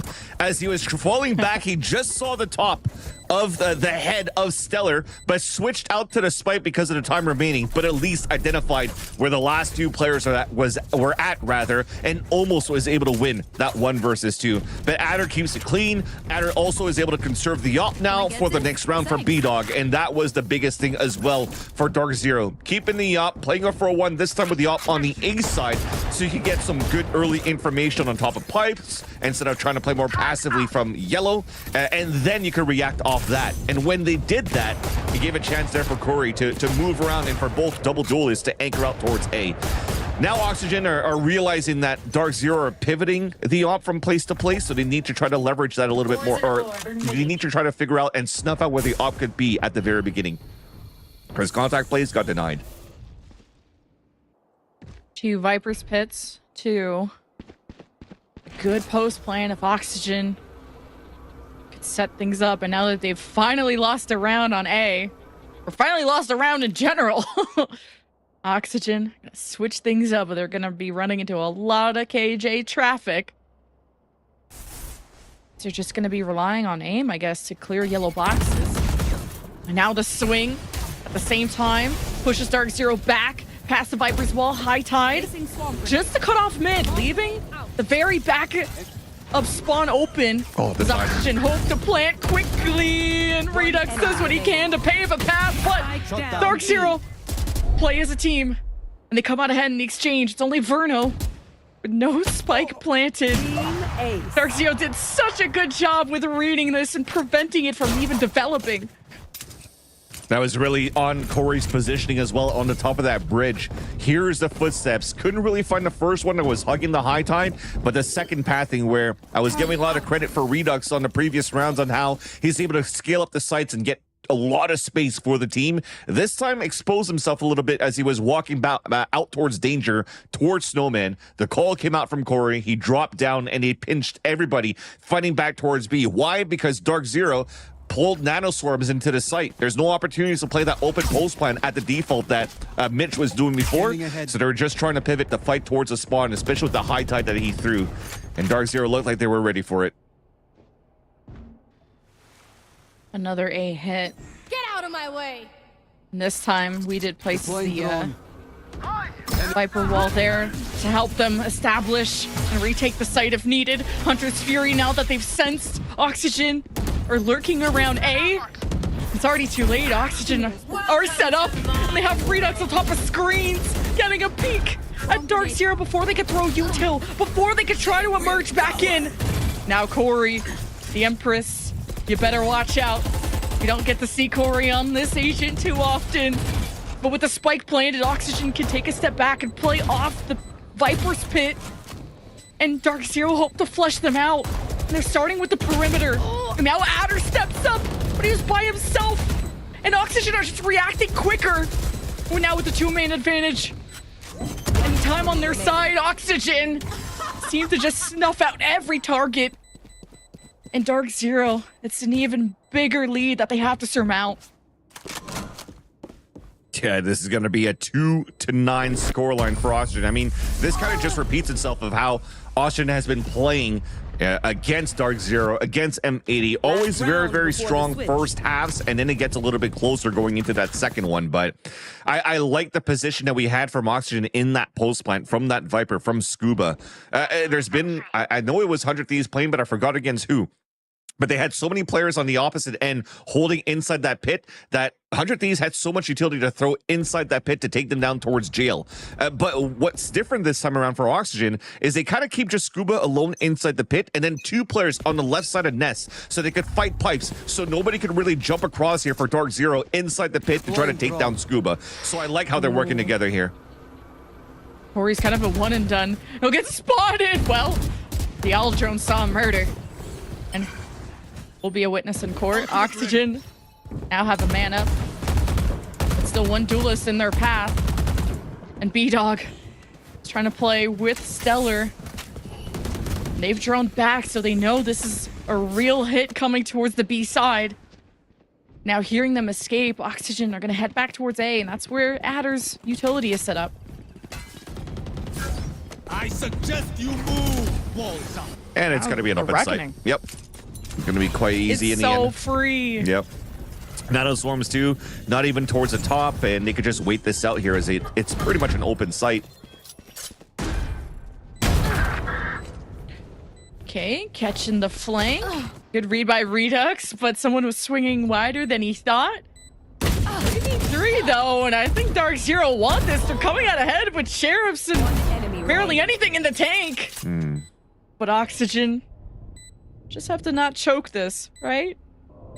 Stellar creeping up right next to the spike with someone above him. Turns and burns on Mitch. Knows Verno's on the flank. Sees the recon as evidence.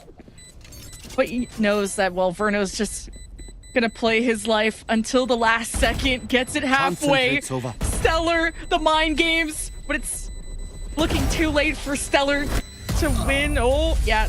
Too late for him to win the round. Oxygen 10-2 in the half. It started off so well too when they had mixed buy or high risk, high reward kind of thing that they're trying to do. The econ was so low following the rifle that was saved from that previous round.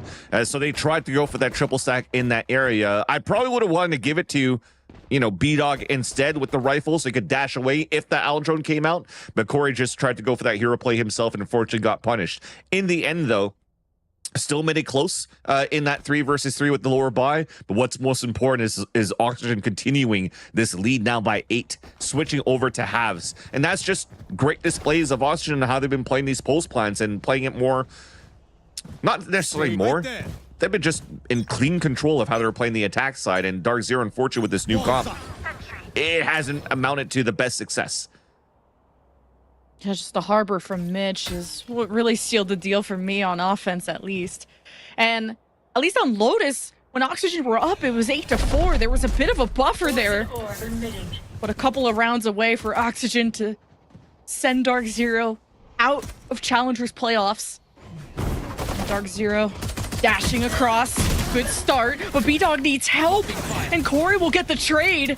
And Mitch puts down a cove so he can cross safely into mid-cut. He does get vulnerable by a snake bite. Dark Zero take a second to collect themselves, and once the wall comes down, they could be faced with a lot of Oxygen members now having to turn to face the Sova utility throne. Dark Zero find cover, make sure to keep their attention on someone like Redux on the high ground who's used the dash. Now the plant goes down and Oxygen can't prevent it. Not being a person down with walls up. No util. Oxygen have to swing at the same time or wait out the wall, and time is of the essence. Dark Zero need every round they can get, and this is how they can collect a few rounds to get back into the series. And Redux is left in a 1v2 and already made his job a bit easier with one. One could be around the yellow box, and it's a crossfire between Corey and Weeded. And Redux is good, but I don't know how good. And Dark Zero on the board. Much needed piss around and beautiful plays that came out from Dark Zero. And I just want to commend how good the util's being utilized by the Viper at this point for Dark Zero. When they've been stalled long enough by Oxygen with the util that was being thrown on the defensive side, when they still have control of yellow and you're waiting for the next cycle of fuel to come up, instead of pulling the wall up for a plant, they wanted to move in and go for a stick while having players watching their backs. Because what would happen instead if you pulled up the wall and went for a plant directly? All the players have already rotated across. That gives them an even better opportunity to swing out and go for a kill, and then potentially swing around back in your favor. So you leverage the wall to fall back instead. Corey, first blood, Dark Zero are met halfway. Oxygen build the wall and help Redux dash out and not get to safety. Dark Zero catch the ponytail, I guess I should say the bun of Redux on the jet. So now Dark Zero have a shock bolt left, 2 away from the Hunter's Fury and the spike in hand. As Oxygen hope to just react to hearing the spike, but Verno, Dapper, and Mitch are all tagged up as we did. The best bodyguard money can buy. Just on the other side of the wall as soon as it emerges. Great stack from Oxygen. They give themselves the advantage, but it's still a retake that's going to be hard to do now that you've let Dark Zero get back to yellow box and even back towards spawn. As Oxygen just hoping to have the right timing once this harbor wall goes down, and with the cove trying to get the spike halfway. Adder slap to the face and cleans up the third. Dark Zero with the second round in the half. And that's exactly what would happen when that wall comes down. Players waiting just behind and defeating Weeded, trying to lurk up for a kill. But at the end, this ends up being a ends up being a pretty good eco that came out from Oxygen, no matter what, though, to damage and take down 3 weapons in the process, and forcing the hand of Adder to make such a big play coming down from his side to kill those 2 guys inside the gulag that was placed up by Mitch, and allowing that round to be won here for Dark Zero. But their bonus round is not going to be the best. 2 Guardians, 3 Vandals, against an op already out for Redux, and he has full control of A-Site. Can Dark Zero mount the most insane comeback? They did it before when they went back on offense on Lotus. A little quick jump peek from Corey. Going an op from Redux is there. Oh, he almost had a collider. Redux almost died. The what ifs, but both teams come out with all 5 still intact. At the Lear as Dark Zero take this step by step. Redux ping now knowing where the stop is important information for Dark Zero as how they want to approach it. And they set B-Dog up on the perch, but Corey down low is taken out. There is the collab, and Dark Zero just stacked up and really tested Redux in that moment, but he gets the last laugh, and Adder is the last one left with Spike on the other side and a whole lot of trouble too. Now he's just sandwiched. say goodbye to him. Oxygen up to 11. 2 more before they knock one of our best challenger teams out of playoffs. And this, once again, may be the same storyline towards the end for Oxygen against Dark Zero on this map of Icebox, as this was probably the best nanoswarms timing that you had from Dapper, that not only burnt down B-Dog, forced him out of the A tower, and kind of forced Dark Zero to be swinging out to try to help out B-Dog and go for trades. And that's where you saw Redux getting collats, getting kills, and no information that Dark Zero really had moving inside the site. And they're realizing how it's desperate times now. Force buy into the round. Hunter's Fury to follow behind, potentially around the util. But the thing is, it's Stellar with the Hunter's Fury with the spike on his back. I feel they got to give the spike to somebody else so he could actually drone, clear up the spike, clear up the site rather, and have somebody else plant so he could get everything ready in terms of the rest of the util. The last time these two faced on Icebox, Oxygen won, or sorry, Dark Zero lost 13-5. Oxygen won this, and it looks like the past may just repeat itself. And Dark Zero want to beat the allegations, and they'll start by at least getting the spike down. And at the corner too, Corey doesn't have a leer, but kills could help him truly feast or famine against Oxygen. But they wait and see what Oxygen do as they emerge through on the high ground and around this tower. Scuba has B-Dog low right ahead. It's an easy finish as Dark Zero are weakened, and Redux doesn't get the one shot with the op, and he drops. It's a 3v3. Dark Zero fight tooth and nail to protect the spike, and it's all up to Stellar, who'll have to upgrade his gun to a Guardian, but Verno lasts just longer, and Oxygen match point, series point. And you saw what was going to happen there. Perfect utility on the top of a post plan, and Oxygen just waited and waited. You know that there was only one nano on there. The high tech came up. You're forcing out util to be popped very early, so you have something to try to delay and try to run the clock down with the Hunter's Fury. But while the Hunter's Fury is going through, and the high tech kind of just split the site in two, literally, nobody on the left side could swing out and fight on the ones tapping on the spike and allow here Oxygen to get map and series point and eliminate Dark Zero here and move forward in the lower brackets of challengers. Another broken buy now for Dark Zero. A 2-2-1, just trying to go for heroic plays and stay alive in this game. Look at where the spike is. They're just trying to commit to try to punish where Oxygen could be and hoping to punish Oxygen on mishaps, mispositioning. And so far it's not. The Owl Drone's already going to see we did. Now with this lockdown, Blade Storm, no Hunter's Fury, that's off the board. Now that Verno is gone, it's an important first blood, something to get Dark Zero back on their feet. They were undefeated on this map in the season, even beating down BLIN 13-3. They were so confident after their results from week 4 to choose this map against Oxygen. But that advantage is now gone with that trade from Mitch. And Dark Zero are set up on A. Blade Storm from Redux. With the op in hand too. Oh no. Lockdown from Dapper. And Corey has been caught. Scuba is just invisible.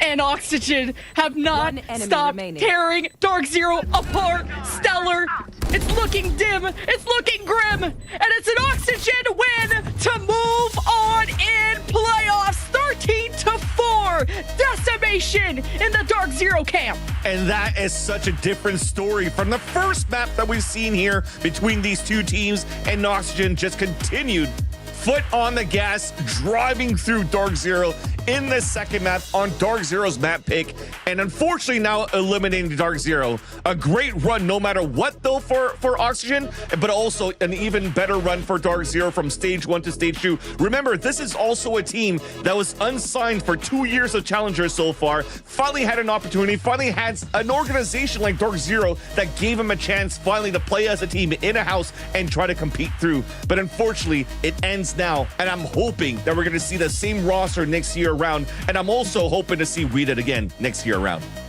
Yeah, and he said it was they wanted one last ride together. Whatever happens, They were going to do it as a team. Yeah. And Dark Zero did that. One of the longest Challengers overtimes we have seen in years, to put Oxygen on the brink of defeat on their flawless map, to just falling over on Icebox when Oxygen took full control. An incredible series. It's sad to see Dark Zero go, but exciting to see what awaits Oxygen. Would it be another grand final win? I don't know. They're stuck in the lower bracket, but I want to hear from the desk. So let's go tune in. Who did? We did. Much love to the guys at Dark Zero as they try to fight on the second map, but it is Oxygen the ones who take the win, and they move forward on the bracket, on this lower bracket run that we've talked about.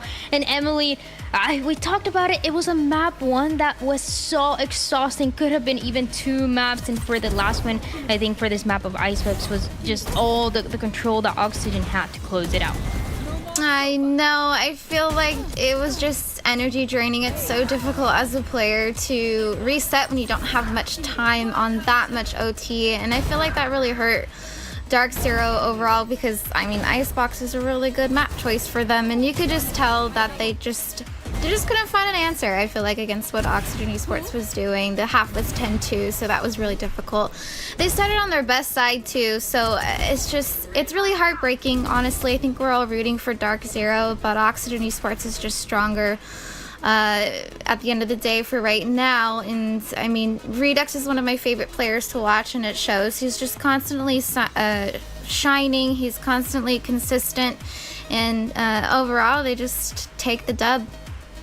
And it seems like, and we thought that this was gonna go to 3 maps, and although the rounds could have pushed us to the 3 maps, it was only the 2 Gompres that ends up going in the way of Oxygen. So they move forward on this bracket. A Dark Zero that we've talked about, so unfortunately we have to say goodbye to them on this year, but they had an amazing run. They had this team, as we remember, that Turtle Troop that was unsigned, no coach, just playing for the passion, for the love of the game, and then they get picked up by Dark Zero, who gave them a home, and they have this run that ends today.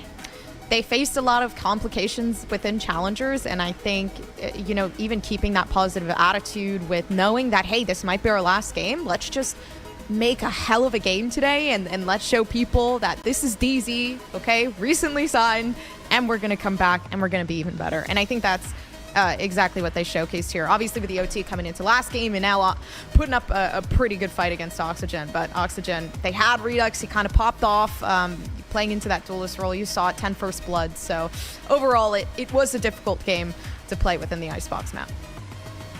And it was great. It was great for the side of Oxygen on the other side, especially after all of those rounds of overtime, after continuing to have that undefeated map of Lotus for that second split and now playoffs, and then going to the map of Icebox where they're able to dominate that 13-4. That is the end of this match, but it's not over yet. We're going to send it to the series highlights, and when we come back, we have an interview with Redux.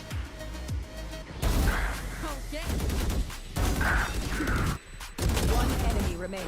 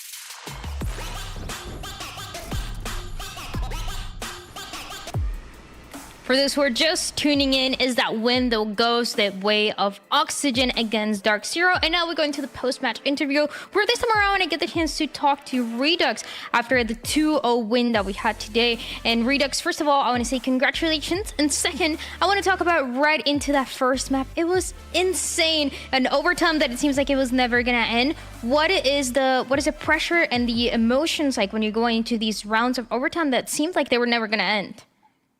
Well, first of all, thank you. And for like the OT games, like, I don't know, like nerves, pressure-wise, it was like still 0-0 to me. I wasn't really thinking about the score, even when we were down, like, and we needed 3 to win, like 17-18, for instance. But to be honest, I just stuck to thinking it's 0-0. I don't think about the score, and, you know, we were able to win. That was a very close map, very scary.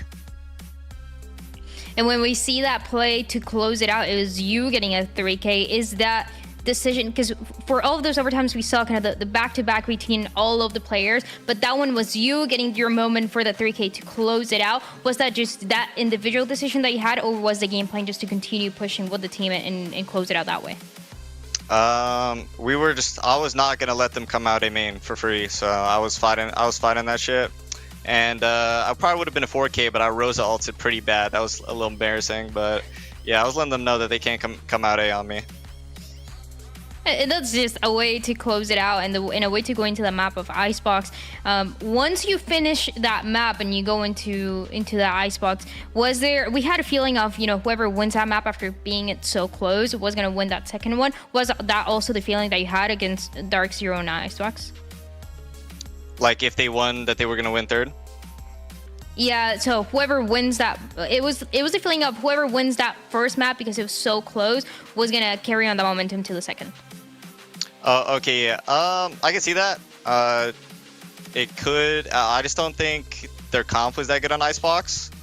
Like the Reyna Jet double duelist pick seemed like a really like brawly, you know, like old meta type comp. Yeah. So, I mean, it was. I think it was just a comp thing. It wasn't really like momentum thing. Maybe that had something to do with it, but I think the momentum really mattered more when we started getting like 4-0, 5-0, 6-0. Like that's when the momentum was really important there, and not letting them get back into the game at all that was probably the highlight of Icebox. And something to talk about as well, your last match was once against M80. That was looking good. That's how they ended up getting that win, kind of making a comeback to you guys. So from that last match against M80 to the match today, what changes to make sure that you know, you're able to get the win and continue this lower record run? Figuring out our defense. I think we figured it out. We're ready, and like any team that tests our defense, be prepared. That was corny. Yeah. No, it's fine. It's fine. That was so corny. Be prepared. No. Be prepared. And talking about being prepared, also my last question, but also the next match is going to be either against BLIN or TSM. Can you give me your predictions on how that match is going to go, and maybe if you have a preference on who you want to face? Well, I will say this: if BLIN plays how they've been playing in scrims, BLIN is winning the whole fucking thing. All right, that's all I'm saying. Listen, if BLIN plays how they play in scrims, they're winning everything. But I think depending on the map, like depending on how what maps are picked, it could go either way. But I think BLIN has the advantage here. I like that. I feel like BLIN, as you said, they've been looking good even in the matches. They took that loss against Moist Shopify, but overall, this is a kind of underrated team that can make it far. We're gonna see if it's gonna be, you know, that complete run that they have. Also, actually, I have one more question for you. How confident are you in the lower record run for you? More confident than ever. I actually hate the like starting upper and like going through like imagine you get to finals upper and then you lose. Dude, that's terrible. I'd rather just go through lowers. So I like lowers better personally. I like my back against the wall. Yeah, get a little more experience, get a little bit more matches, get a little bit more momentum for the matches. We're gonna see how that's gonna play out. You're definitely, I think Oxygen is definitely the favorite when it comes to winning and going through the lower bracket run, but we're gonna see how that plays out. Redux, thank you so much for the interview. This is everything that we have for the match as well, and we're gonna see if that's who they're gonna face next. But we have one more match today, and it's the one that Redux was talking about. He talked a lot about how BLIN was gonna play out, and they're gonna go against TSM after this break.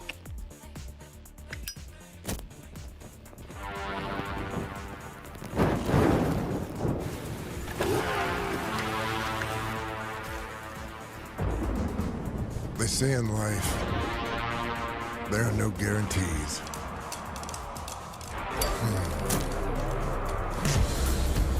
They say a lot of stuff like that. Slow it down. Play it safe. Hedge your bets.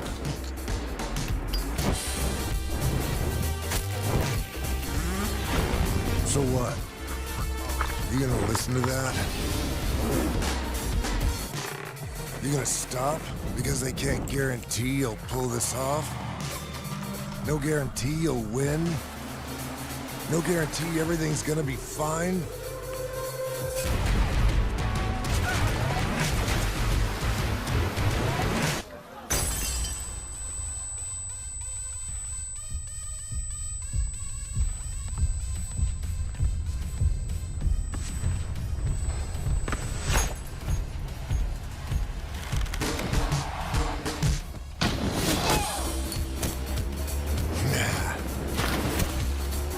In life, you make your own guarantees. Nobody else will light your way. Start your own fire and keep it burning. And we guarantee you'll have one hell of a lifetime.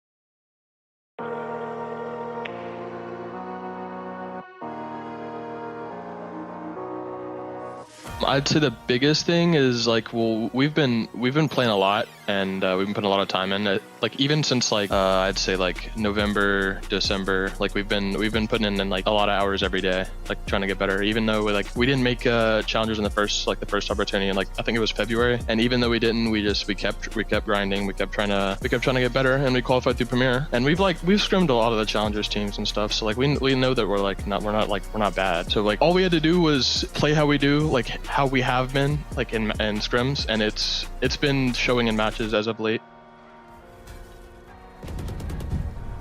Oh, they're caged off. Yeah, I mean, you're just running enough plan at this point, but Mikey continues to anchor so well here inside B. I'd say playing as a team, like, I mean, standard dumb, obviously, but I think every round that we lost, around that we're not playing as a team, we're not playing the fundamentals right. So it's keeping it simple is gonna be our strength, I think. And I think it's a good format for us because it's gonna be based off of momentum. You know, it's not a weekly match. It's like, you know, it's gonna be spread in a week, and I think that's good for us. I think we can build some momentum pretty fast. And I think with the team we had, we need momentum sometimes. So yeah, I mean, we have to get the ball rolling pretty early, and I think we can be a scary team. Likely though, he gets flooded. And there is a wingman that can check this as well as some of that utility. Mosh is also going to cover much of it, but Gimon can play to the edges of it. BCJ is going to step in, be spotted first. That's 1 for Gimon. Already 3 in the round. Enemy remaining. Has to be an ace for Gimon, and love that reposition. Now down to 24 HP. There's 1 player left. The pick comes down and he wins it out. That is dirty stuff from Gimon.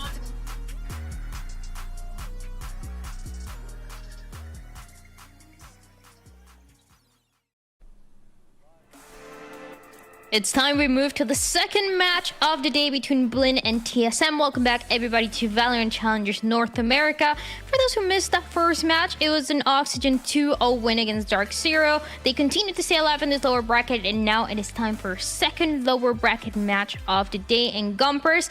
This one is a little bit harder to predict, but I like that Teak on that interview that we just watched. He went right in and say, as long as we keep playing in the way that we were playing in scrims, so it should be good. And I mean, that's exactly what Redux said in the interview too.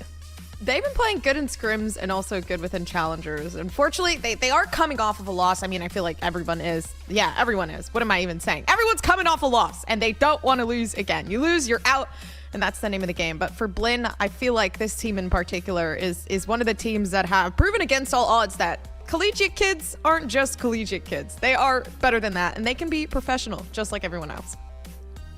They have so much potential, and they've shown it with each one of the matches ever since they got promoted in that promotion relegation tournament. They've been unstoppable, and they've been the team that, although we didn't really know much about in the tier 2 scene, it was more that collegiate scene.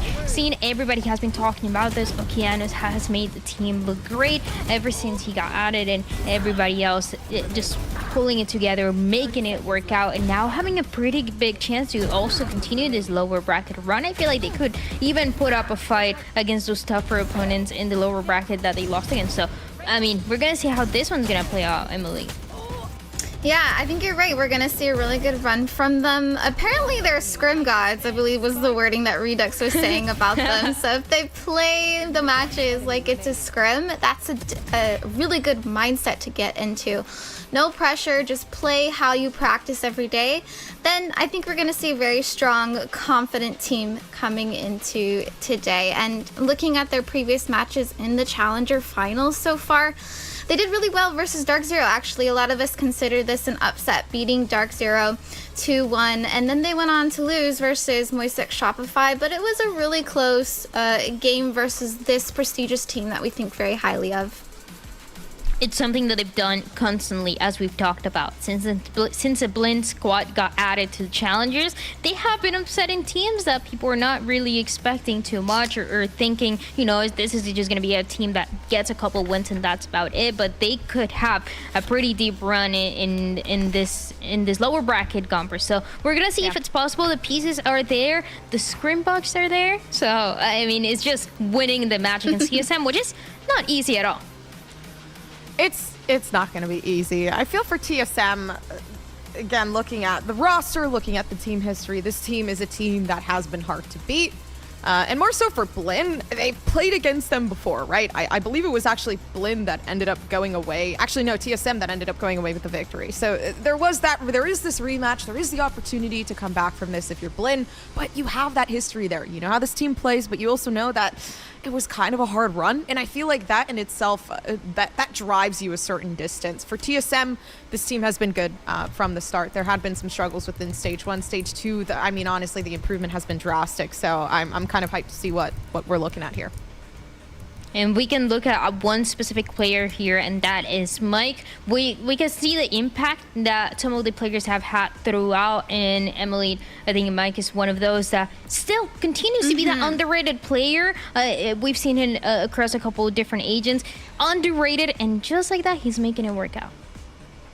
Yeah, I think you said it. He's not really a player that we talk about too much. And these are the players that go underrated. They're players that are just simply doing their job. And this is very important to do at the end of the day, is your job as a Sentinel. He really likes playing Cypher, but we've also seen him do really good on Chamber, on Haven too. I love their composition that they have on Haven. He's just good at being in the positions needed on Cypher, and like I said, just doing your job at the end of the day. That's what you have to trust in for him in particular, that we just don't get to talk about too much, but he's a good player.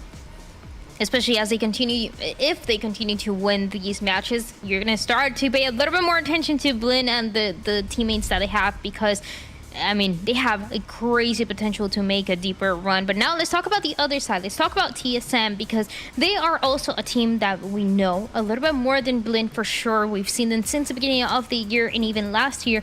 And players that we know, players that we recognize, Gomper's one of them being Sim, that player that has broken records, that has been the difference maker, but everybody else around him is also really, really good and has been showing the potential that they have to also make the deeper run. Is just a little bit of inconsistency for them. I'd say yeah for Sim. I've been really liking 7 recently, especially like in their last game against, I'm not sure who, they popped off against Sad, I believe it was yesterday or the other day, and it was great. They were consistent top frag, playing into the initiator role very, very well to allow Sim, obviously plays in moments like these, which it works so tremendously well together, playing the initiator and the duelist role, especially in Cohesion, where they're always on the same side. They're always working together to make these sorts of plays work. So for me, it's that duo-ship that I think really does carry through within TSM, and the reason why they've been doing so well throughout Challengers. And this is something that I think of TSM, is that this is a team that shines best when they're playing as a team. Like you were saying, when Sim is set up perfectly, he will succeed in whatever play it is that he's trying to do. When TSM is playing more individually, that's when they begin to fall and fumble. And this is a team that also really shines when they have the momentum, when they have the ball rolling early. So are they going to take advantage of that? We'll have to see. It's a team that, as we mentioned and as we've touched a couple times, sometimes they look a little inconsistent. We get the chance to see how the last matchup though played out, and it was a TSM win. It went all the way to 3 maps, which I feel like that's what's going to end up happening today. Emily, a long series between the two. TSM, they have some great moments. We talked about Sim, we talked about 7, we talked about the individual pieces. As a team, sometimes they look great, but when BLIN gets going, it's hard to stop them. Yeah, and I think good for BLIN that Split's not going to be in the looks as of right now. They haven't even banned Abyss yet, so I'm curious if they're going to change up their map picks right now, because we might see it from them. I'm not sure, but I think today we're going to see a different BLIN. This match in particular that we have on the screen was in week 1 of stage 2, so this was about 2 months ago. That's a really long time to get in there, to prepare, VOD review. We heard from the interview when Teague was talking about that they did the extra work, that they're ready to go into the game, that they're prepared. They've been doing the reps and adjusting on what's needed to win, and I think this is a match that they probably went back and watched. Just one of the things that you can do and you have to do to prepare for the lower bracket run, which means it's a lot of days that you're playing back to back. I mean, the teams up to this point that were thrown into lower bracket, like TSM, for example, they've played now, this is the 3rd day in a row, Gomper. So when you're trying to take advantages, it's not going to depend so much on the counter sharding on day to day, but the preparation that you had before these playoffs and before these finals. Yeah, man, for BLIN 2, I'm really excited to get it. We're looking at like the percentages of everything as well with like the map picks and stuff. So I'm really excited to kind of get into map picks and bans and what's that looking like, because I don't know, there's for BLIN, the maps that they're super comfortable with, it really does feel like they can run away with it. And me, I'm a BLIN believer today, to be completely fair. Like this team is constantly beating teams where you're like, there ain't no way. And I feel like I'm putting my money on them. I never feel uncomfortable because it's like they are always striving. Oh, I'm sorry, I was getting really intimate with this. They're always striving for success. And honestly, like they're probably the team that I've seen the most improvement on, just with development and everything. And they're so persistent that I feel like it does carry through. And the question is, how far can they make it? Because as you're saying, Gompers, they've been getting these upsets, they've been getting these wins, they've been coming up really close against your favorite teams of everybody with your M80s, your Oxygen, your Dark Zero, whatnot. But when it comes to these matches, how far can you make it? How far can you push a team like TSM? Let's go into the Agents Select, though, Emily. Let's see where we're going to be headed for this one. Okay, so we've got Bind first. Look like that's TSM map pick. That's a really good pick for them. I think that's one of their stronger points. And we're not gonna see an Abyss. Actually, that was a ban immediately from TSM. Last one, Sunset. Okay, so Haven, like I was mentioning, this is a really strong map from BLIN. They have a really good comp on that map. They have the insane neon chamber plays that they have going on. So we'll see if TSM can counter that. But first, it's Bind. It might go all three maps because they both picked their strongest maps, in my opinion, to be first.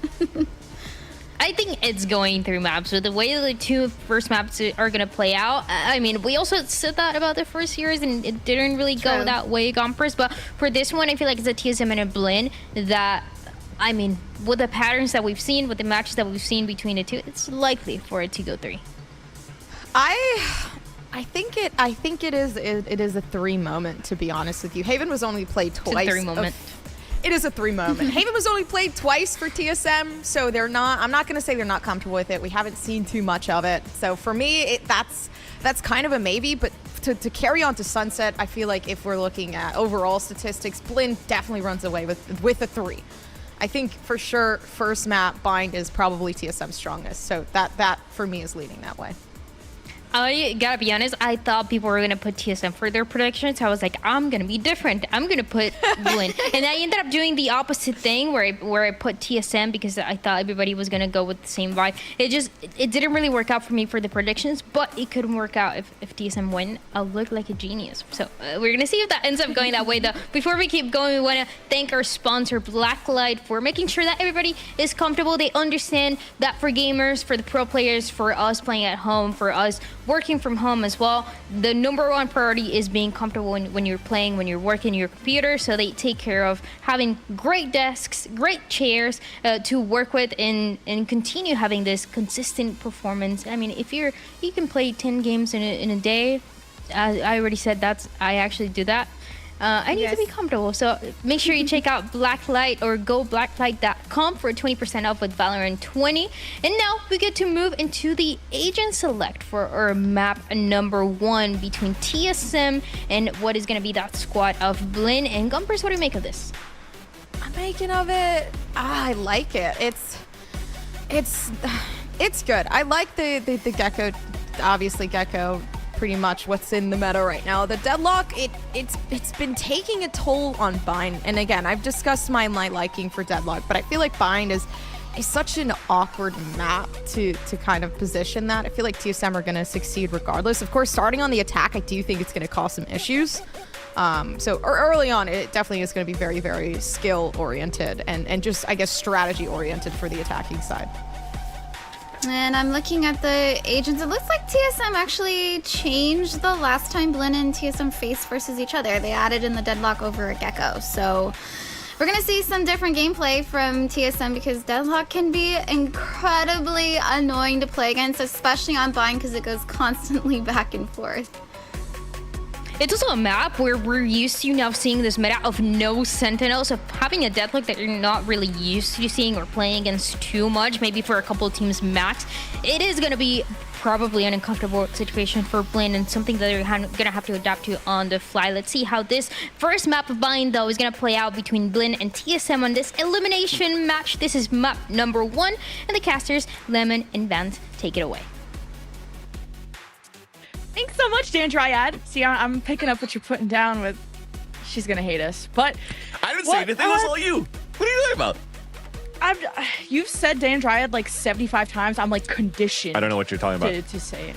I dropped my mouse. Things are okay, but things are not going to be okay for one of these teams. The winner of the series stays in the tournament, gets top 4. Loser stays home, goes home. Exactly. You don't want to lose in this at this point, and it's going to be a very important matchup between two of these teams. I mean, so far, I think you would still be happy with the run that you've done so far for BLIN, coming in from play-ins, regulations, getting 10 points in stage 2, and enough to make it into the top 10 to go into, or top 8 rather, to go into the North American Challengers here. Whereas for TSM, though, this is not where you want it to be, right? You built, you got under the TSM banner. You're hoping to get into a deep run right now into the playoffs and hopefully make it into Ascension. But right now you're at elimination as well. So the pressure is more on for TSM so far. And when you're playing loose for BLIN, knowing that you're comfortable with the run where you've been so far, this might be, like everybody else is saying, potentially a good map where BLIN would be able to upset TSM here. Yep. Find TSM's pick, who looked shaky yesterday, still came out with a win, but caught BLIN lacking. As now BLIN escape after an exchange in U-Haul. TSM get a plant in the smoke. And, well, the nades were not able to prevent it. And BLIN try to maybe go through showers to wrap around back, but Poise keeps the flank on lock, has the flash around, knows he got a ping, and Mikey waited for the perfect moment to strike against Poise. Left with a man advantage for TSM on the post plant, playing around U-Haul. But could be worried about a BLIN flank from Spaz coming from mid, but time is running out for Spaz and Monsi to get the job done, and now Spaz, the jig is up, and he even gets a snakebite kill. But he has to do it all on his own against, wow, even with the satchel displacing him, he'll die to the spike, but still impressive stuff out of Spaz. Some good damage to be done, especially with 3 HP remaining for sure, but I like the idea of what BLIN was trying to do at the very beginning. Heavy pressure towards showers so they could control the area, control the orb, and at the same time trying to find a timing with Teague's knife so that he could cancel out the wingman trying to come in for a plant. So the KO being utilized here is not really to try to pop flash things yet, but it's also trying to nullify utility to get into the site, which unfortunately the timing was off. Even a deadlock wall from a Proto was able to block out Spawn before the knife actually hit him. So TSM were in a great position here to play that post plan towards that A site. And now going into round number 2, this is just going to be a little bit of respect given from TSM over to BLIN, already holding out towards Spawn. They don't have visibility towards long B yet though, but thankfully here is just a smoke that was thrown from GMD on the attack so that they could actually just cover up that area and not allow BLIN to just walk down into an area that's not being watched by TSM. So you're trying to funnel everybody out towards, oh, we're faking that we're adding presence towards the B side. The knife missed towards showers. Maybe they're going to start rotating, so TSM's going to start activating. But if BLIN walks and pushes forward, they're going to get punished by the numbers of weapons towards the A site. Oh. Well, turns out you don't need eyes to punish someone. Shot him through the wall. Now the dog is out for Poise. TSM wrap around BLIN, stuck on the site, surrounded, divided, and conquered. TSM will get a quick plan and another quick round under their belts. But will they be able to maintain these weapons? They're kind of bumping into each other, but it's a Blacklyte flawless for TSM.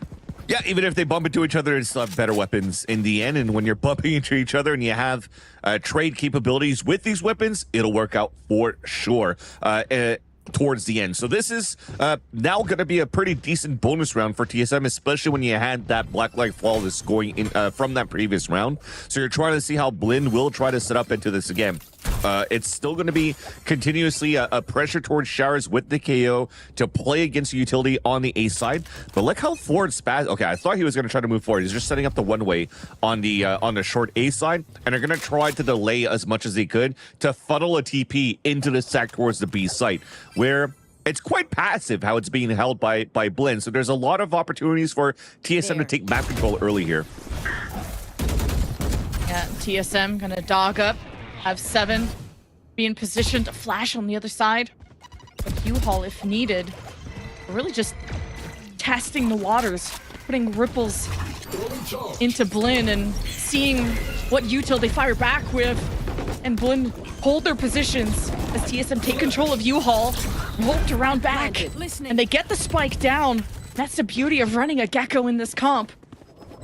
And TSM talked about how experienced 7 is and how Gecko is one of his best agents and how they want to form this team around him. And it's just so beautiful out of TSM. We'll have still an advantage as BLIN present on the site.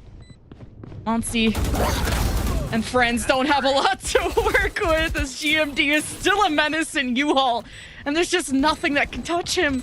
BLIN will tap the spike to force an engagement. Now GMD is going for an ace, but he'll be denied it. And that's okay. You'll take it any day. Poise gets that pick, and GMD already had the orbital strike ready after that 4K in the round. A player, an IGL that's popped off yesterday in that map 3. I think he's won like 3 1v1 clutches and 1 1v2 on Sunset to allow TSM to get the reverse sweep against their opponents and move to this sport right here by defeating SAT Esports. And now he continues, touched by the Valorant gods, and continues to own right now in their bonus round for TSM and able to run away so far very quickly in this first half. So an IGL that frags out, that's a very consistent storyline to what we've been saying towards the BCT as well. You're thinking about the Valen of the world, the John Cuties of the world, and now potentially GMD with TSM into Tier 2 going into Challengers. And you see right now for BLIN, just trying to find information at the very beginning. Dizzy gets shot right away, but it doesn't force a pivot yet. They're on a lower buy. They're just trying to play stingers through their range, and they're hoping to do some damage. TSM will grab orb while the Viper wall is up, and BLIN are going to take this moment to push into Hookah. And they'll have the smoke behind them. Here's the hit from TSM. BLIN may be happy to get smoked off so they could really attack this with a full squad. And with the weapons that they do, they need all the help they can get. And TSM still have an orbital strike and thrash. An outlaw from 7 even to watch over them. It's BLIN that could attack this from all angles as the 8 site holders are coming back. I think the knife got 3 people too, so that's potentially no thrash. Oh my god. Yeah. Well, 7 is just different. Yep. They are mollied off though, so TSM will have to just shoot and hope for the best, and BLIN can't cross without being shredded.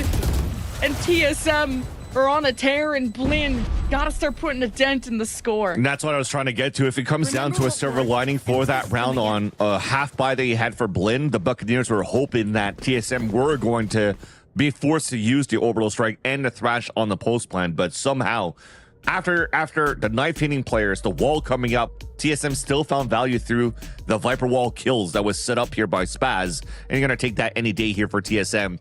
Now they have an opportunity to leverage economy and continuing their bonus round pretty much for round number 2, because they're probably still going to use the outlaw, and then also have 2 ults and potentially even more. I think Poise is pretty close to getting Seekers at the same time. So right now for BLIN, this is a very important timeout before it's going to start snowballing into a 6-0. And now that they have weapons to work with, but with the economy staying fairly low, I don't know if there's enough here for Okeanos to pull out an operator yet for the team. So you're probably going to have to try to challenge a little bit more against TSM. This is a very similar storyline to that first match on Lotus, where, you know, Oxygen was given so much space here to work this A site, or just in general with a deadlock. And when you're given that space, the deadlock could put so much utility into the site and not allow for you to get any of these clean retakes. Both these teams have played bind in playoffs so far, so there's a lot of tape and a lot of things to exploit or to follow through on your own side as well. And TSM have had a good start after we didn't see peak TSM yesterday, but this could be them trying to reach just that today. But as Redux said in the interview, BLIN are not a team to be underestimated. They look incredible in scrims, but that doesn't matter. That doesn't get you money. That doesn't get you to Ascension. How you perform on the day matters. Yeah. And Shreya talked about just the promotion of relegation. The BLIN are underdogs that look unstoppable, but this is a slow start for sure. And now you actually do see that there's enough economy for Okeanos to buy an operator, but he is glass cannon. And look at where both initiators are at. They're still trying to clear towards the left side. And you don't really have a composition for TSM to start lurking up towards short. So I think this should be good enough to know that if they want to try to hit towards the A side, they should be using this utility from the sky. But instead, with the dog trying to fake towards this B side, I think this might be perfect right now for Okeanos to open up the first blood.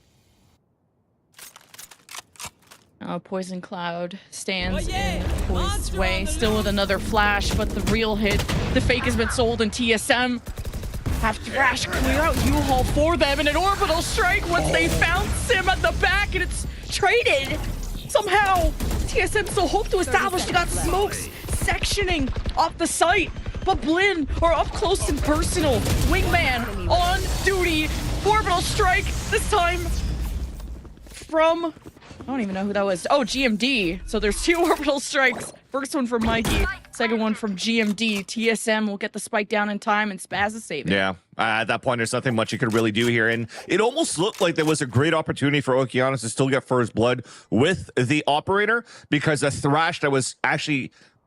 pathing here was going towards U-Haul where they didn't see the Opera on the top of the APC. But I think because of Sim satchels that went towards that back, it really forced Okeanos out of his position. And I'm pretty sure he got hit by that Thrash, which allowed GMD to combine the orbital strike in the back of the A site to get that pick onto the Opera, and also rendering another very expensive round for BLIN. They tried to at least on their end use their orbital strike on the defensive side from Mikey to delay the plat so that all those X's that are being found here on that right side of the A site could fight against that. But the shots are just too clean for TSM so far. You saw the rest of the kills happening quite instantly from TSM falling the pulse plan from the wingman. And TSM, again, in a position where they're running away with this game. Even Sim picks up the op left behind by Okeanos. And it might slow down the pace a little bit, but it's also BLIN not really forcing the issue or forcing the hand to try to fight for early lane control, because I mean, this is still bind. You're still fighting 4 lanes on the defensive side with 5 players on a 2-on-2 setup. That's 1 lane that's unaccounted for. TSM look incredible on bind on their executes for A. And this is even running a sentinel on attack. And imagine what a proto's gonna look like on defense. Now the economy in favor of TSM, but Spaz also has a Phantom, the only one with a rifle. Getting one is huge. Now he has the Viper's Pit. It all depends on how this mid-round goes, and if BLIN think it's worth investing.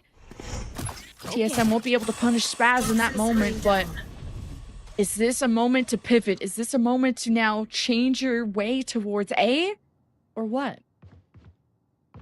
It's just going to be quiet. After getting the first blood, they still inserted players towards this B site. But now, unfortunately, with that smoke coming through, that's 20 seconds. This is probably potentially going to be a very late hit with 20 seconds left on the clock when that brimstone smoke is going to go down, or potentially when the Viper Orb is going to come down right here. Ooh, good timing. Spaz is incredible. 3 kills now. And this could help BLIN. 30 something going. Because this 5-0 and the economy, and this will be also a save round for BLIN in terms, or like a half buy round. And for them to scoop up this round is huge. And all TSM are still very rich, and Sim ideally wants to keep the op.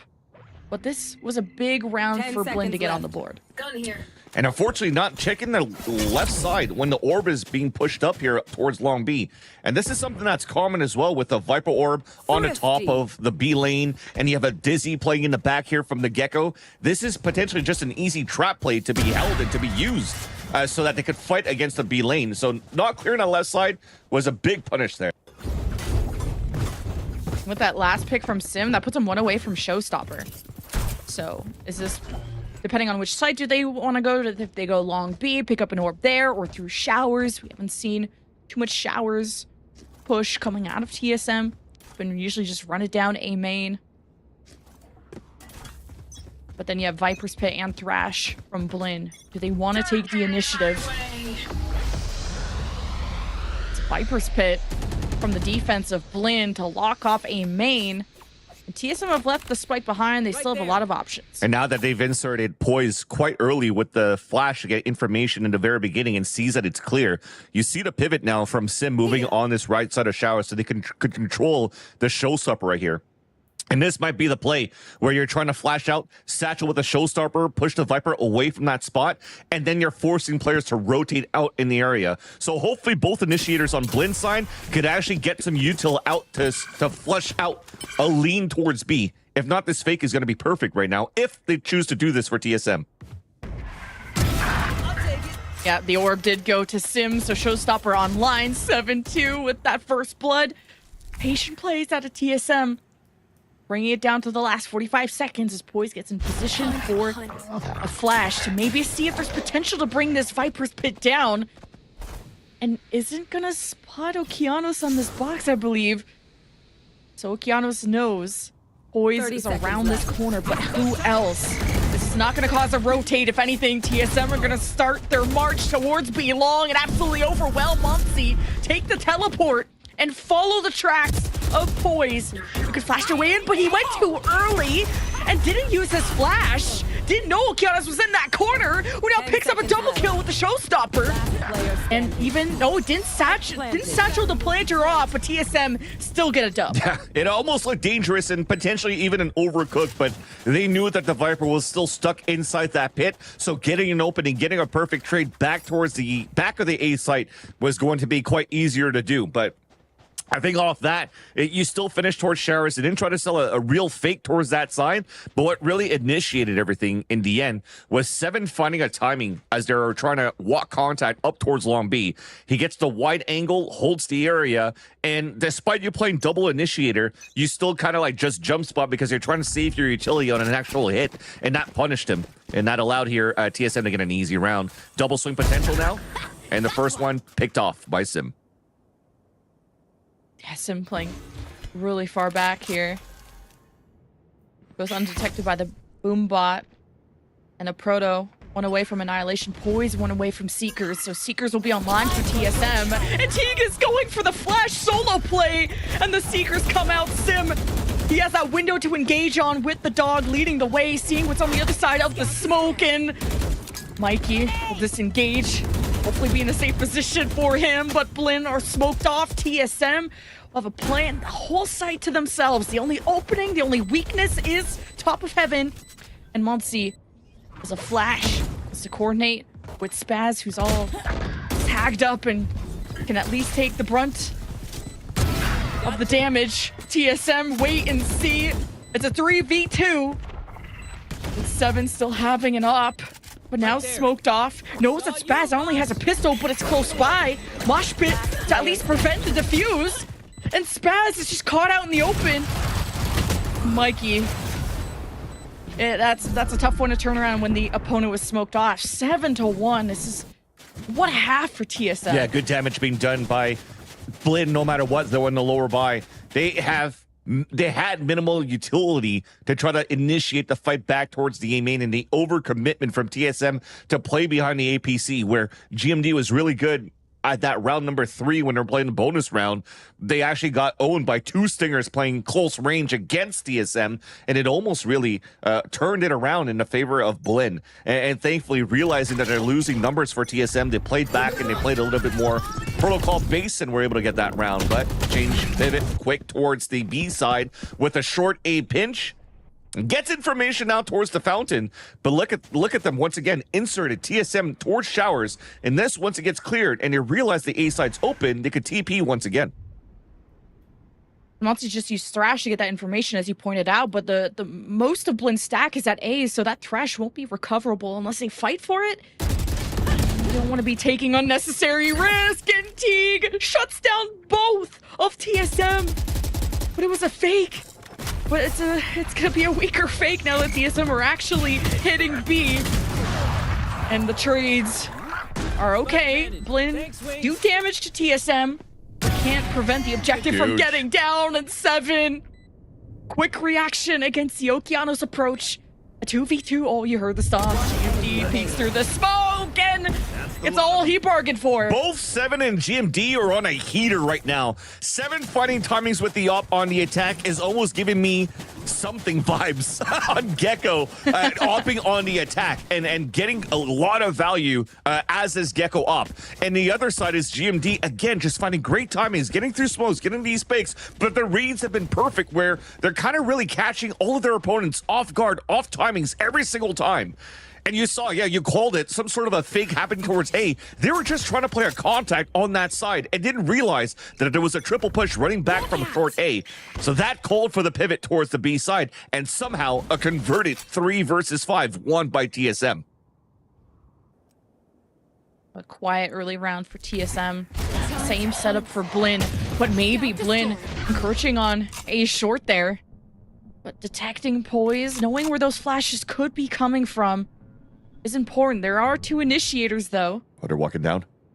Deciding to challenge this, and poise can't land much damage and hit the shotgun around the corner. It's messy, and TSM come out on top and thrash to go and see who else is left on the site, if anything.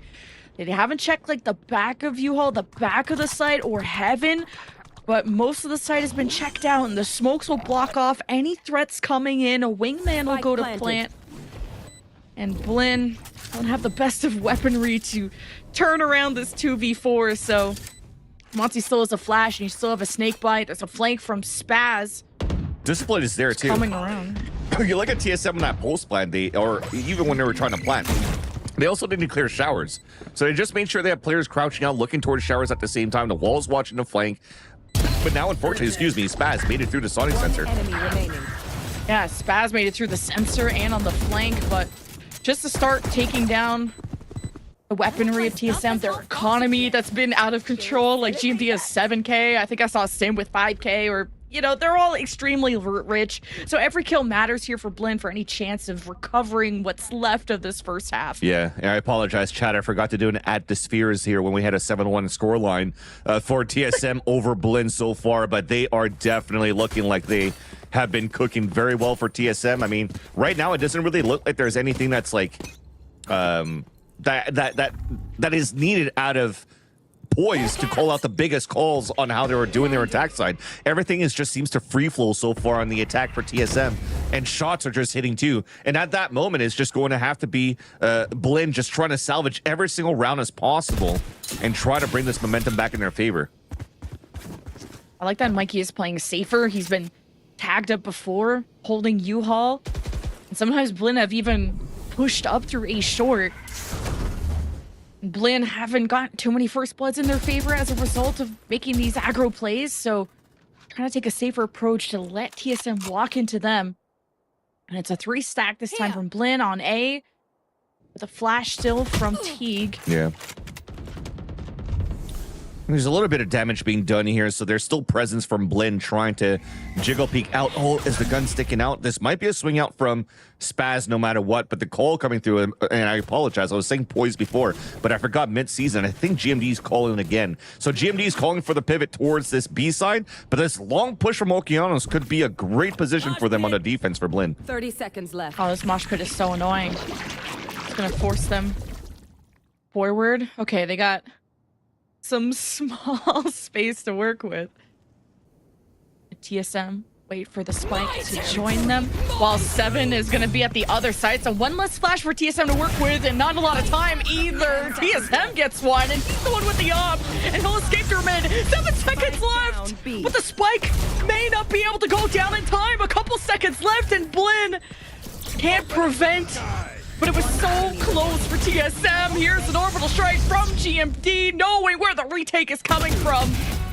But TSM, this has been ruthless.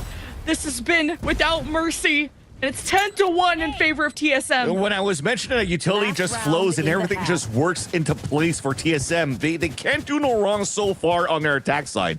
Just pulling out a dog to clear out towards long, and it does actually clear Okeanos at that strong position that I was mentioning before, that he was going to be able to hold with the operator. And as that pings him out, you saw the ults come through, they smother him, and at the same time, when you're playing outside positions like that, it just gives TSM so much room to go for a play. plant, despite them losing one player to the overall strike left behind by Mikey.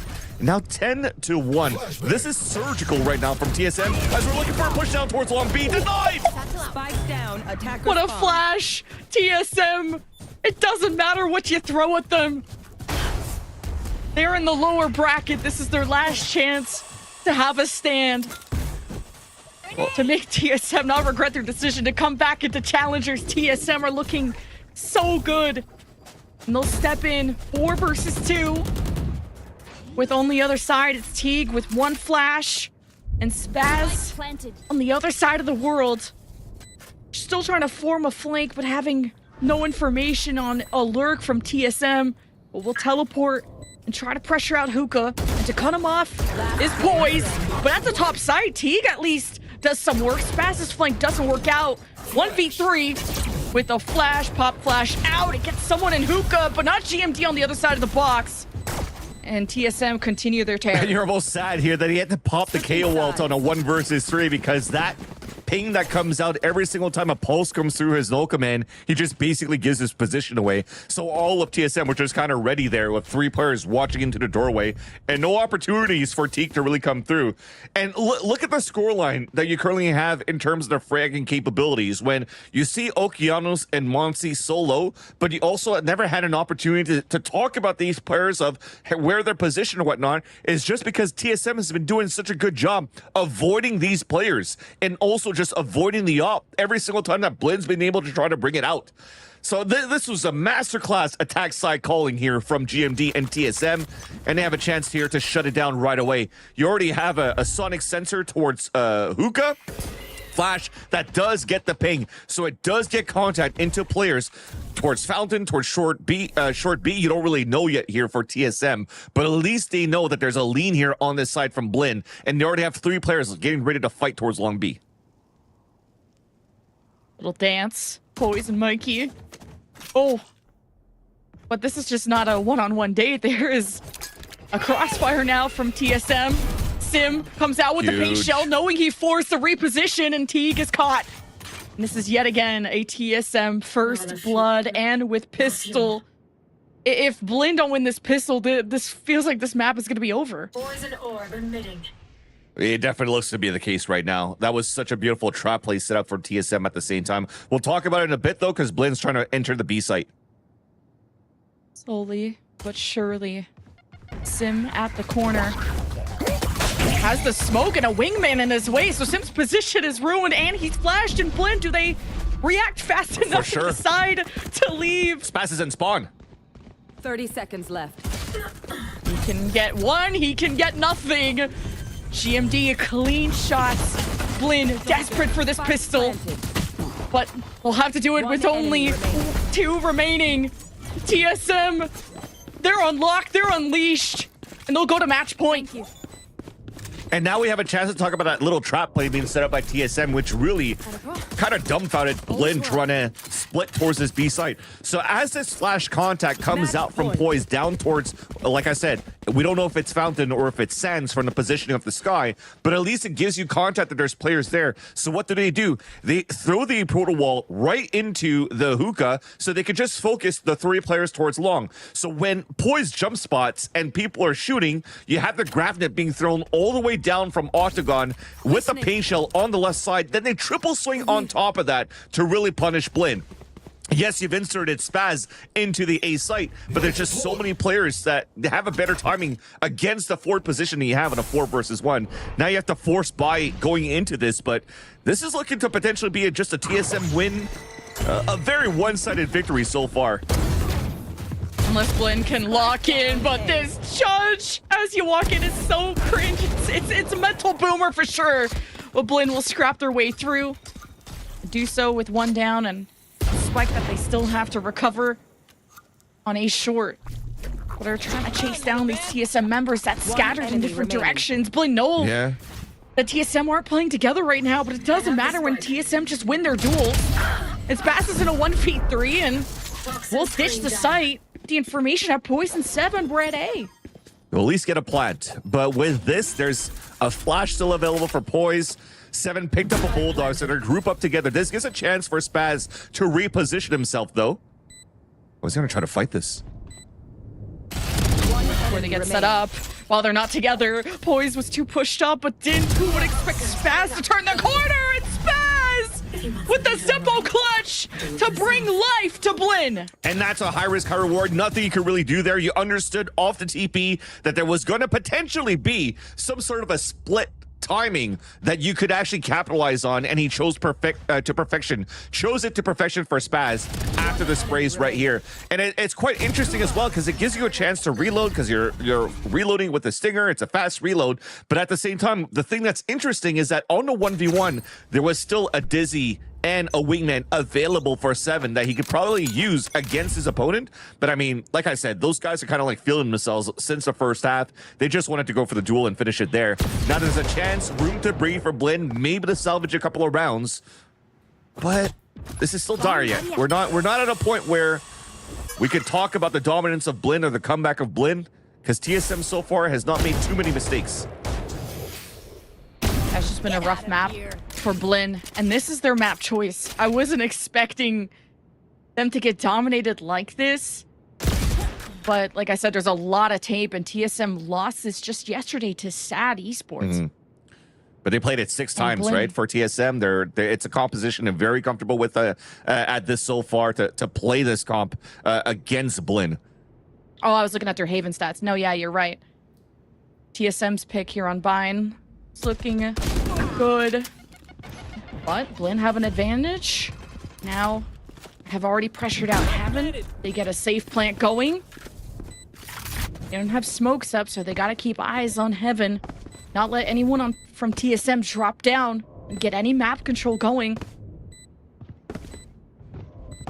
It's probably not a spike here. Yeah, TSM right now, they're just jump spotting and staying outside of fire range from BLIN in the post plan, but in range of dying to spike. And I think it's a great call because Okeanos is close to an ult, Monsi's very close to his ult as well, and they don't want to let this spiral, right? This is also a team that could let that happen for TSM in the past.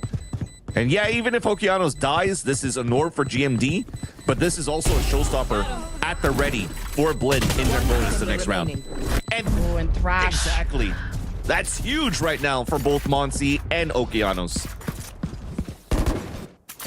You just have to conserve your resources as best as you can. There's a long road ahead of BLIN for any semblance of a comeback. And at least they'll hope to make this closer. They'll hope to show us that they can round up a couple of offensive wins. GMD is already at 20-6. And I have a joke for you, chat. You know, GMD's first name is Anthony, and it's short. We call him short Ant. And you know, ants could like lift 20 times their weight. So GMD is just putting everybody into his backpack and carrying the team so far. Imagine an ant with a little backpack, little Jan sport going around. Little 6 legs. Speaking really quickly. Hey, salut, comment ça va? Comment ça va? Guimau? Guimau? Ooh, let us on the mic. I'm so for real. Thrash, showstopper. Who's gonna let BLIN on the site though? Look at the stack from TSM. Oh yeah! That vision is open. You spotted someone near the teleporter. Thrash leads the way. Who is the unlucky victim? Everyone's getting away. Detained at the back side. BLIN chasing it down, but almost get baited as Poise is at an off angle. Equal numbers. BLIN, Wingman's breakdancing and not planning the spikes, so it'll be up to Teague to do so. Trying to draw out fire from TSM, and Sim bites on the bait, peeks, falls. BLIN, one man up with reinforcements from TSM at the top site. And now Thrash, round 2, able to recover that. Another detain. But Monty is slowed by Gravenet, I believe, just thrown by a Proto. So this is still good delay. And Muncie's position is known, but this is a tough angle to swing on. It works out for TSM. And Poise is huge. 3 kills. Spaz in a one-on-one. Here's a spike get tapped. Thought maybe a Proto was gonna just hard aim him there. Just waits for time to go by, knowing the spike isn't halfway, and Spaz helps BLIN continue to thrive. Great utility being utilized by BLIN behind the ults on top of that to get into the plant. Yes, there was a little nice swing that came out from Poise, and he chose to dog to see where the players were at. He saw two towards the octagon and decided to fall back. But what happens when you fall back? Spaz threw a snake bite towards the back of the spawn, just behind utility on top of that, where TSM can't really pinch out or flood out from the back of the site, which then gave a chance here for Monty to move forward with the Thrash and keep those opponents at bay. Yes, it done some great damage for TSM though, but this was technically a bonus round for BLIN that was still quite costly because they still had 4 Vandals on top of that. But now with a half buy, you get first blood. Oh.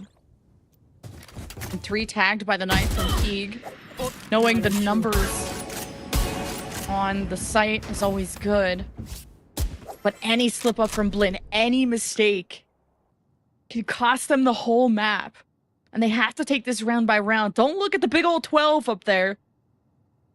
But TSM looking at this annihilation, which could be a free kill. And Poise is out. 1 less flash. 7 only has 1 left. 1 away from Thrash, 1 away from Showstopper. TSM have the ults to win this round, to win the map. And BLIN are injured. Pain Shells 2, Annihilation's ready. And they might be able to get into a position to use it. Right from the spawn into a default spot if you're not careful for BLIN. Great shot by 7. Knows he has to take his time because Thrash can do all the work for him. The Annihilation? It's done. 30 seconds. TSM with the map win and the Annihilation to bury them 6 feet under. Domination out of TSM on their map pick. But Haven comes up next, and it could be a whole different story for BLIN. And they almost had it. They read that perfectly. They knew that the Annihilation was ready there for a Proto, yet that Thrash came from the kill with that Marshall. And that, once again, a great play by TSM on a Thrifty. I know they're laughing in the checkers like, TSM lost around from a Thrifty on their first half. But TSM just closed the first map on a Thrifty as well. And that's a great start for the series here for TSM. That is a lot to recover if you're BLIN. First the Annihilation, last kill, the judge, and just Sorry, getting... I just had to call that out. I don't know why. Bless you. I got crazy. I don't know what that was, but we do have to go to a break to figure out what that was. I need one. We'll see you after this, everybody.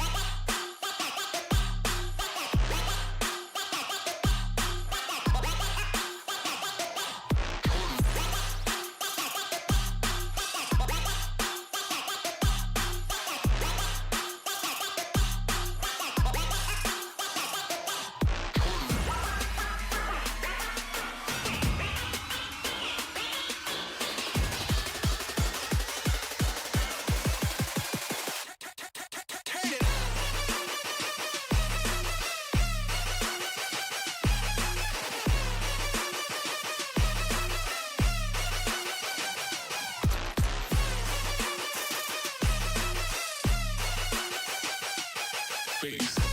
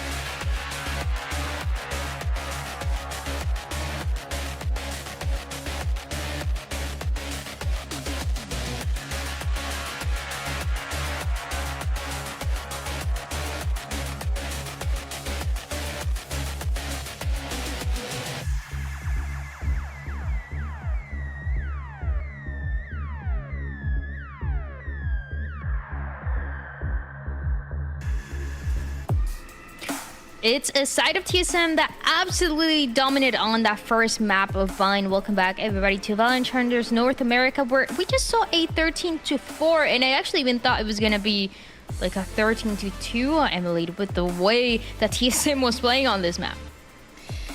Yeah, unfortunately, I mean, BLIN just couldn't find an answer, and we were talking pre-game of how strong TSM is when they have the momentum early on, when they have the ball rolling. I mean, they just truly played to how they had planned. They did incredibly well for their map pick. They had all these set plays and plans, and that's what TSM does when they play the best. it's great to see. I said it yesterday, and I feel like it applies to today as well. I've never seen Seven had a bad game on Gecko. He's just insane on the Gecko playing with the operator, something that we saw actually for 100 Thieves, and that's Tier 1, where it was the Gecko by Boosty holding with the operator and getting a lot of opportunities. And I mean, it also helps you out when the team is just rolling, the economy is great, you have that consistency, Gompers. That's just very, very, very comfortable for TSM. Dude, 11 first kills, and there's 13 rounds won for TSM. Like, they every single engagement they had was theirs, and it made it so much harder for BLIN to do anything about it. In all reality, like, it really was just being able to seek out those 1v1s, starting off on the attack, and honestly just thriving there, and allowing their duelists to thrive as well. So for TSM, not too surprised. Honestly, I thought Bind was going to be a lot different in terms of how this went out, but I mean, that's kudos there. They definitely surprised me. It's also a GMD that look amazing. I know we're gonna get the chance to look at that stat card between the two teams very soon, but it's just, you know, one of those days or one of those maps where you're just hitting every single shot, Emily, and it feels good and it works out for your team. Yeah, what can you do when you have a player like GMD on this map that was just hitting every single shot, like you said, and they did change their compositions as well. Like I said, they have, before I think they were playing with Omen, and they added in a Deadlock and a Brim. So Brimmy with the Stimmy there, with the Orbital Strike, they had the combos going, and everything was just going in their way. They definitely came in with the plan. Spaz on BLIN, I mean, he really gave it his all. He had a 1v2, which was able to give his team the second round win for them because it was 11-1/2. And I mean, he really did try, but for BLIN, they're gonna need to just absolutely brush this off. One thing that I noticed though when we were going to the cams mid-game is that BLIN was still laughing and joking with each other and having fun, and that is not easy to do when the score is 11-1. So to me, that gives me hope for them going into this next map. I feel like that's also something that you have to do, but not a lot of teams are able to do, because I mean, it's hard. You're losing pretty hard. You're not able to secure a single one of those rounds, with just a few you're able to secure. So you need to keep the vibes up, because this match is not over yet. This is still elimination, and for the side of BLIN, you still have a chance in winning Haven and Sunset and continuing on this lower bracket.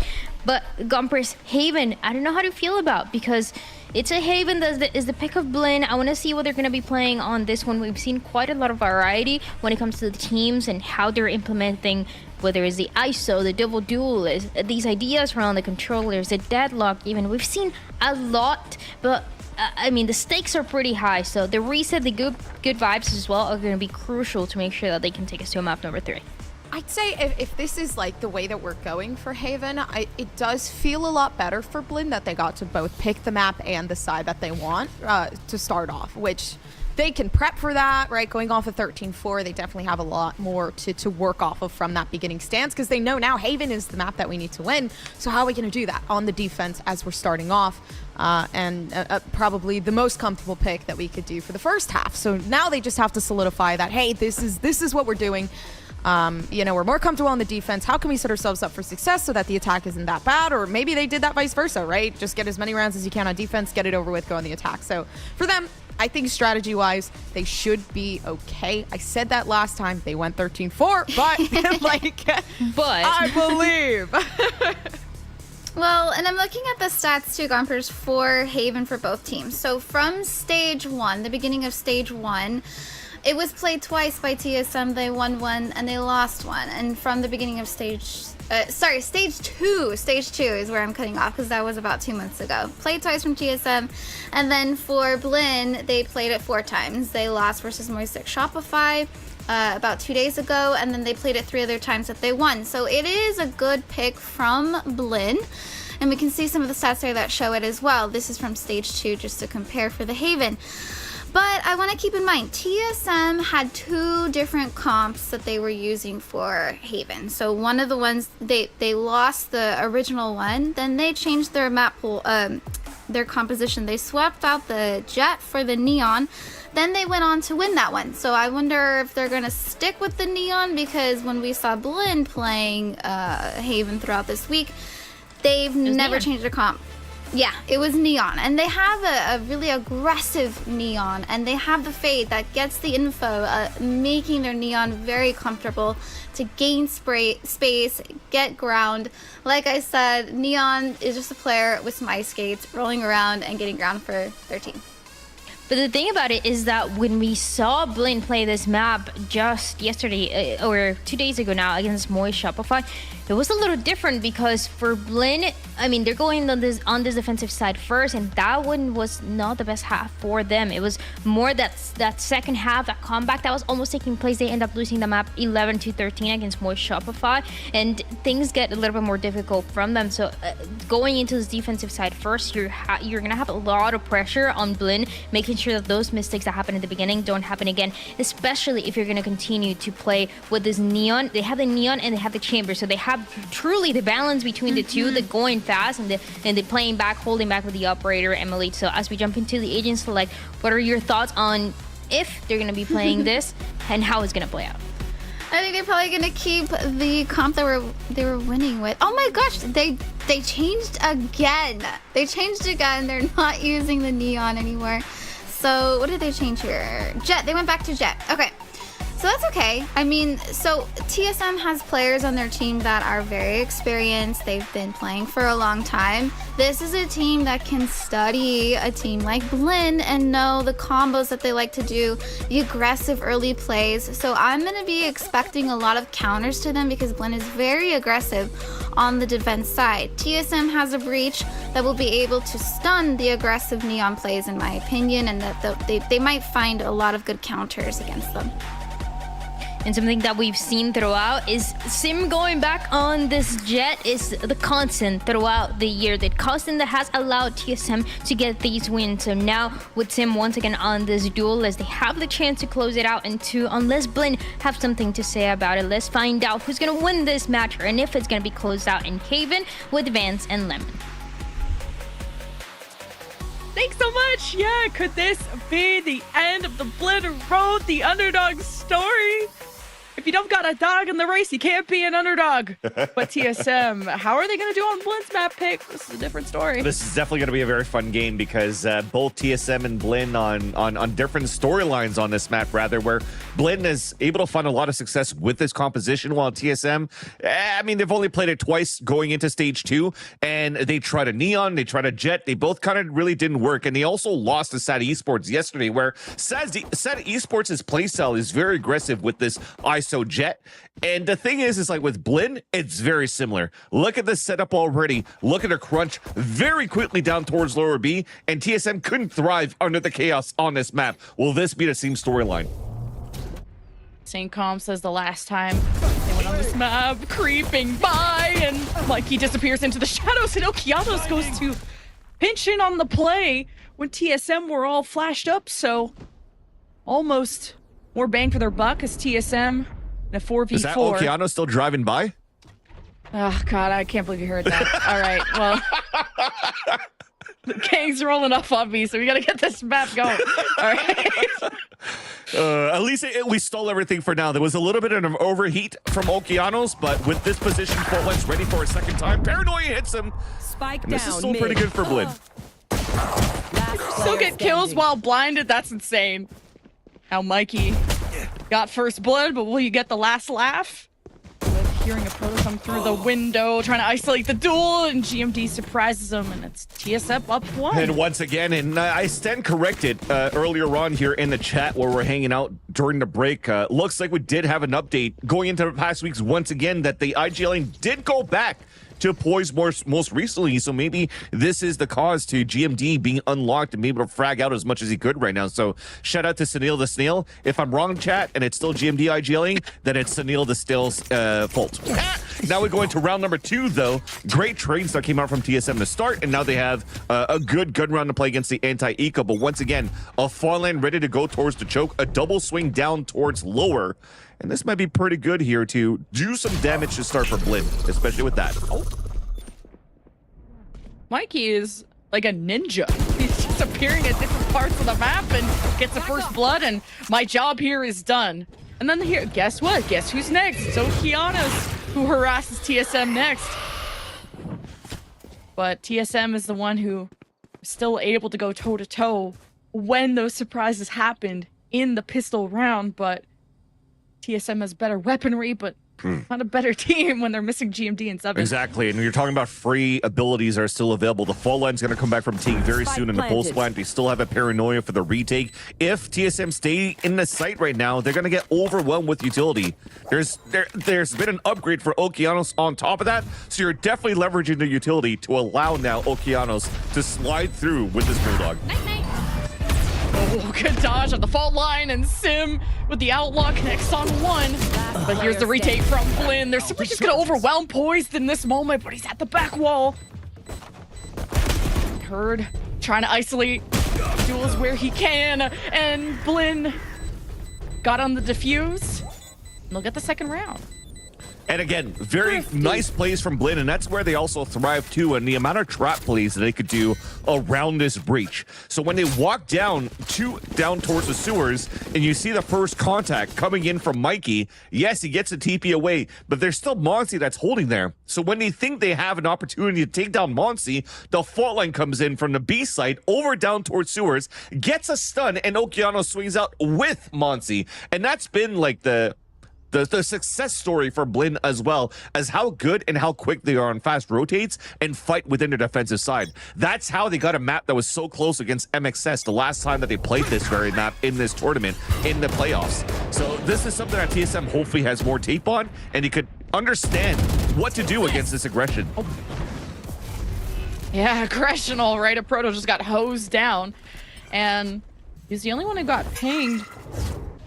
He could easily be someone who lurks. So do BLIN want to keep pushing up? Okeanos has the speed, the solo capabilities if he wants to. He's in a one and done position. At least Monsi could trade, but just TSM really not meant to win this round, and even less so with not having a Proto here. Yeah. The plant will still happen at B, and then they'll play from main. And that's all you want. It. Just go for a plant. It's okay if you die here, but of course you want the win. And this is potentially a good position, but Poise only has a classic, so he's going to fall. And at least they get a plant now for TSM, so it's not too bad. Because of getting thriftied on that second round, you just want to make sure that you have the best bonus on your side rather while you have this plant down, because that's an extra 300 credits for everybody else across the board for TSM. So now you have what, lost 2 rounds in a row, that's 2,400 plus the extra 300, so you're now at 27, and this could potentially even bring out Sim with an operator on the attack, where he's found success as a Gecko on bind on the attack before. But no one is immune to fear. Just trying to figure out. I thought they were just gonna go teabag or something, but also maybe looking for weapons. But yeah, I think that's more important. Eventually, teabagging is more important to me. Okay, but I'm also not in Challenger. So, but hey, that gets the overdrive for Okeanos, and BLIN is a team that strikes early and strikes fast. So keep an eye on Okeanos and Mikey, and look at the lineup. BLIN ready to charge down once these barriers drop.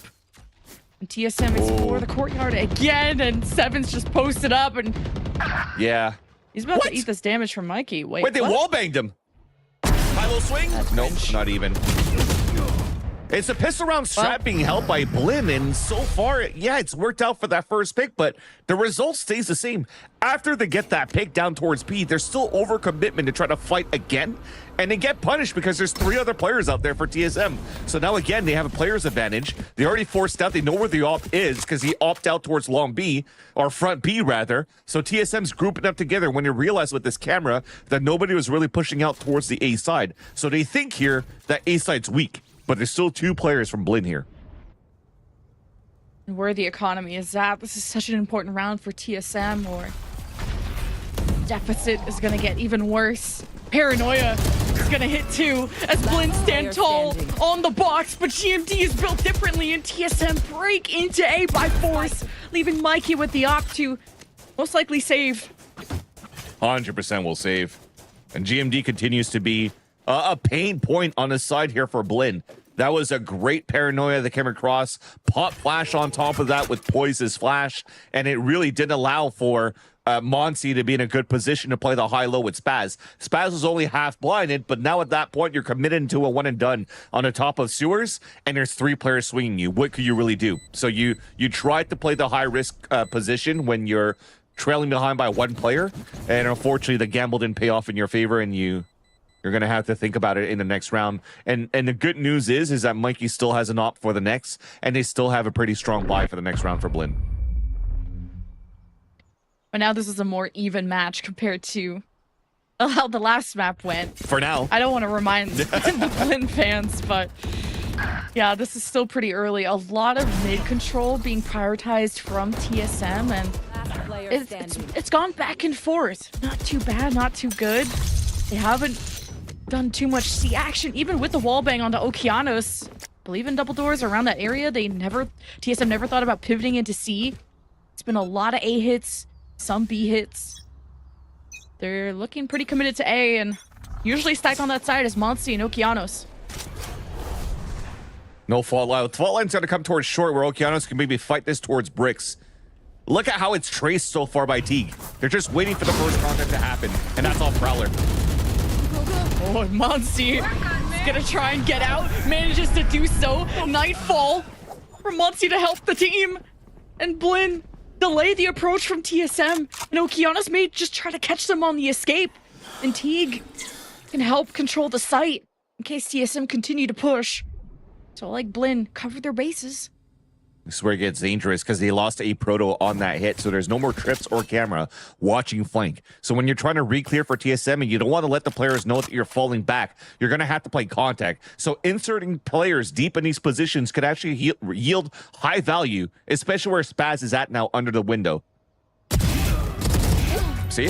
Man, not even needing to be patient. I thought he was going to wait to see who else would come out, but hey, still good damage from the shadows from GMD. At the back of A, he's going to commit in heaven too. 30 seconds left. This is such a good power position. He's going to call the spike to come over. There is a lot to clear. There's A short. Oh, they're doubling up heaven. Where 7 is coming from, and GMD gets pushed, and BLIN snuff it out. 7 dodges the fault line, but Okeanos capitalize, and BLIN get around. And you have to understand why TSM still tried to ult towards the A side and try to go for the 2 versus 3 on that spot. Because they went back for a re-clear towards B with a contact play that got punished, you would think at that point that TSM, with the players that are remaining, would TP towards the C site and then rotate towards the C site to go for a plant. But nobody from BLIN really fell back yet because Spaz got so much value under the window. So when nobody's rotating yet, they hear the full ult commitment towards the A heaven, and it's just an easy hold towards the end. So all that, great job being done. Op still available for Mikey, and now it's getting spotted. He's getting Hunter's Fury.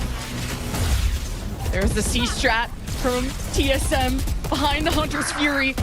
Behind just aggression, but stopped in their tracks as they tried to cross through the Omen smoke. BLIN were ready for it. It wasn't just one defender, it was the whole army of BLIN.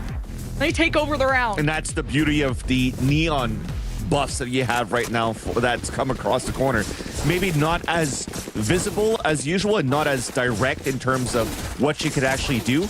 But now that you could actually strafe around with the same amount of units, the same amount of speed, going back and forth, left and right is going to be the same speed.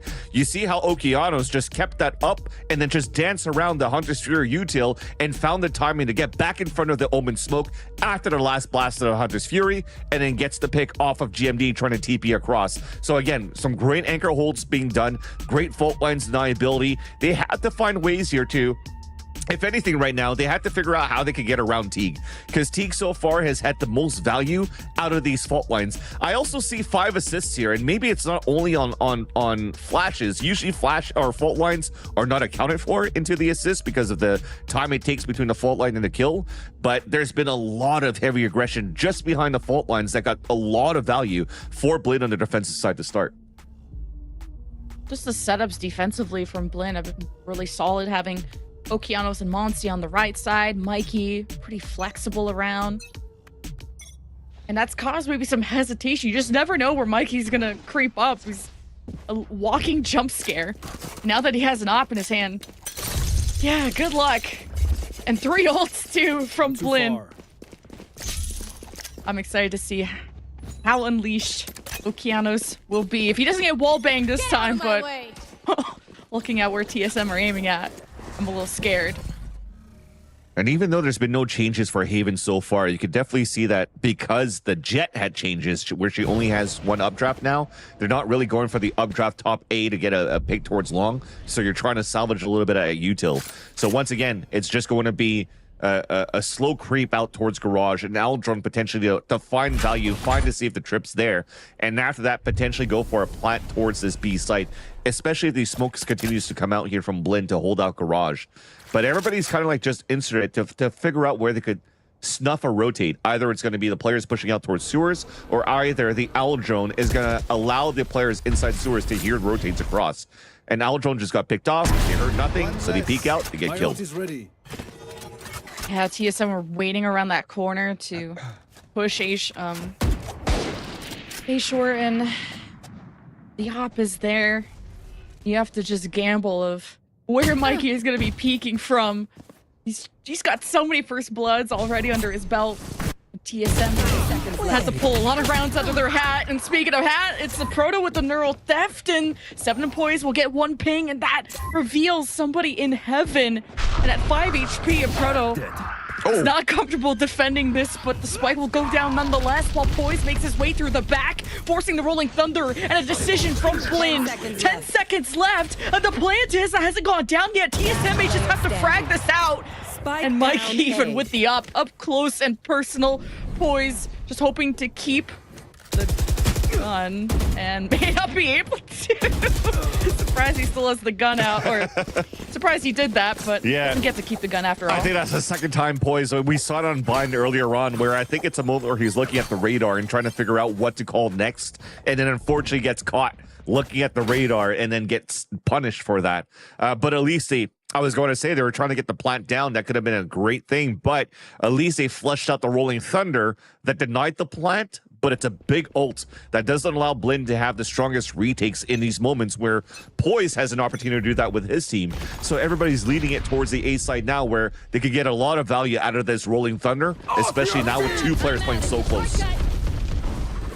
Rolling Thunder from Poise, knowing BLIN like to play so pushed up at A. And TSM are on the chase, but all the smoke's in the way. You don't want to be too over-eager and cross into a setup from BLIN. So BLIN cover their tracks, and now we'll retake S5, and BLIN had Okeanos lead the way, but TSM are stoic on the site, and they will not let BLIN cross the threshold.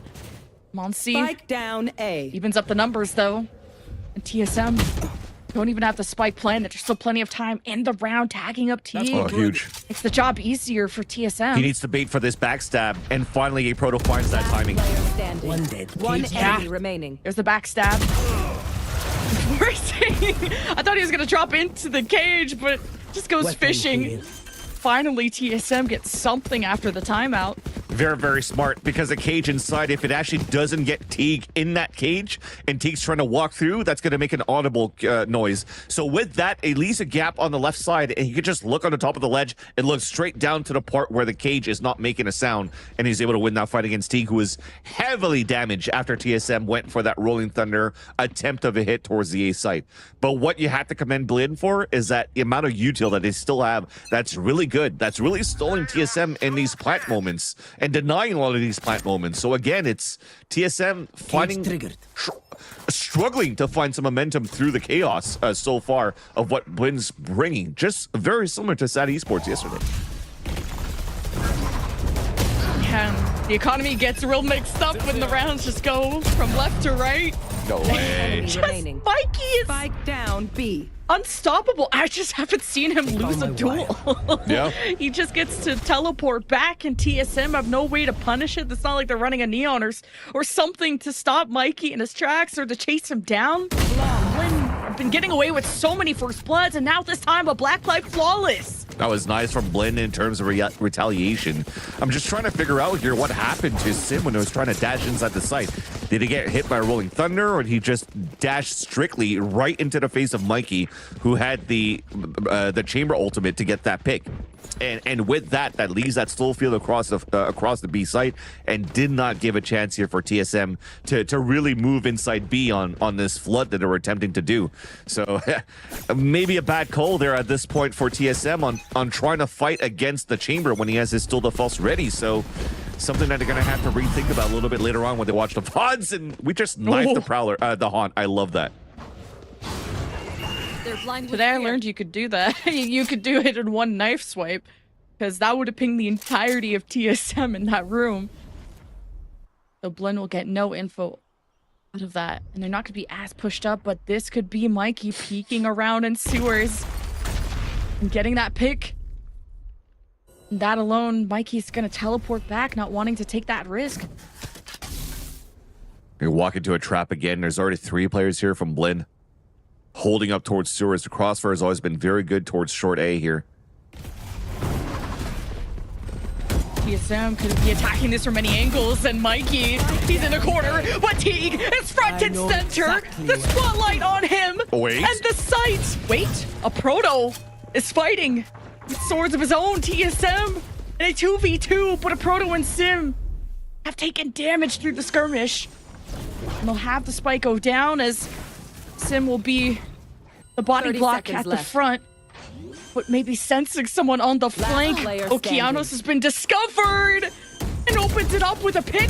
Now Spaz just has to work with him, and TSM can't finish the job. Yeah, and unfortunately, I'm usually one of those that tries to understand the play, but I almost feel at this point, if you're going to give that respect to Okeanos and knows how good he could be here in these rifle moments, you kind of just have to flip the map on your end to maybe plant for a spawn and fight against Spaz, or at least something like that for TSM. They still tried to isolate 2 individual 1v1s and then also force out the player watching Hell all the way down towards Long B, while the other one is even planning for Long A rather than Long B. I said Long B by accident, but it's not working out when they're positioned in a bad place here for TSM. We'll hold that back. We'll hold that thought.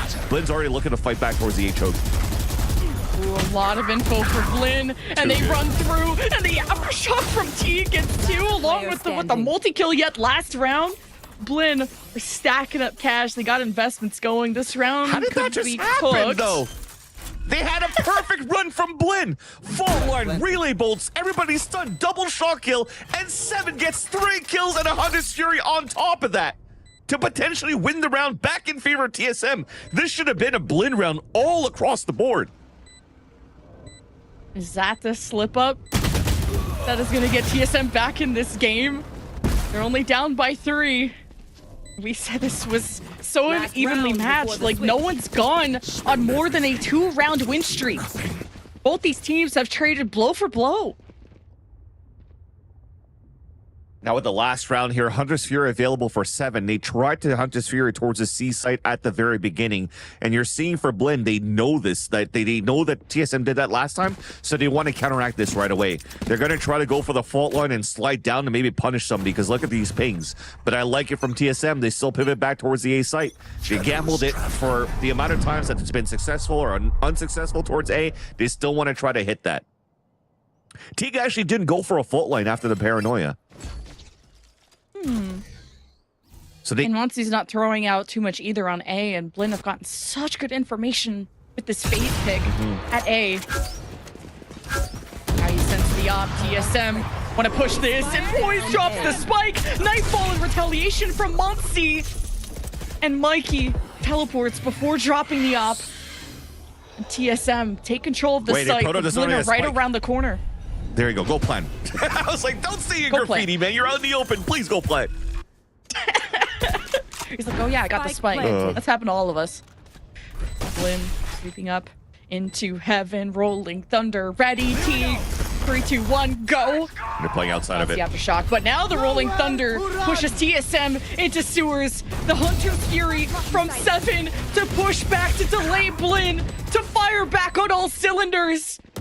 TSM still has the man advantage, and they just have to play post plant. They just have to stay hidden. But Spaz, on top of the boxes, is getting vision on everyone he can of TSM, and it's all up to Mikey. TSM, their climb back. That's very into nice. the game. Very, very nice from TSM towards the end to trust right now that the play was going to be flooding back behind a Rolling Thunder, and you don't want to use the Hunter's Fury as your last line of defense, knowing that there's already going to be so much space gained by BLIN behind the Rolling Thunder. So he already ults back into the A choke, 7 that is, and it actually pings a couple of players. It allows the other players inside sewers to double up and get these close range battles and victories against BLIN. So a great moment to salvage these rounds. Remember, this was a second round that was an eco win for BLIN, which started spiraling downwards for TSM in terms of the results on the defensive side, but they salvaged 5 rounds towards the end on the attack rather, and now they have a chance to play defense. But BLIN, again, this breach neon is very, very explosive, and they've been very good at this for BLIN. That is not a good start. I gotta see these Mikey first blood stats after this. That's been so impactful for BLIN to run this chamber. Now BLIN helps them establish onto C, but they got more than they asked for in terms of defenders. Oh, playing actually on the site. TSM, they'll only take 1 corpse with them, and this is looking like a BLIN pistol as 7 will try to do his best, but that is tough. And that is a BLIN pistol that could help them extend this lead. And that's why the relay bolts and the fault line are so good here on both the neon and the breach. The first one bouncing out from Okeanos, 1 relay bolt going into the default bots right here. The second one hitting the green boxes, so he's able to get that stun onto your proto. And as he realizes that there's a fight there, what follows behind right after? A fault line straight down the lane, hits him again, and also hits logs that allows your BLIN to really flood against the defensive side of TSM. And TSM cannot play these quarters anymore, realizing after the pistol round that owns them. So they're going to have to play potentially outside the site. They can't even really play platform because you could get similar utility to play against you. Now you're just hoping for a shorty to do some work. Oh, bullets just sailing right by. The Prowler forces Sim to go in, but actually dash out. So BLIN are on the hunt, hoping to chase them down. Okeano's going to use the speed while Teague uses that as a distraction to punish TSM. Just pushing out mid. And there's been so many first bloods in favor of BLIN. TSM have to hope to match that. They can't keep trying to pull 4v5s out of their hat. They were just trying to make a play here. Sim thought that he had a timing with the owl drone coming through, so he just ran through with the shorty and at least was able to dash away. But this is still pretty good for a 1. Everybody's running forward right now. It's clearing towards the right side. There's that one. Where are you? I don't know why he didn't keep shooting. Trying to play the mind games through the cage. You gotta try to do your best and salvage the second buckshot there. Yeah. Wow. Knew exactly where that arrow was coming from. Spaz doing 3D chess in his brain. Yeah. Just another BLIN round. Yeah, and with just the location of Poison Sim now. And you're just trying to make some econ damage being done there for, or to get some econ damage on your side for TSM. When Sim was able to dash away, you saw a GMD walk down towards Long B and hoping to catch a timing behind the garage. But all of these moves that are happening here from TSM on these low buys and they're getting picked off the side, that's actually great value that you get on the defensive end when you're on an eco. You're starting to realize, okay, if they're going to try to default and go for an owl drone into garage, they might have another player posted up on that right side of window. So these are just moments that you're learning on the fly and you're trying to capitalize after if you want to try to go for these type of plays again. But if not, it goes as simple as just trying to make sure that you're forcing out some buys after buys after buys here for BLIN, so they could potentially catch up rather, and force them on an eco when you finally break their bank. But at least BLIN's mental was never broken after what we saw last map, and to win pistol, to win the anti-eco, to trying to get as close as they can to putting TSM's backs against the wall. It's a mid push again from BLIN. but a more of a crossfire from TSM in Garage. Help Sim Oh, this is big. get a dash out. And the bait. Oh, the spike is down. GMD, the perfect coordination with Sim to punish BLIN in that moment.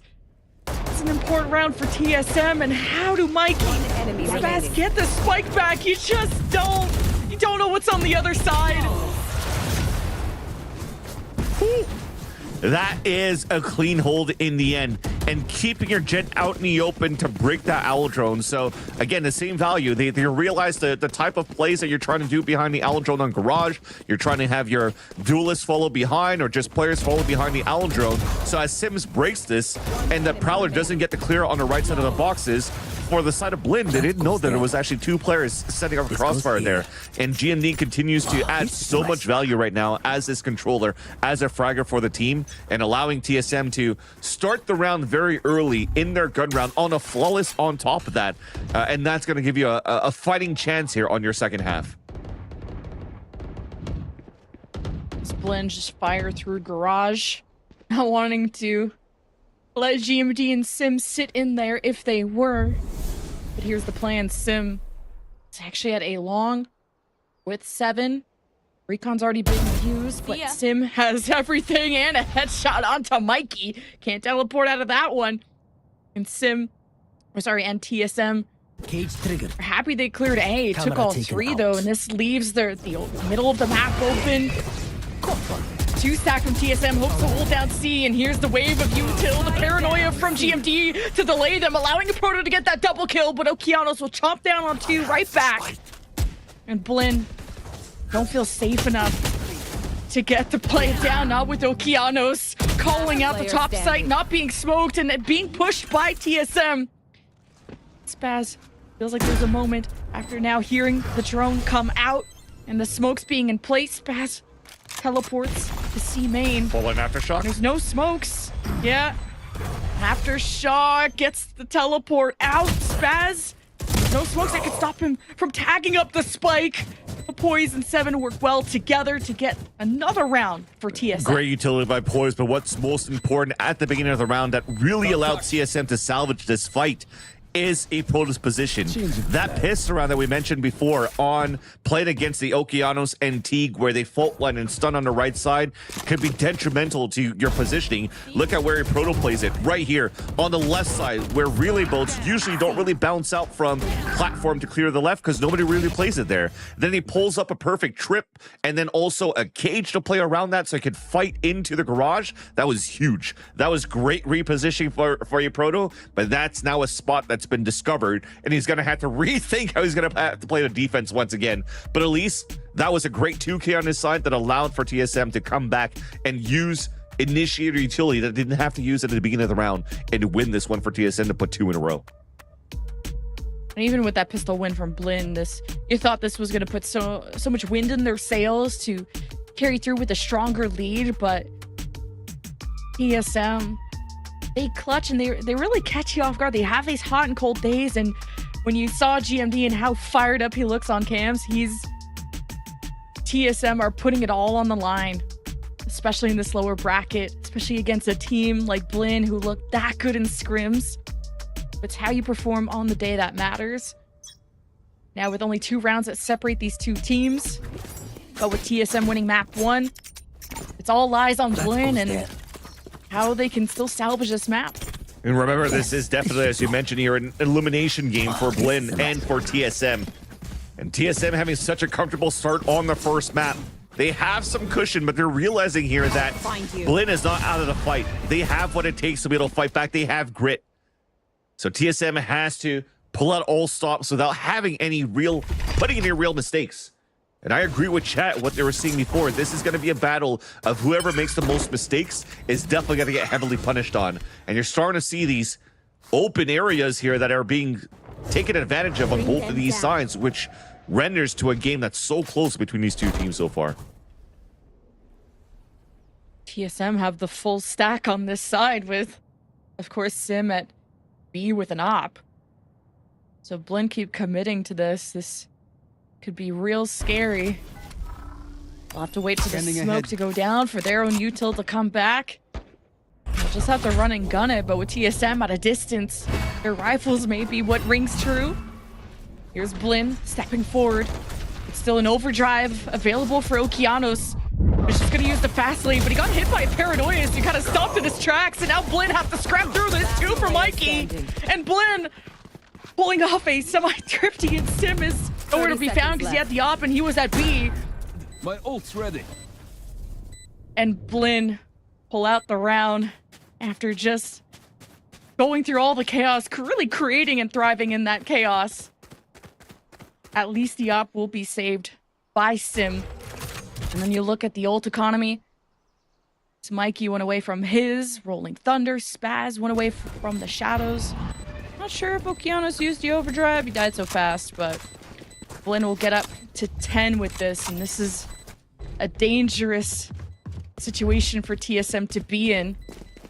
And they'll trade blow for blow, but again, BLIN are the ones that try to maintain these win streaks. 2-round win streaks is all BLIN ever get. And now Sim could risk losing the op here. And he eventually does. BLIN were on the hunt. And even shooting bodies too. Oh, BLIN are feeling themselves. We'll see. Okay, the overdrive was not used. We still got the Rolling Thunder and a ton of options for BLIN. But it's about what setup you're going to hit. Last time they just ran into A and it was fully stacked with TSM, and BLIN with SMGs came out with the gunfight win. Yeah. If anything, though, you're seeing that there's cautious being held here towards sewers and towards spawns, so they know that BLIN kind of really want to fight a little bit more aggressively against TSM. So the position that you have is trying to insert. Oh, wait, that's a great pick from GMD to start things off. They tried to go for a fault line sewers peek for Sim's first, but after getting that first pick, this gives so much real estate now for Sim to take control of HO. Okeanos. The overdrive hasn't been able to really let loose. Not against a team as talented as TSM. They have some in-map control, but the perimeter is open for TSM to push through, but they'd rather just smoke it off and hold their side of the territory. And BLIN, hope they're not going for a B plan, only having Spaz for smokes. You can open yourself to getting pinched from TSM, who still have strong perimeter control, and Hunter's Fury. BLIN just gotta go for it. Yeah, it's TSM from behind, picks off 3, Blacklyte, flawless. BLIN walked right into a trap. And that first kill into the window was a great start. So not expecting GMD to play out in the open again. Another great value play from TSM, play into an off angle, into an unorthodox position that allowed GMD to get that first blood, and that started everything. So it almost looked like the Hunter's Fury was kind of wasted because of Sim's lurk, but if not anything for Poison 7, they're ready for a fault line Hunter's Fury off the tap if Sim wasn't able to get a backstab kill. So that was a great setup here for TSM, but now BLIN has so many ults, and they want to move very quickly towards the A side control. The ult pop from Mikey just to have a weapon in this round, and BLIN smoked off. Prowler through mid. Perimeter. Prio there for BLIN. Not seeing TSM as pushed up. BLIN playing the mind games, and this gets Sim real antsy to push through mid to go on the flank, and Monty's not watching it anymore, but someone that is Mikey, but he's running right in, and gets a good dent into Sim, and he'll get out with 49 HP. It's a sturdy wall that helped.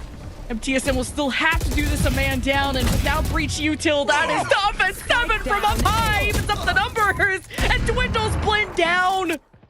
TSM will not allow A to be planted easy, and Sim now behind. The spike left behind. Mikey is so cooked here. Wait, he's going to be able to get GMD. But Sim was able to move forward, and then they go for the double swing after. And Sim, yeah, maybe missed that fight originally inside that window, but he will not miss a second time as he continues to flank, continues to activate. And I was actually quite surprised that even if they got the wallbang kill into heaven, BLIN didn't go for a rolling thunder into the A site. Because of how the positioning of Sim was into the window, you would think that TSM are heavily leaning towards A or C because they already have such a deep mid entry. And you need to use a little bit more of that utility to try to make sure that you're moving into an open space. But you didn't, and then you get punished for it, and TSM has a chance now to tie up the game because BLIN is on a lower buy. And an Odin buy too from 7. That's fun. Don't get to see that too much. But yes, TSM in the shadow. Bladestorm from the shadows. You gotta kick him where it hurts. Okeanos is trying to slip by, but he's been pinged through his own wall, and he gets hosed down by 7's Odin. And TSM just haven't let Okeanos be a duelist. He's just, as soon as he tries to run in, he's killed immediately. There's such great punish potential from TSM. And BLIN was just the SMGs. Want to play up close so they could really maximize the fire rate of these guns. But Monty gets surprised as soon as the smoke drops. And TSM, it's just cleanup duty. Sim is feeling it somewhere. Look at him go!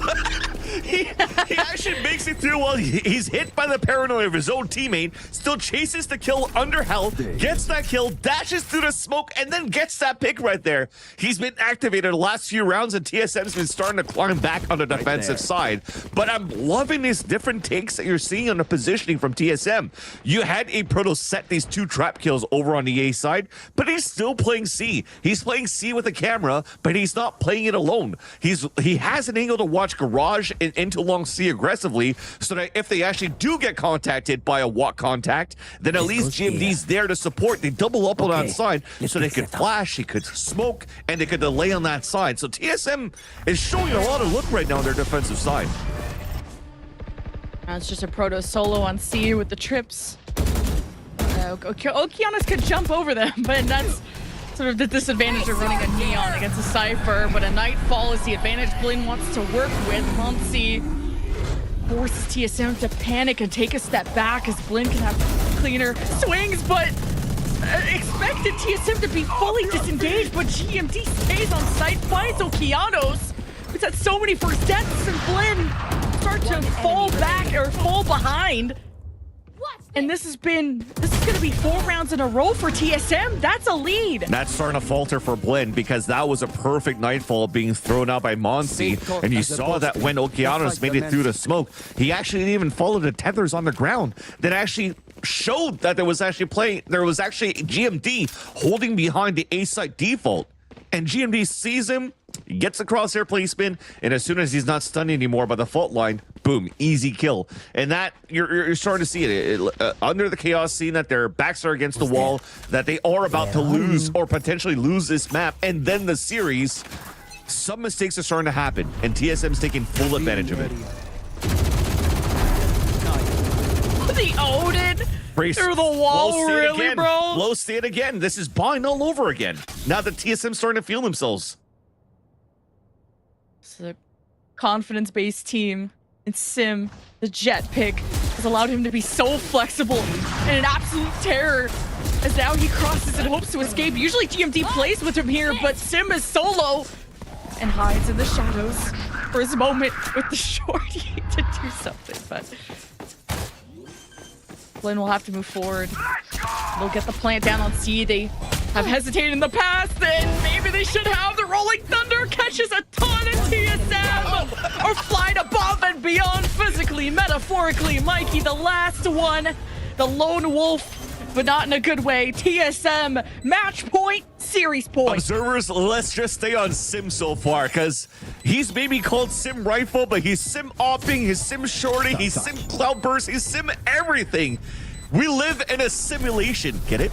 But okay. TSM is, dude, this guy is on something right now, and this is the story of pretty much 7 on that previous map, and also a GMD on the previous map. And this is now the last timeout being called out by BLIN. 2 chances to close this out, and look at Spaz.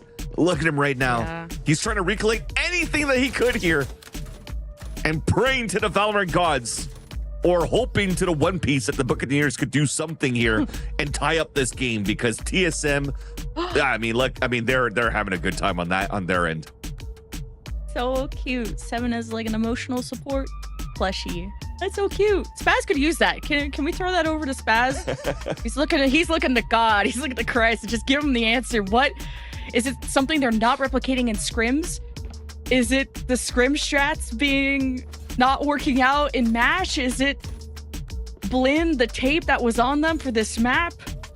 Was it readable? They're only down 2 rounds. This is not the end for BLIN, but this is an important timeout for this to be the end all be all. The most important. Are TSM going to top 4, or are BLIN making the comeback? And if you're a Buccaneer fan, you're definitely hoping for the comeback. You're hoping that a collegiate team could still make a deep run in Challengers, where Winthrop was the other collegiate team that was able to move up here through the open bracket, open qualifiers. Unfortunately, gets relegated after stage 1 and stage 2. And now BLIN is the other team. Deeper run that they had. And Sim, once again, I mean, you leave all the power to him.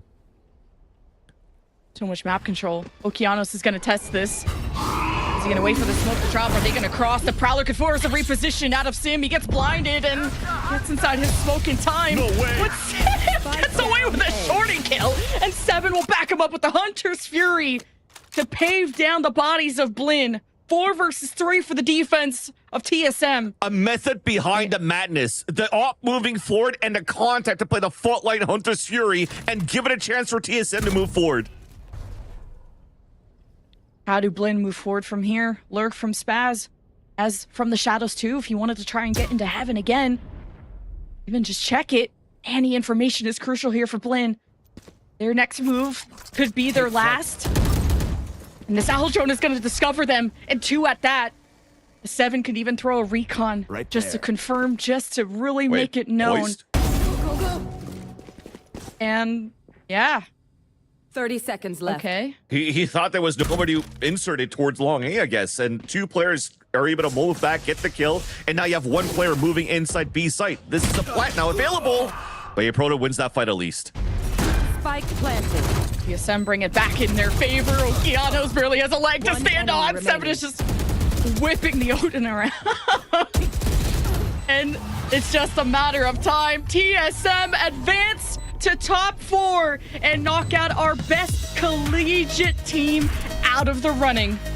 Big games and big series being called out by TSM this time around on 1 map, a dominating first map, on a second map showing resiliency. And when it comes down to these moments where they have to fight back and they have to dig deep into the playbook to figure out how they could play against BLIN, they pulled out all the stops and they were able to win that series. But you definitely do have to give it to BLIN on such an incredible run that they had so far since the play-in relegation of stage 2 to get it to this point. They're not relegated at least, and I'm more than happy to see more of BLIN going into stage 3 and next year.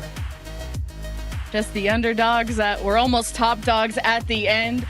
TSM will advance to face Oxygen in the lower bracket semi-final, and the other 2 that remain are M80 versus Moist Shopify. Oh, we got some good matches. We had some good matches today, and we have 1 good desk to bring you through the post-match. Thank you, guys. It goes the way of TSM, and you know, all of us, we talked about maybe the 3-mapper. It was gonna go the distance. We talked about TSM, we talked about BLIN, but it's a TSM that is able to close it out in 2, and it looks great for them. This is the TSM, Emily, that we always want to see. The TSM that is confident, dominant, in closing out these series in 2. It is indeed, and I was talking at the beginning that this is a team that needs to be playing as a team. That's when they played the best, and they really showed up today. It seems like they all had their Wheaties in the morning and they all had good sleep because everybody was on fire for me. Everybody had their rounds where they shined, and I mean, this is the TSM that we need to see to continue on, and I was wrong. I didn't think they had it in them, but definitely showed us a great team today. It's a team, as we said, that we wanted to see from the beginning, and going into these matches, a lot of the TSM matches, they go the distance, and sometimes they're not able to close it out. So for this specific series, for elimination, and to continue forward on this lower bracket, Gompers, this is exactly what had to happen.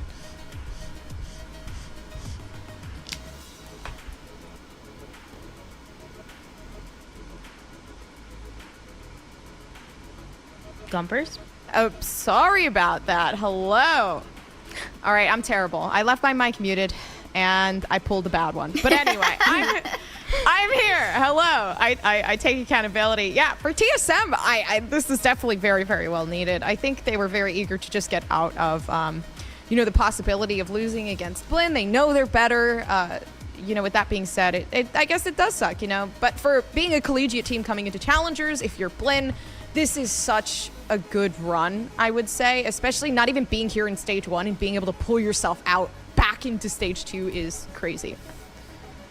And I just want to say, I was rooting for BLIN because I'm actually curious what happens if a collegiate team does keep going far, right? We were talking about it the other day, so I was rooting hard for them. They worked really hard, and you can really tell that they wanted it, and my heart breaks for them, but as you can see on the scoreboard, Aproto is MVP 22 and 15 for his team. Aproto really stood out for me on Haven because he had a lot of really cool Cypher setups. One in particular that's very common is a C setup. Whenever you're getting split on from B, then you cage yourself off, and he was just utilizing his util really good and playing around that. And also we have Sim at 20 and 17 on the Jet.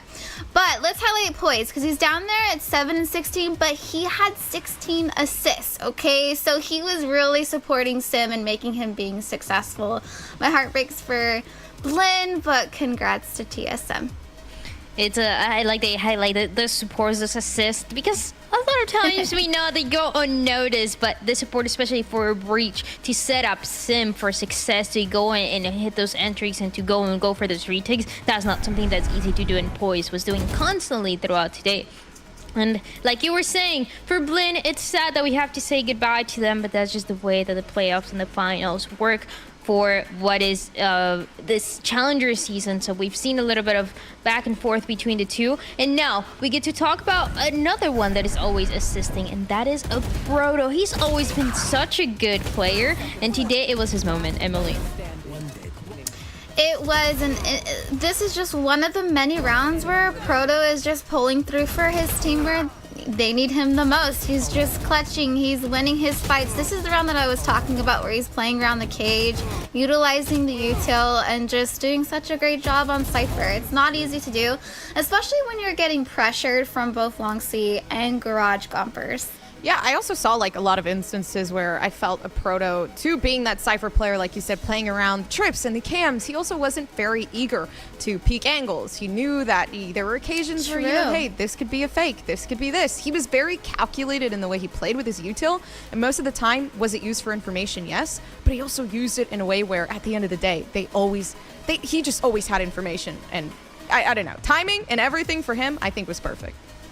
It's great. I've always been a fan of Aproto, I gotta be honest. I feel like even the way that he was playing last year with a different team and the way that he's looking now, he's been pretty consistent, a consistent force for this team, which is allowing them to move forward, and one of the pieces that is allowing them to do so. Now, we're gonna throw a series highlights, but when we come back, we have an interview, so don't go anywhere. Last player standing. One enemy remains.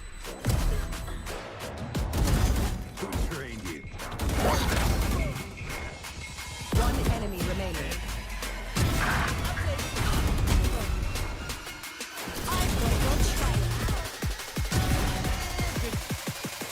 One enemy remaining.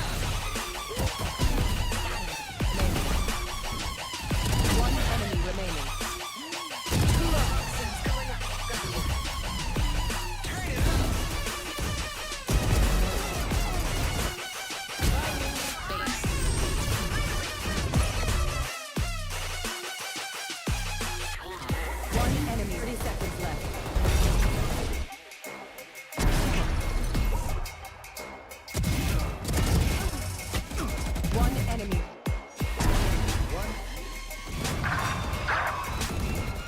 Last player standing.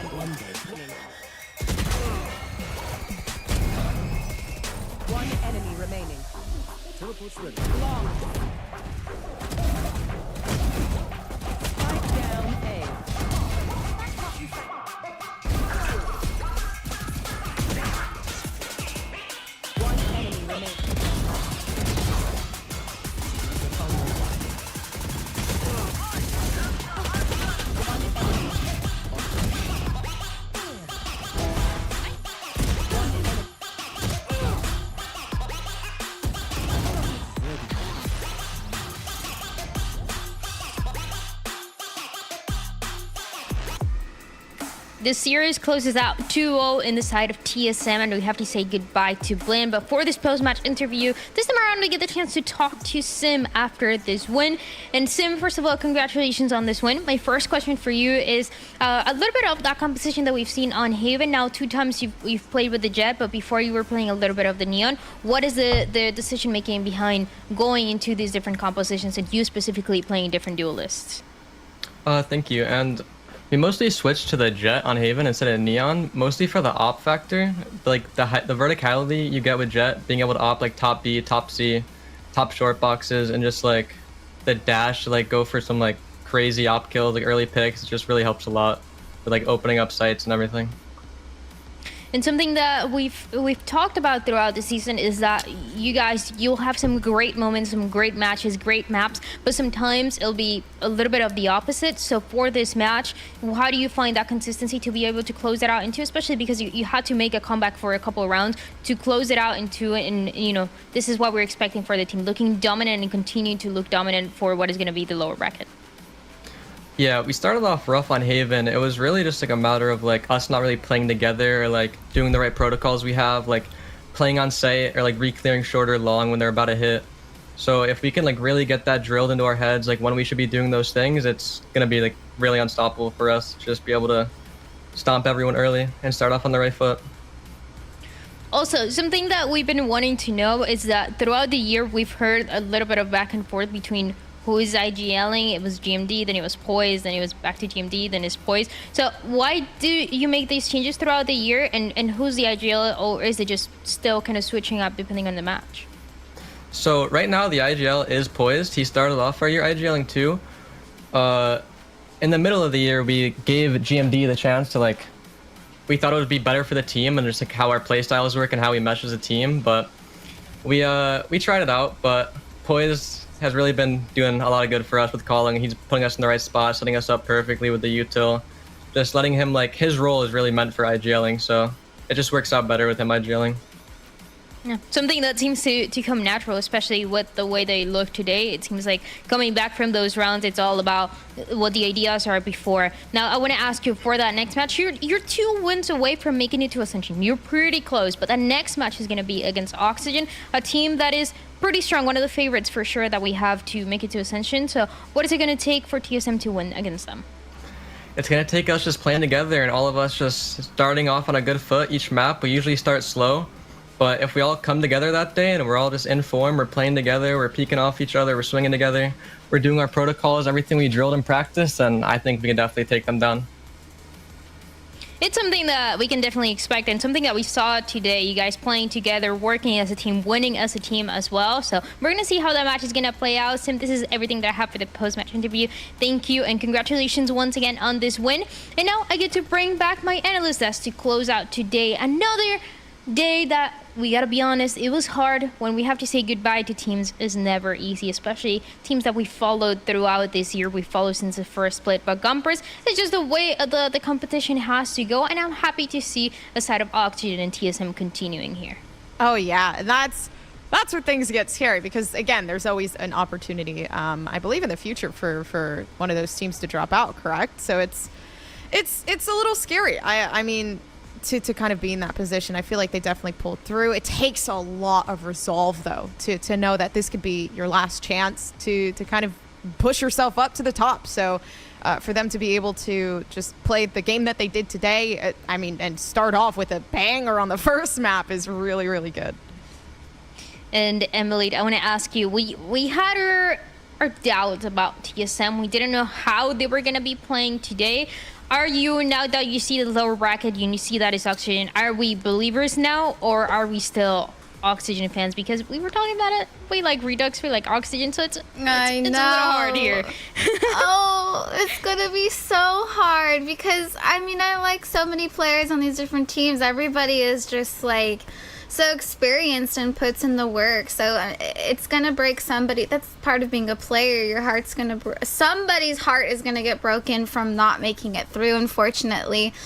I think it's gonna be who shows up. Like Sim was saying, it depends of how they wake up that day, the momentum, just how they're feeling. Are they feeling strong and playing with each other? And same with Oxygen.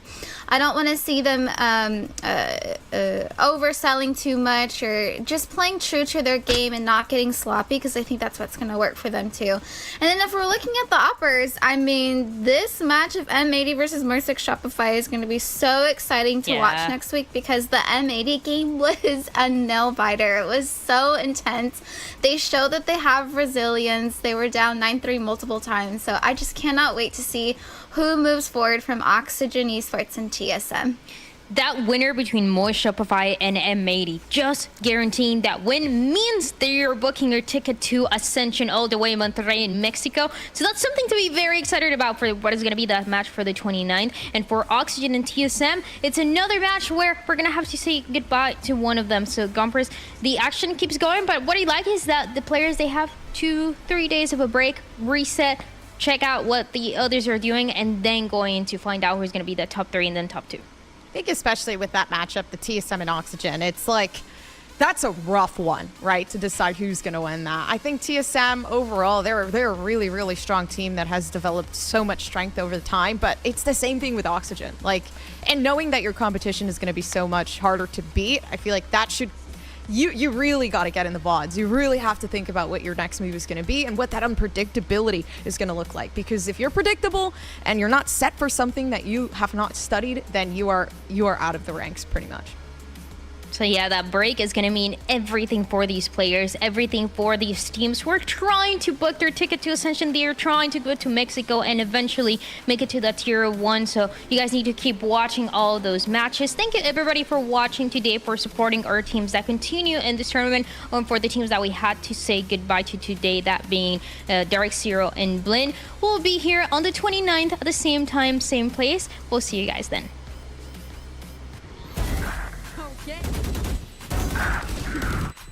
One enemy remains.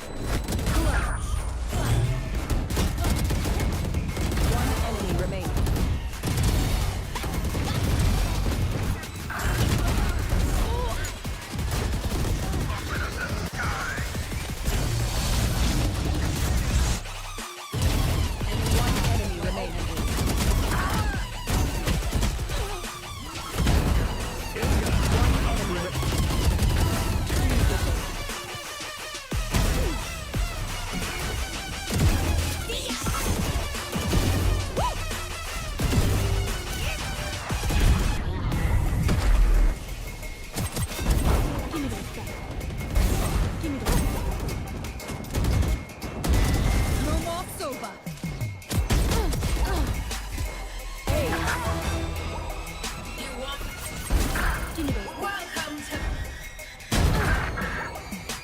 One enemy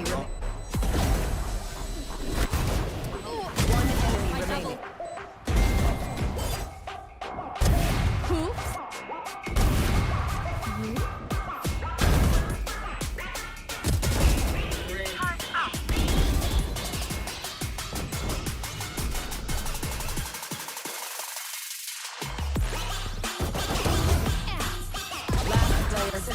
One enemy remaining. One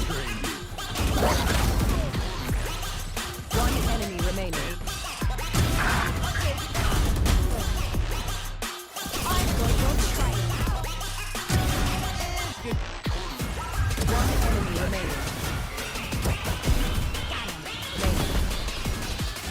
One enemy remaining.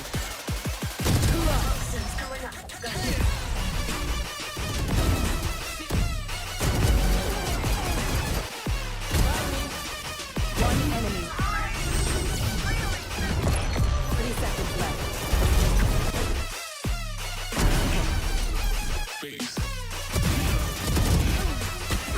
One enemy.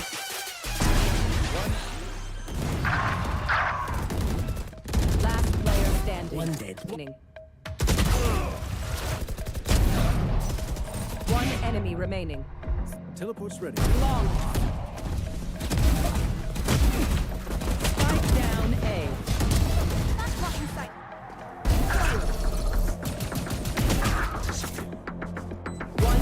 remaining.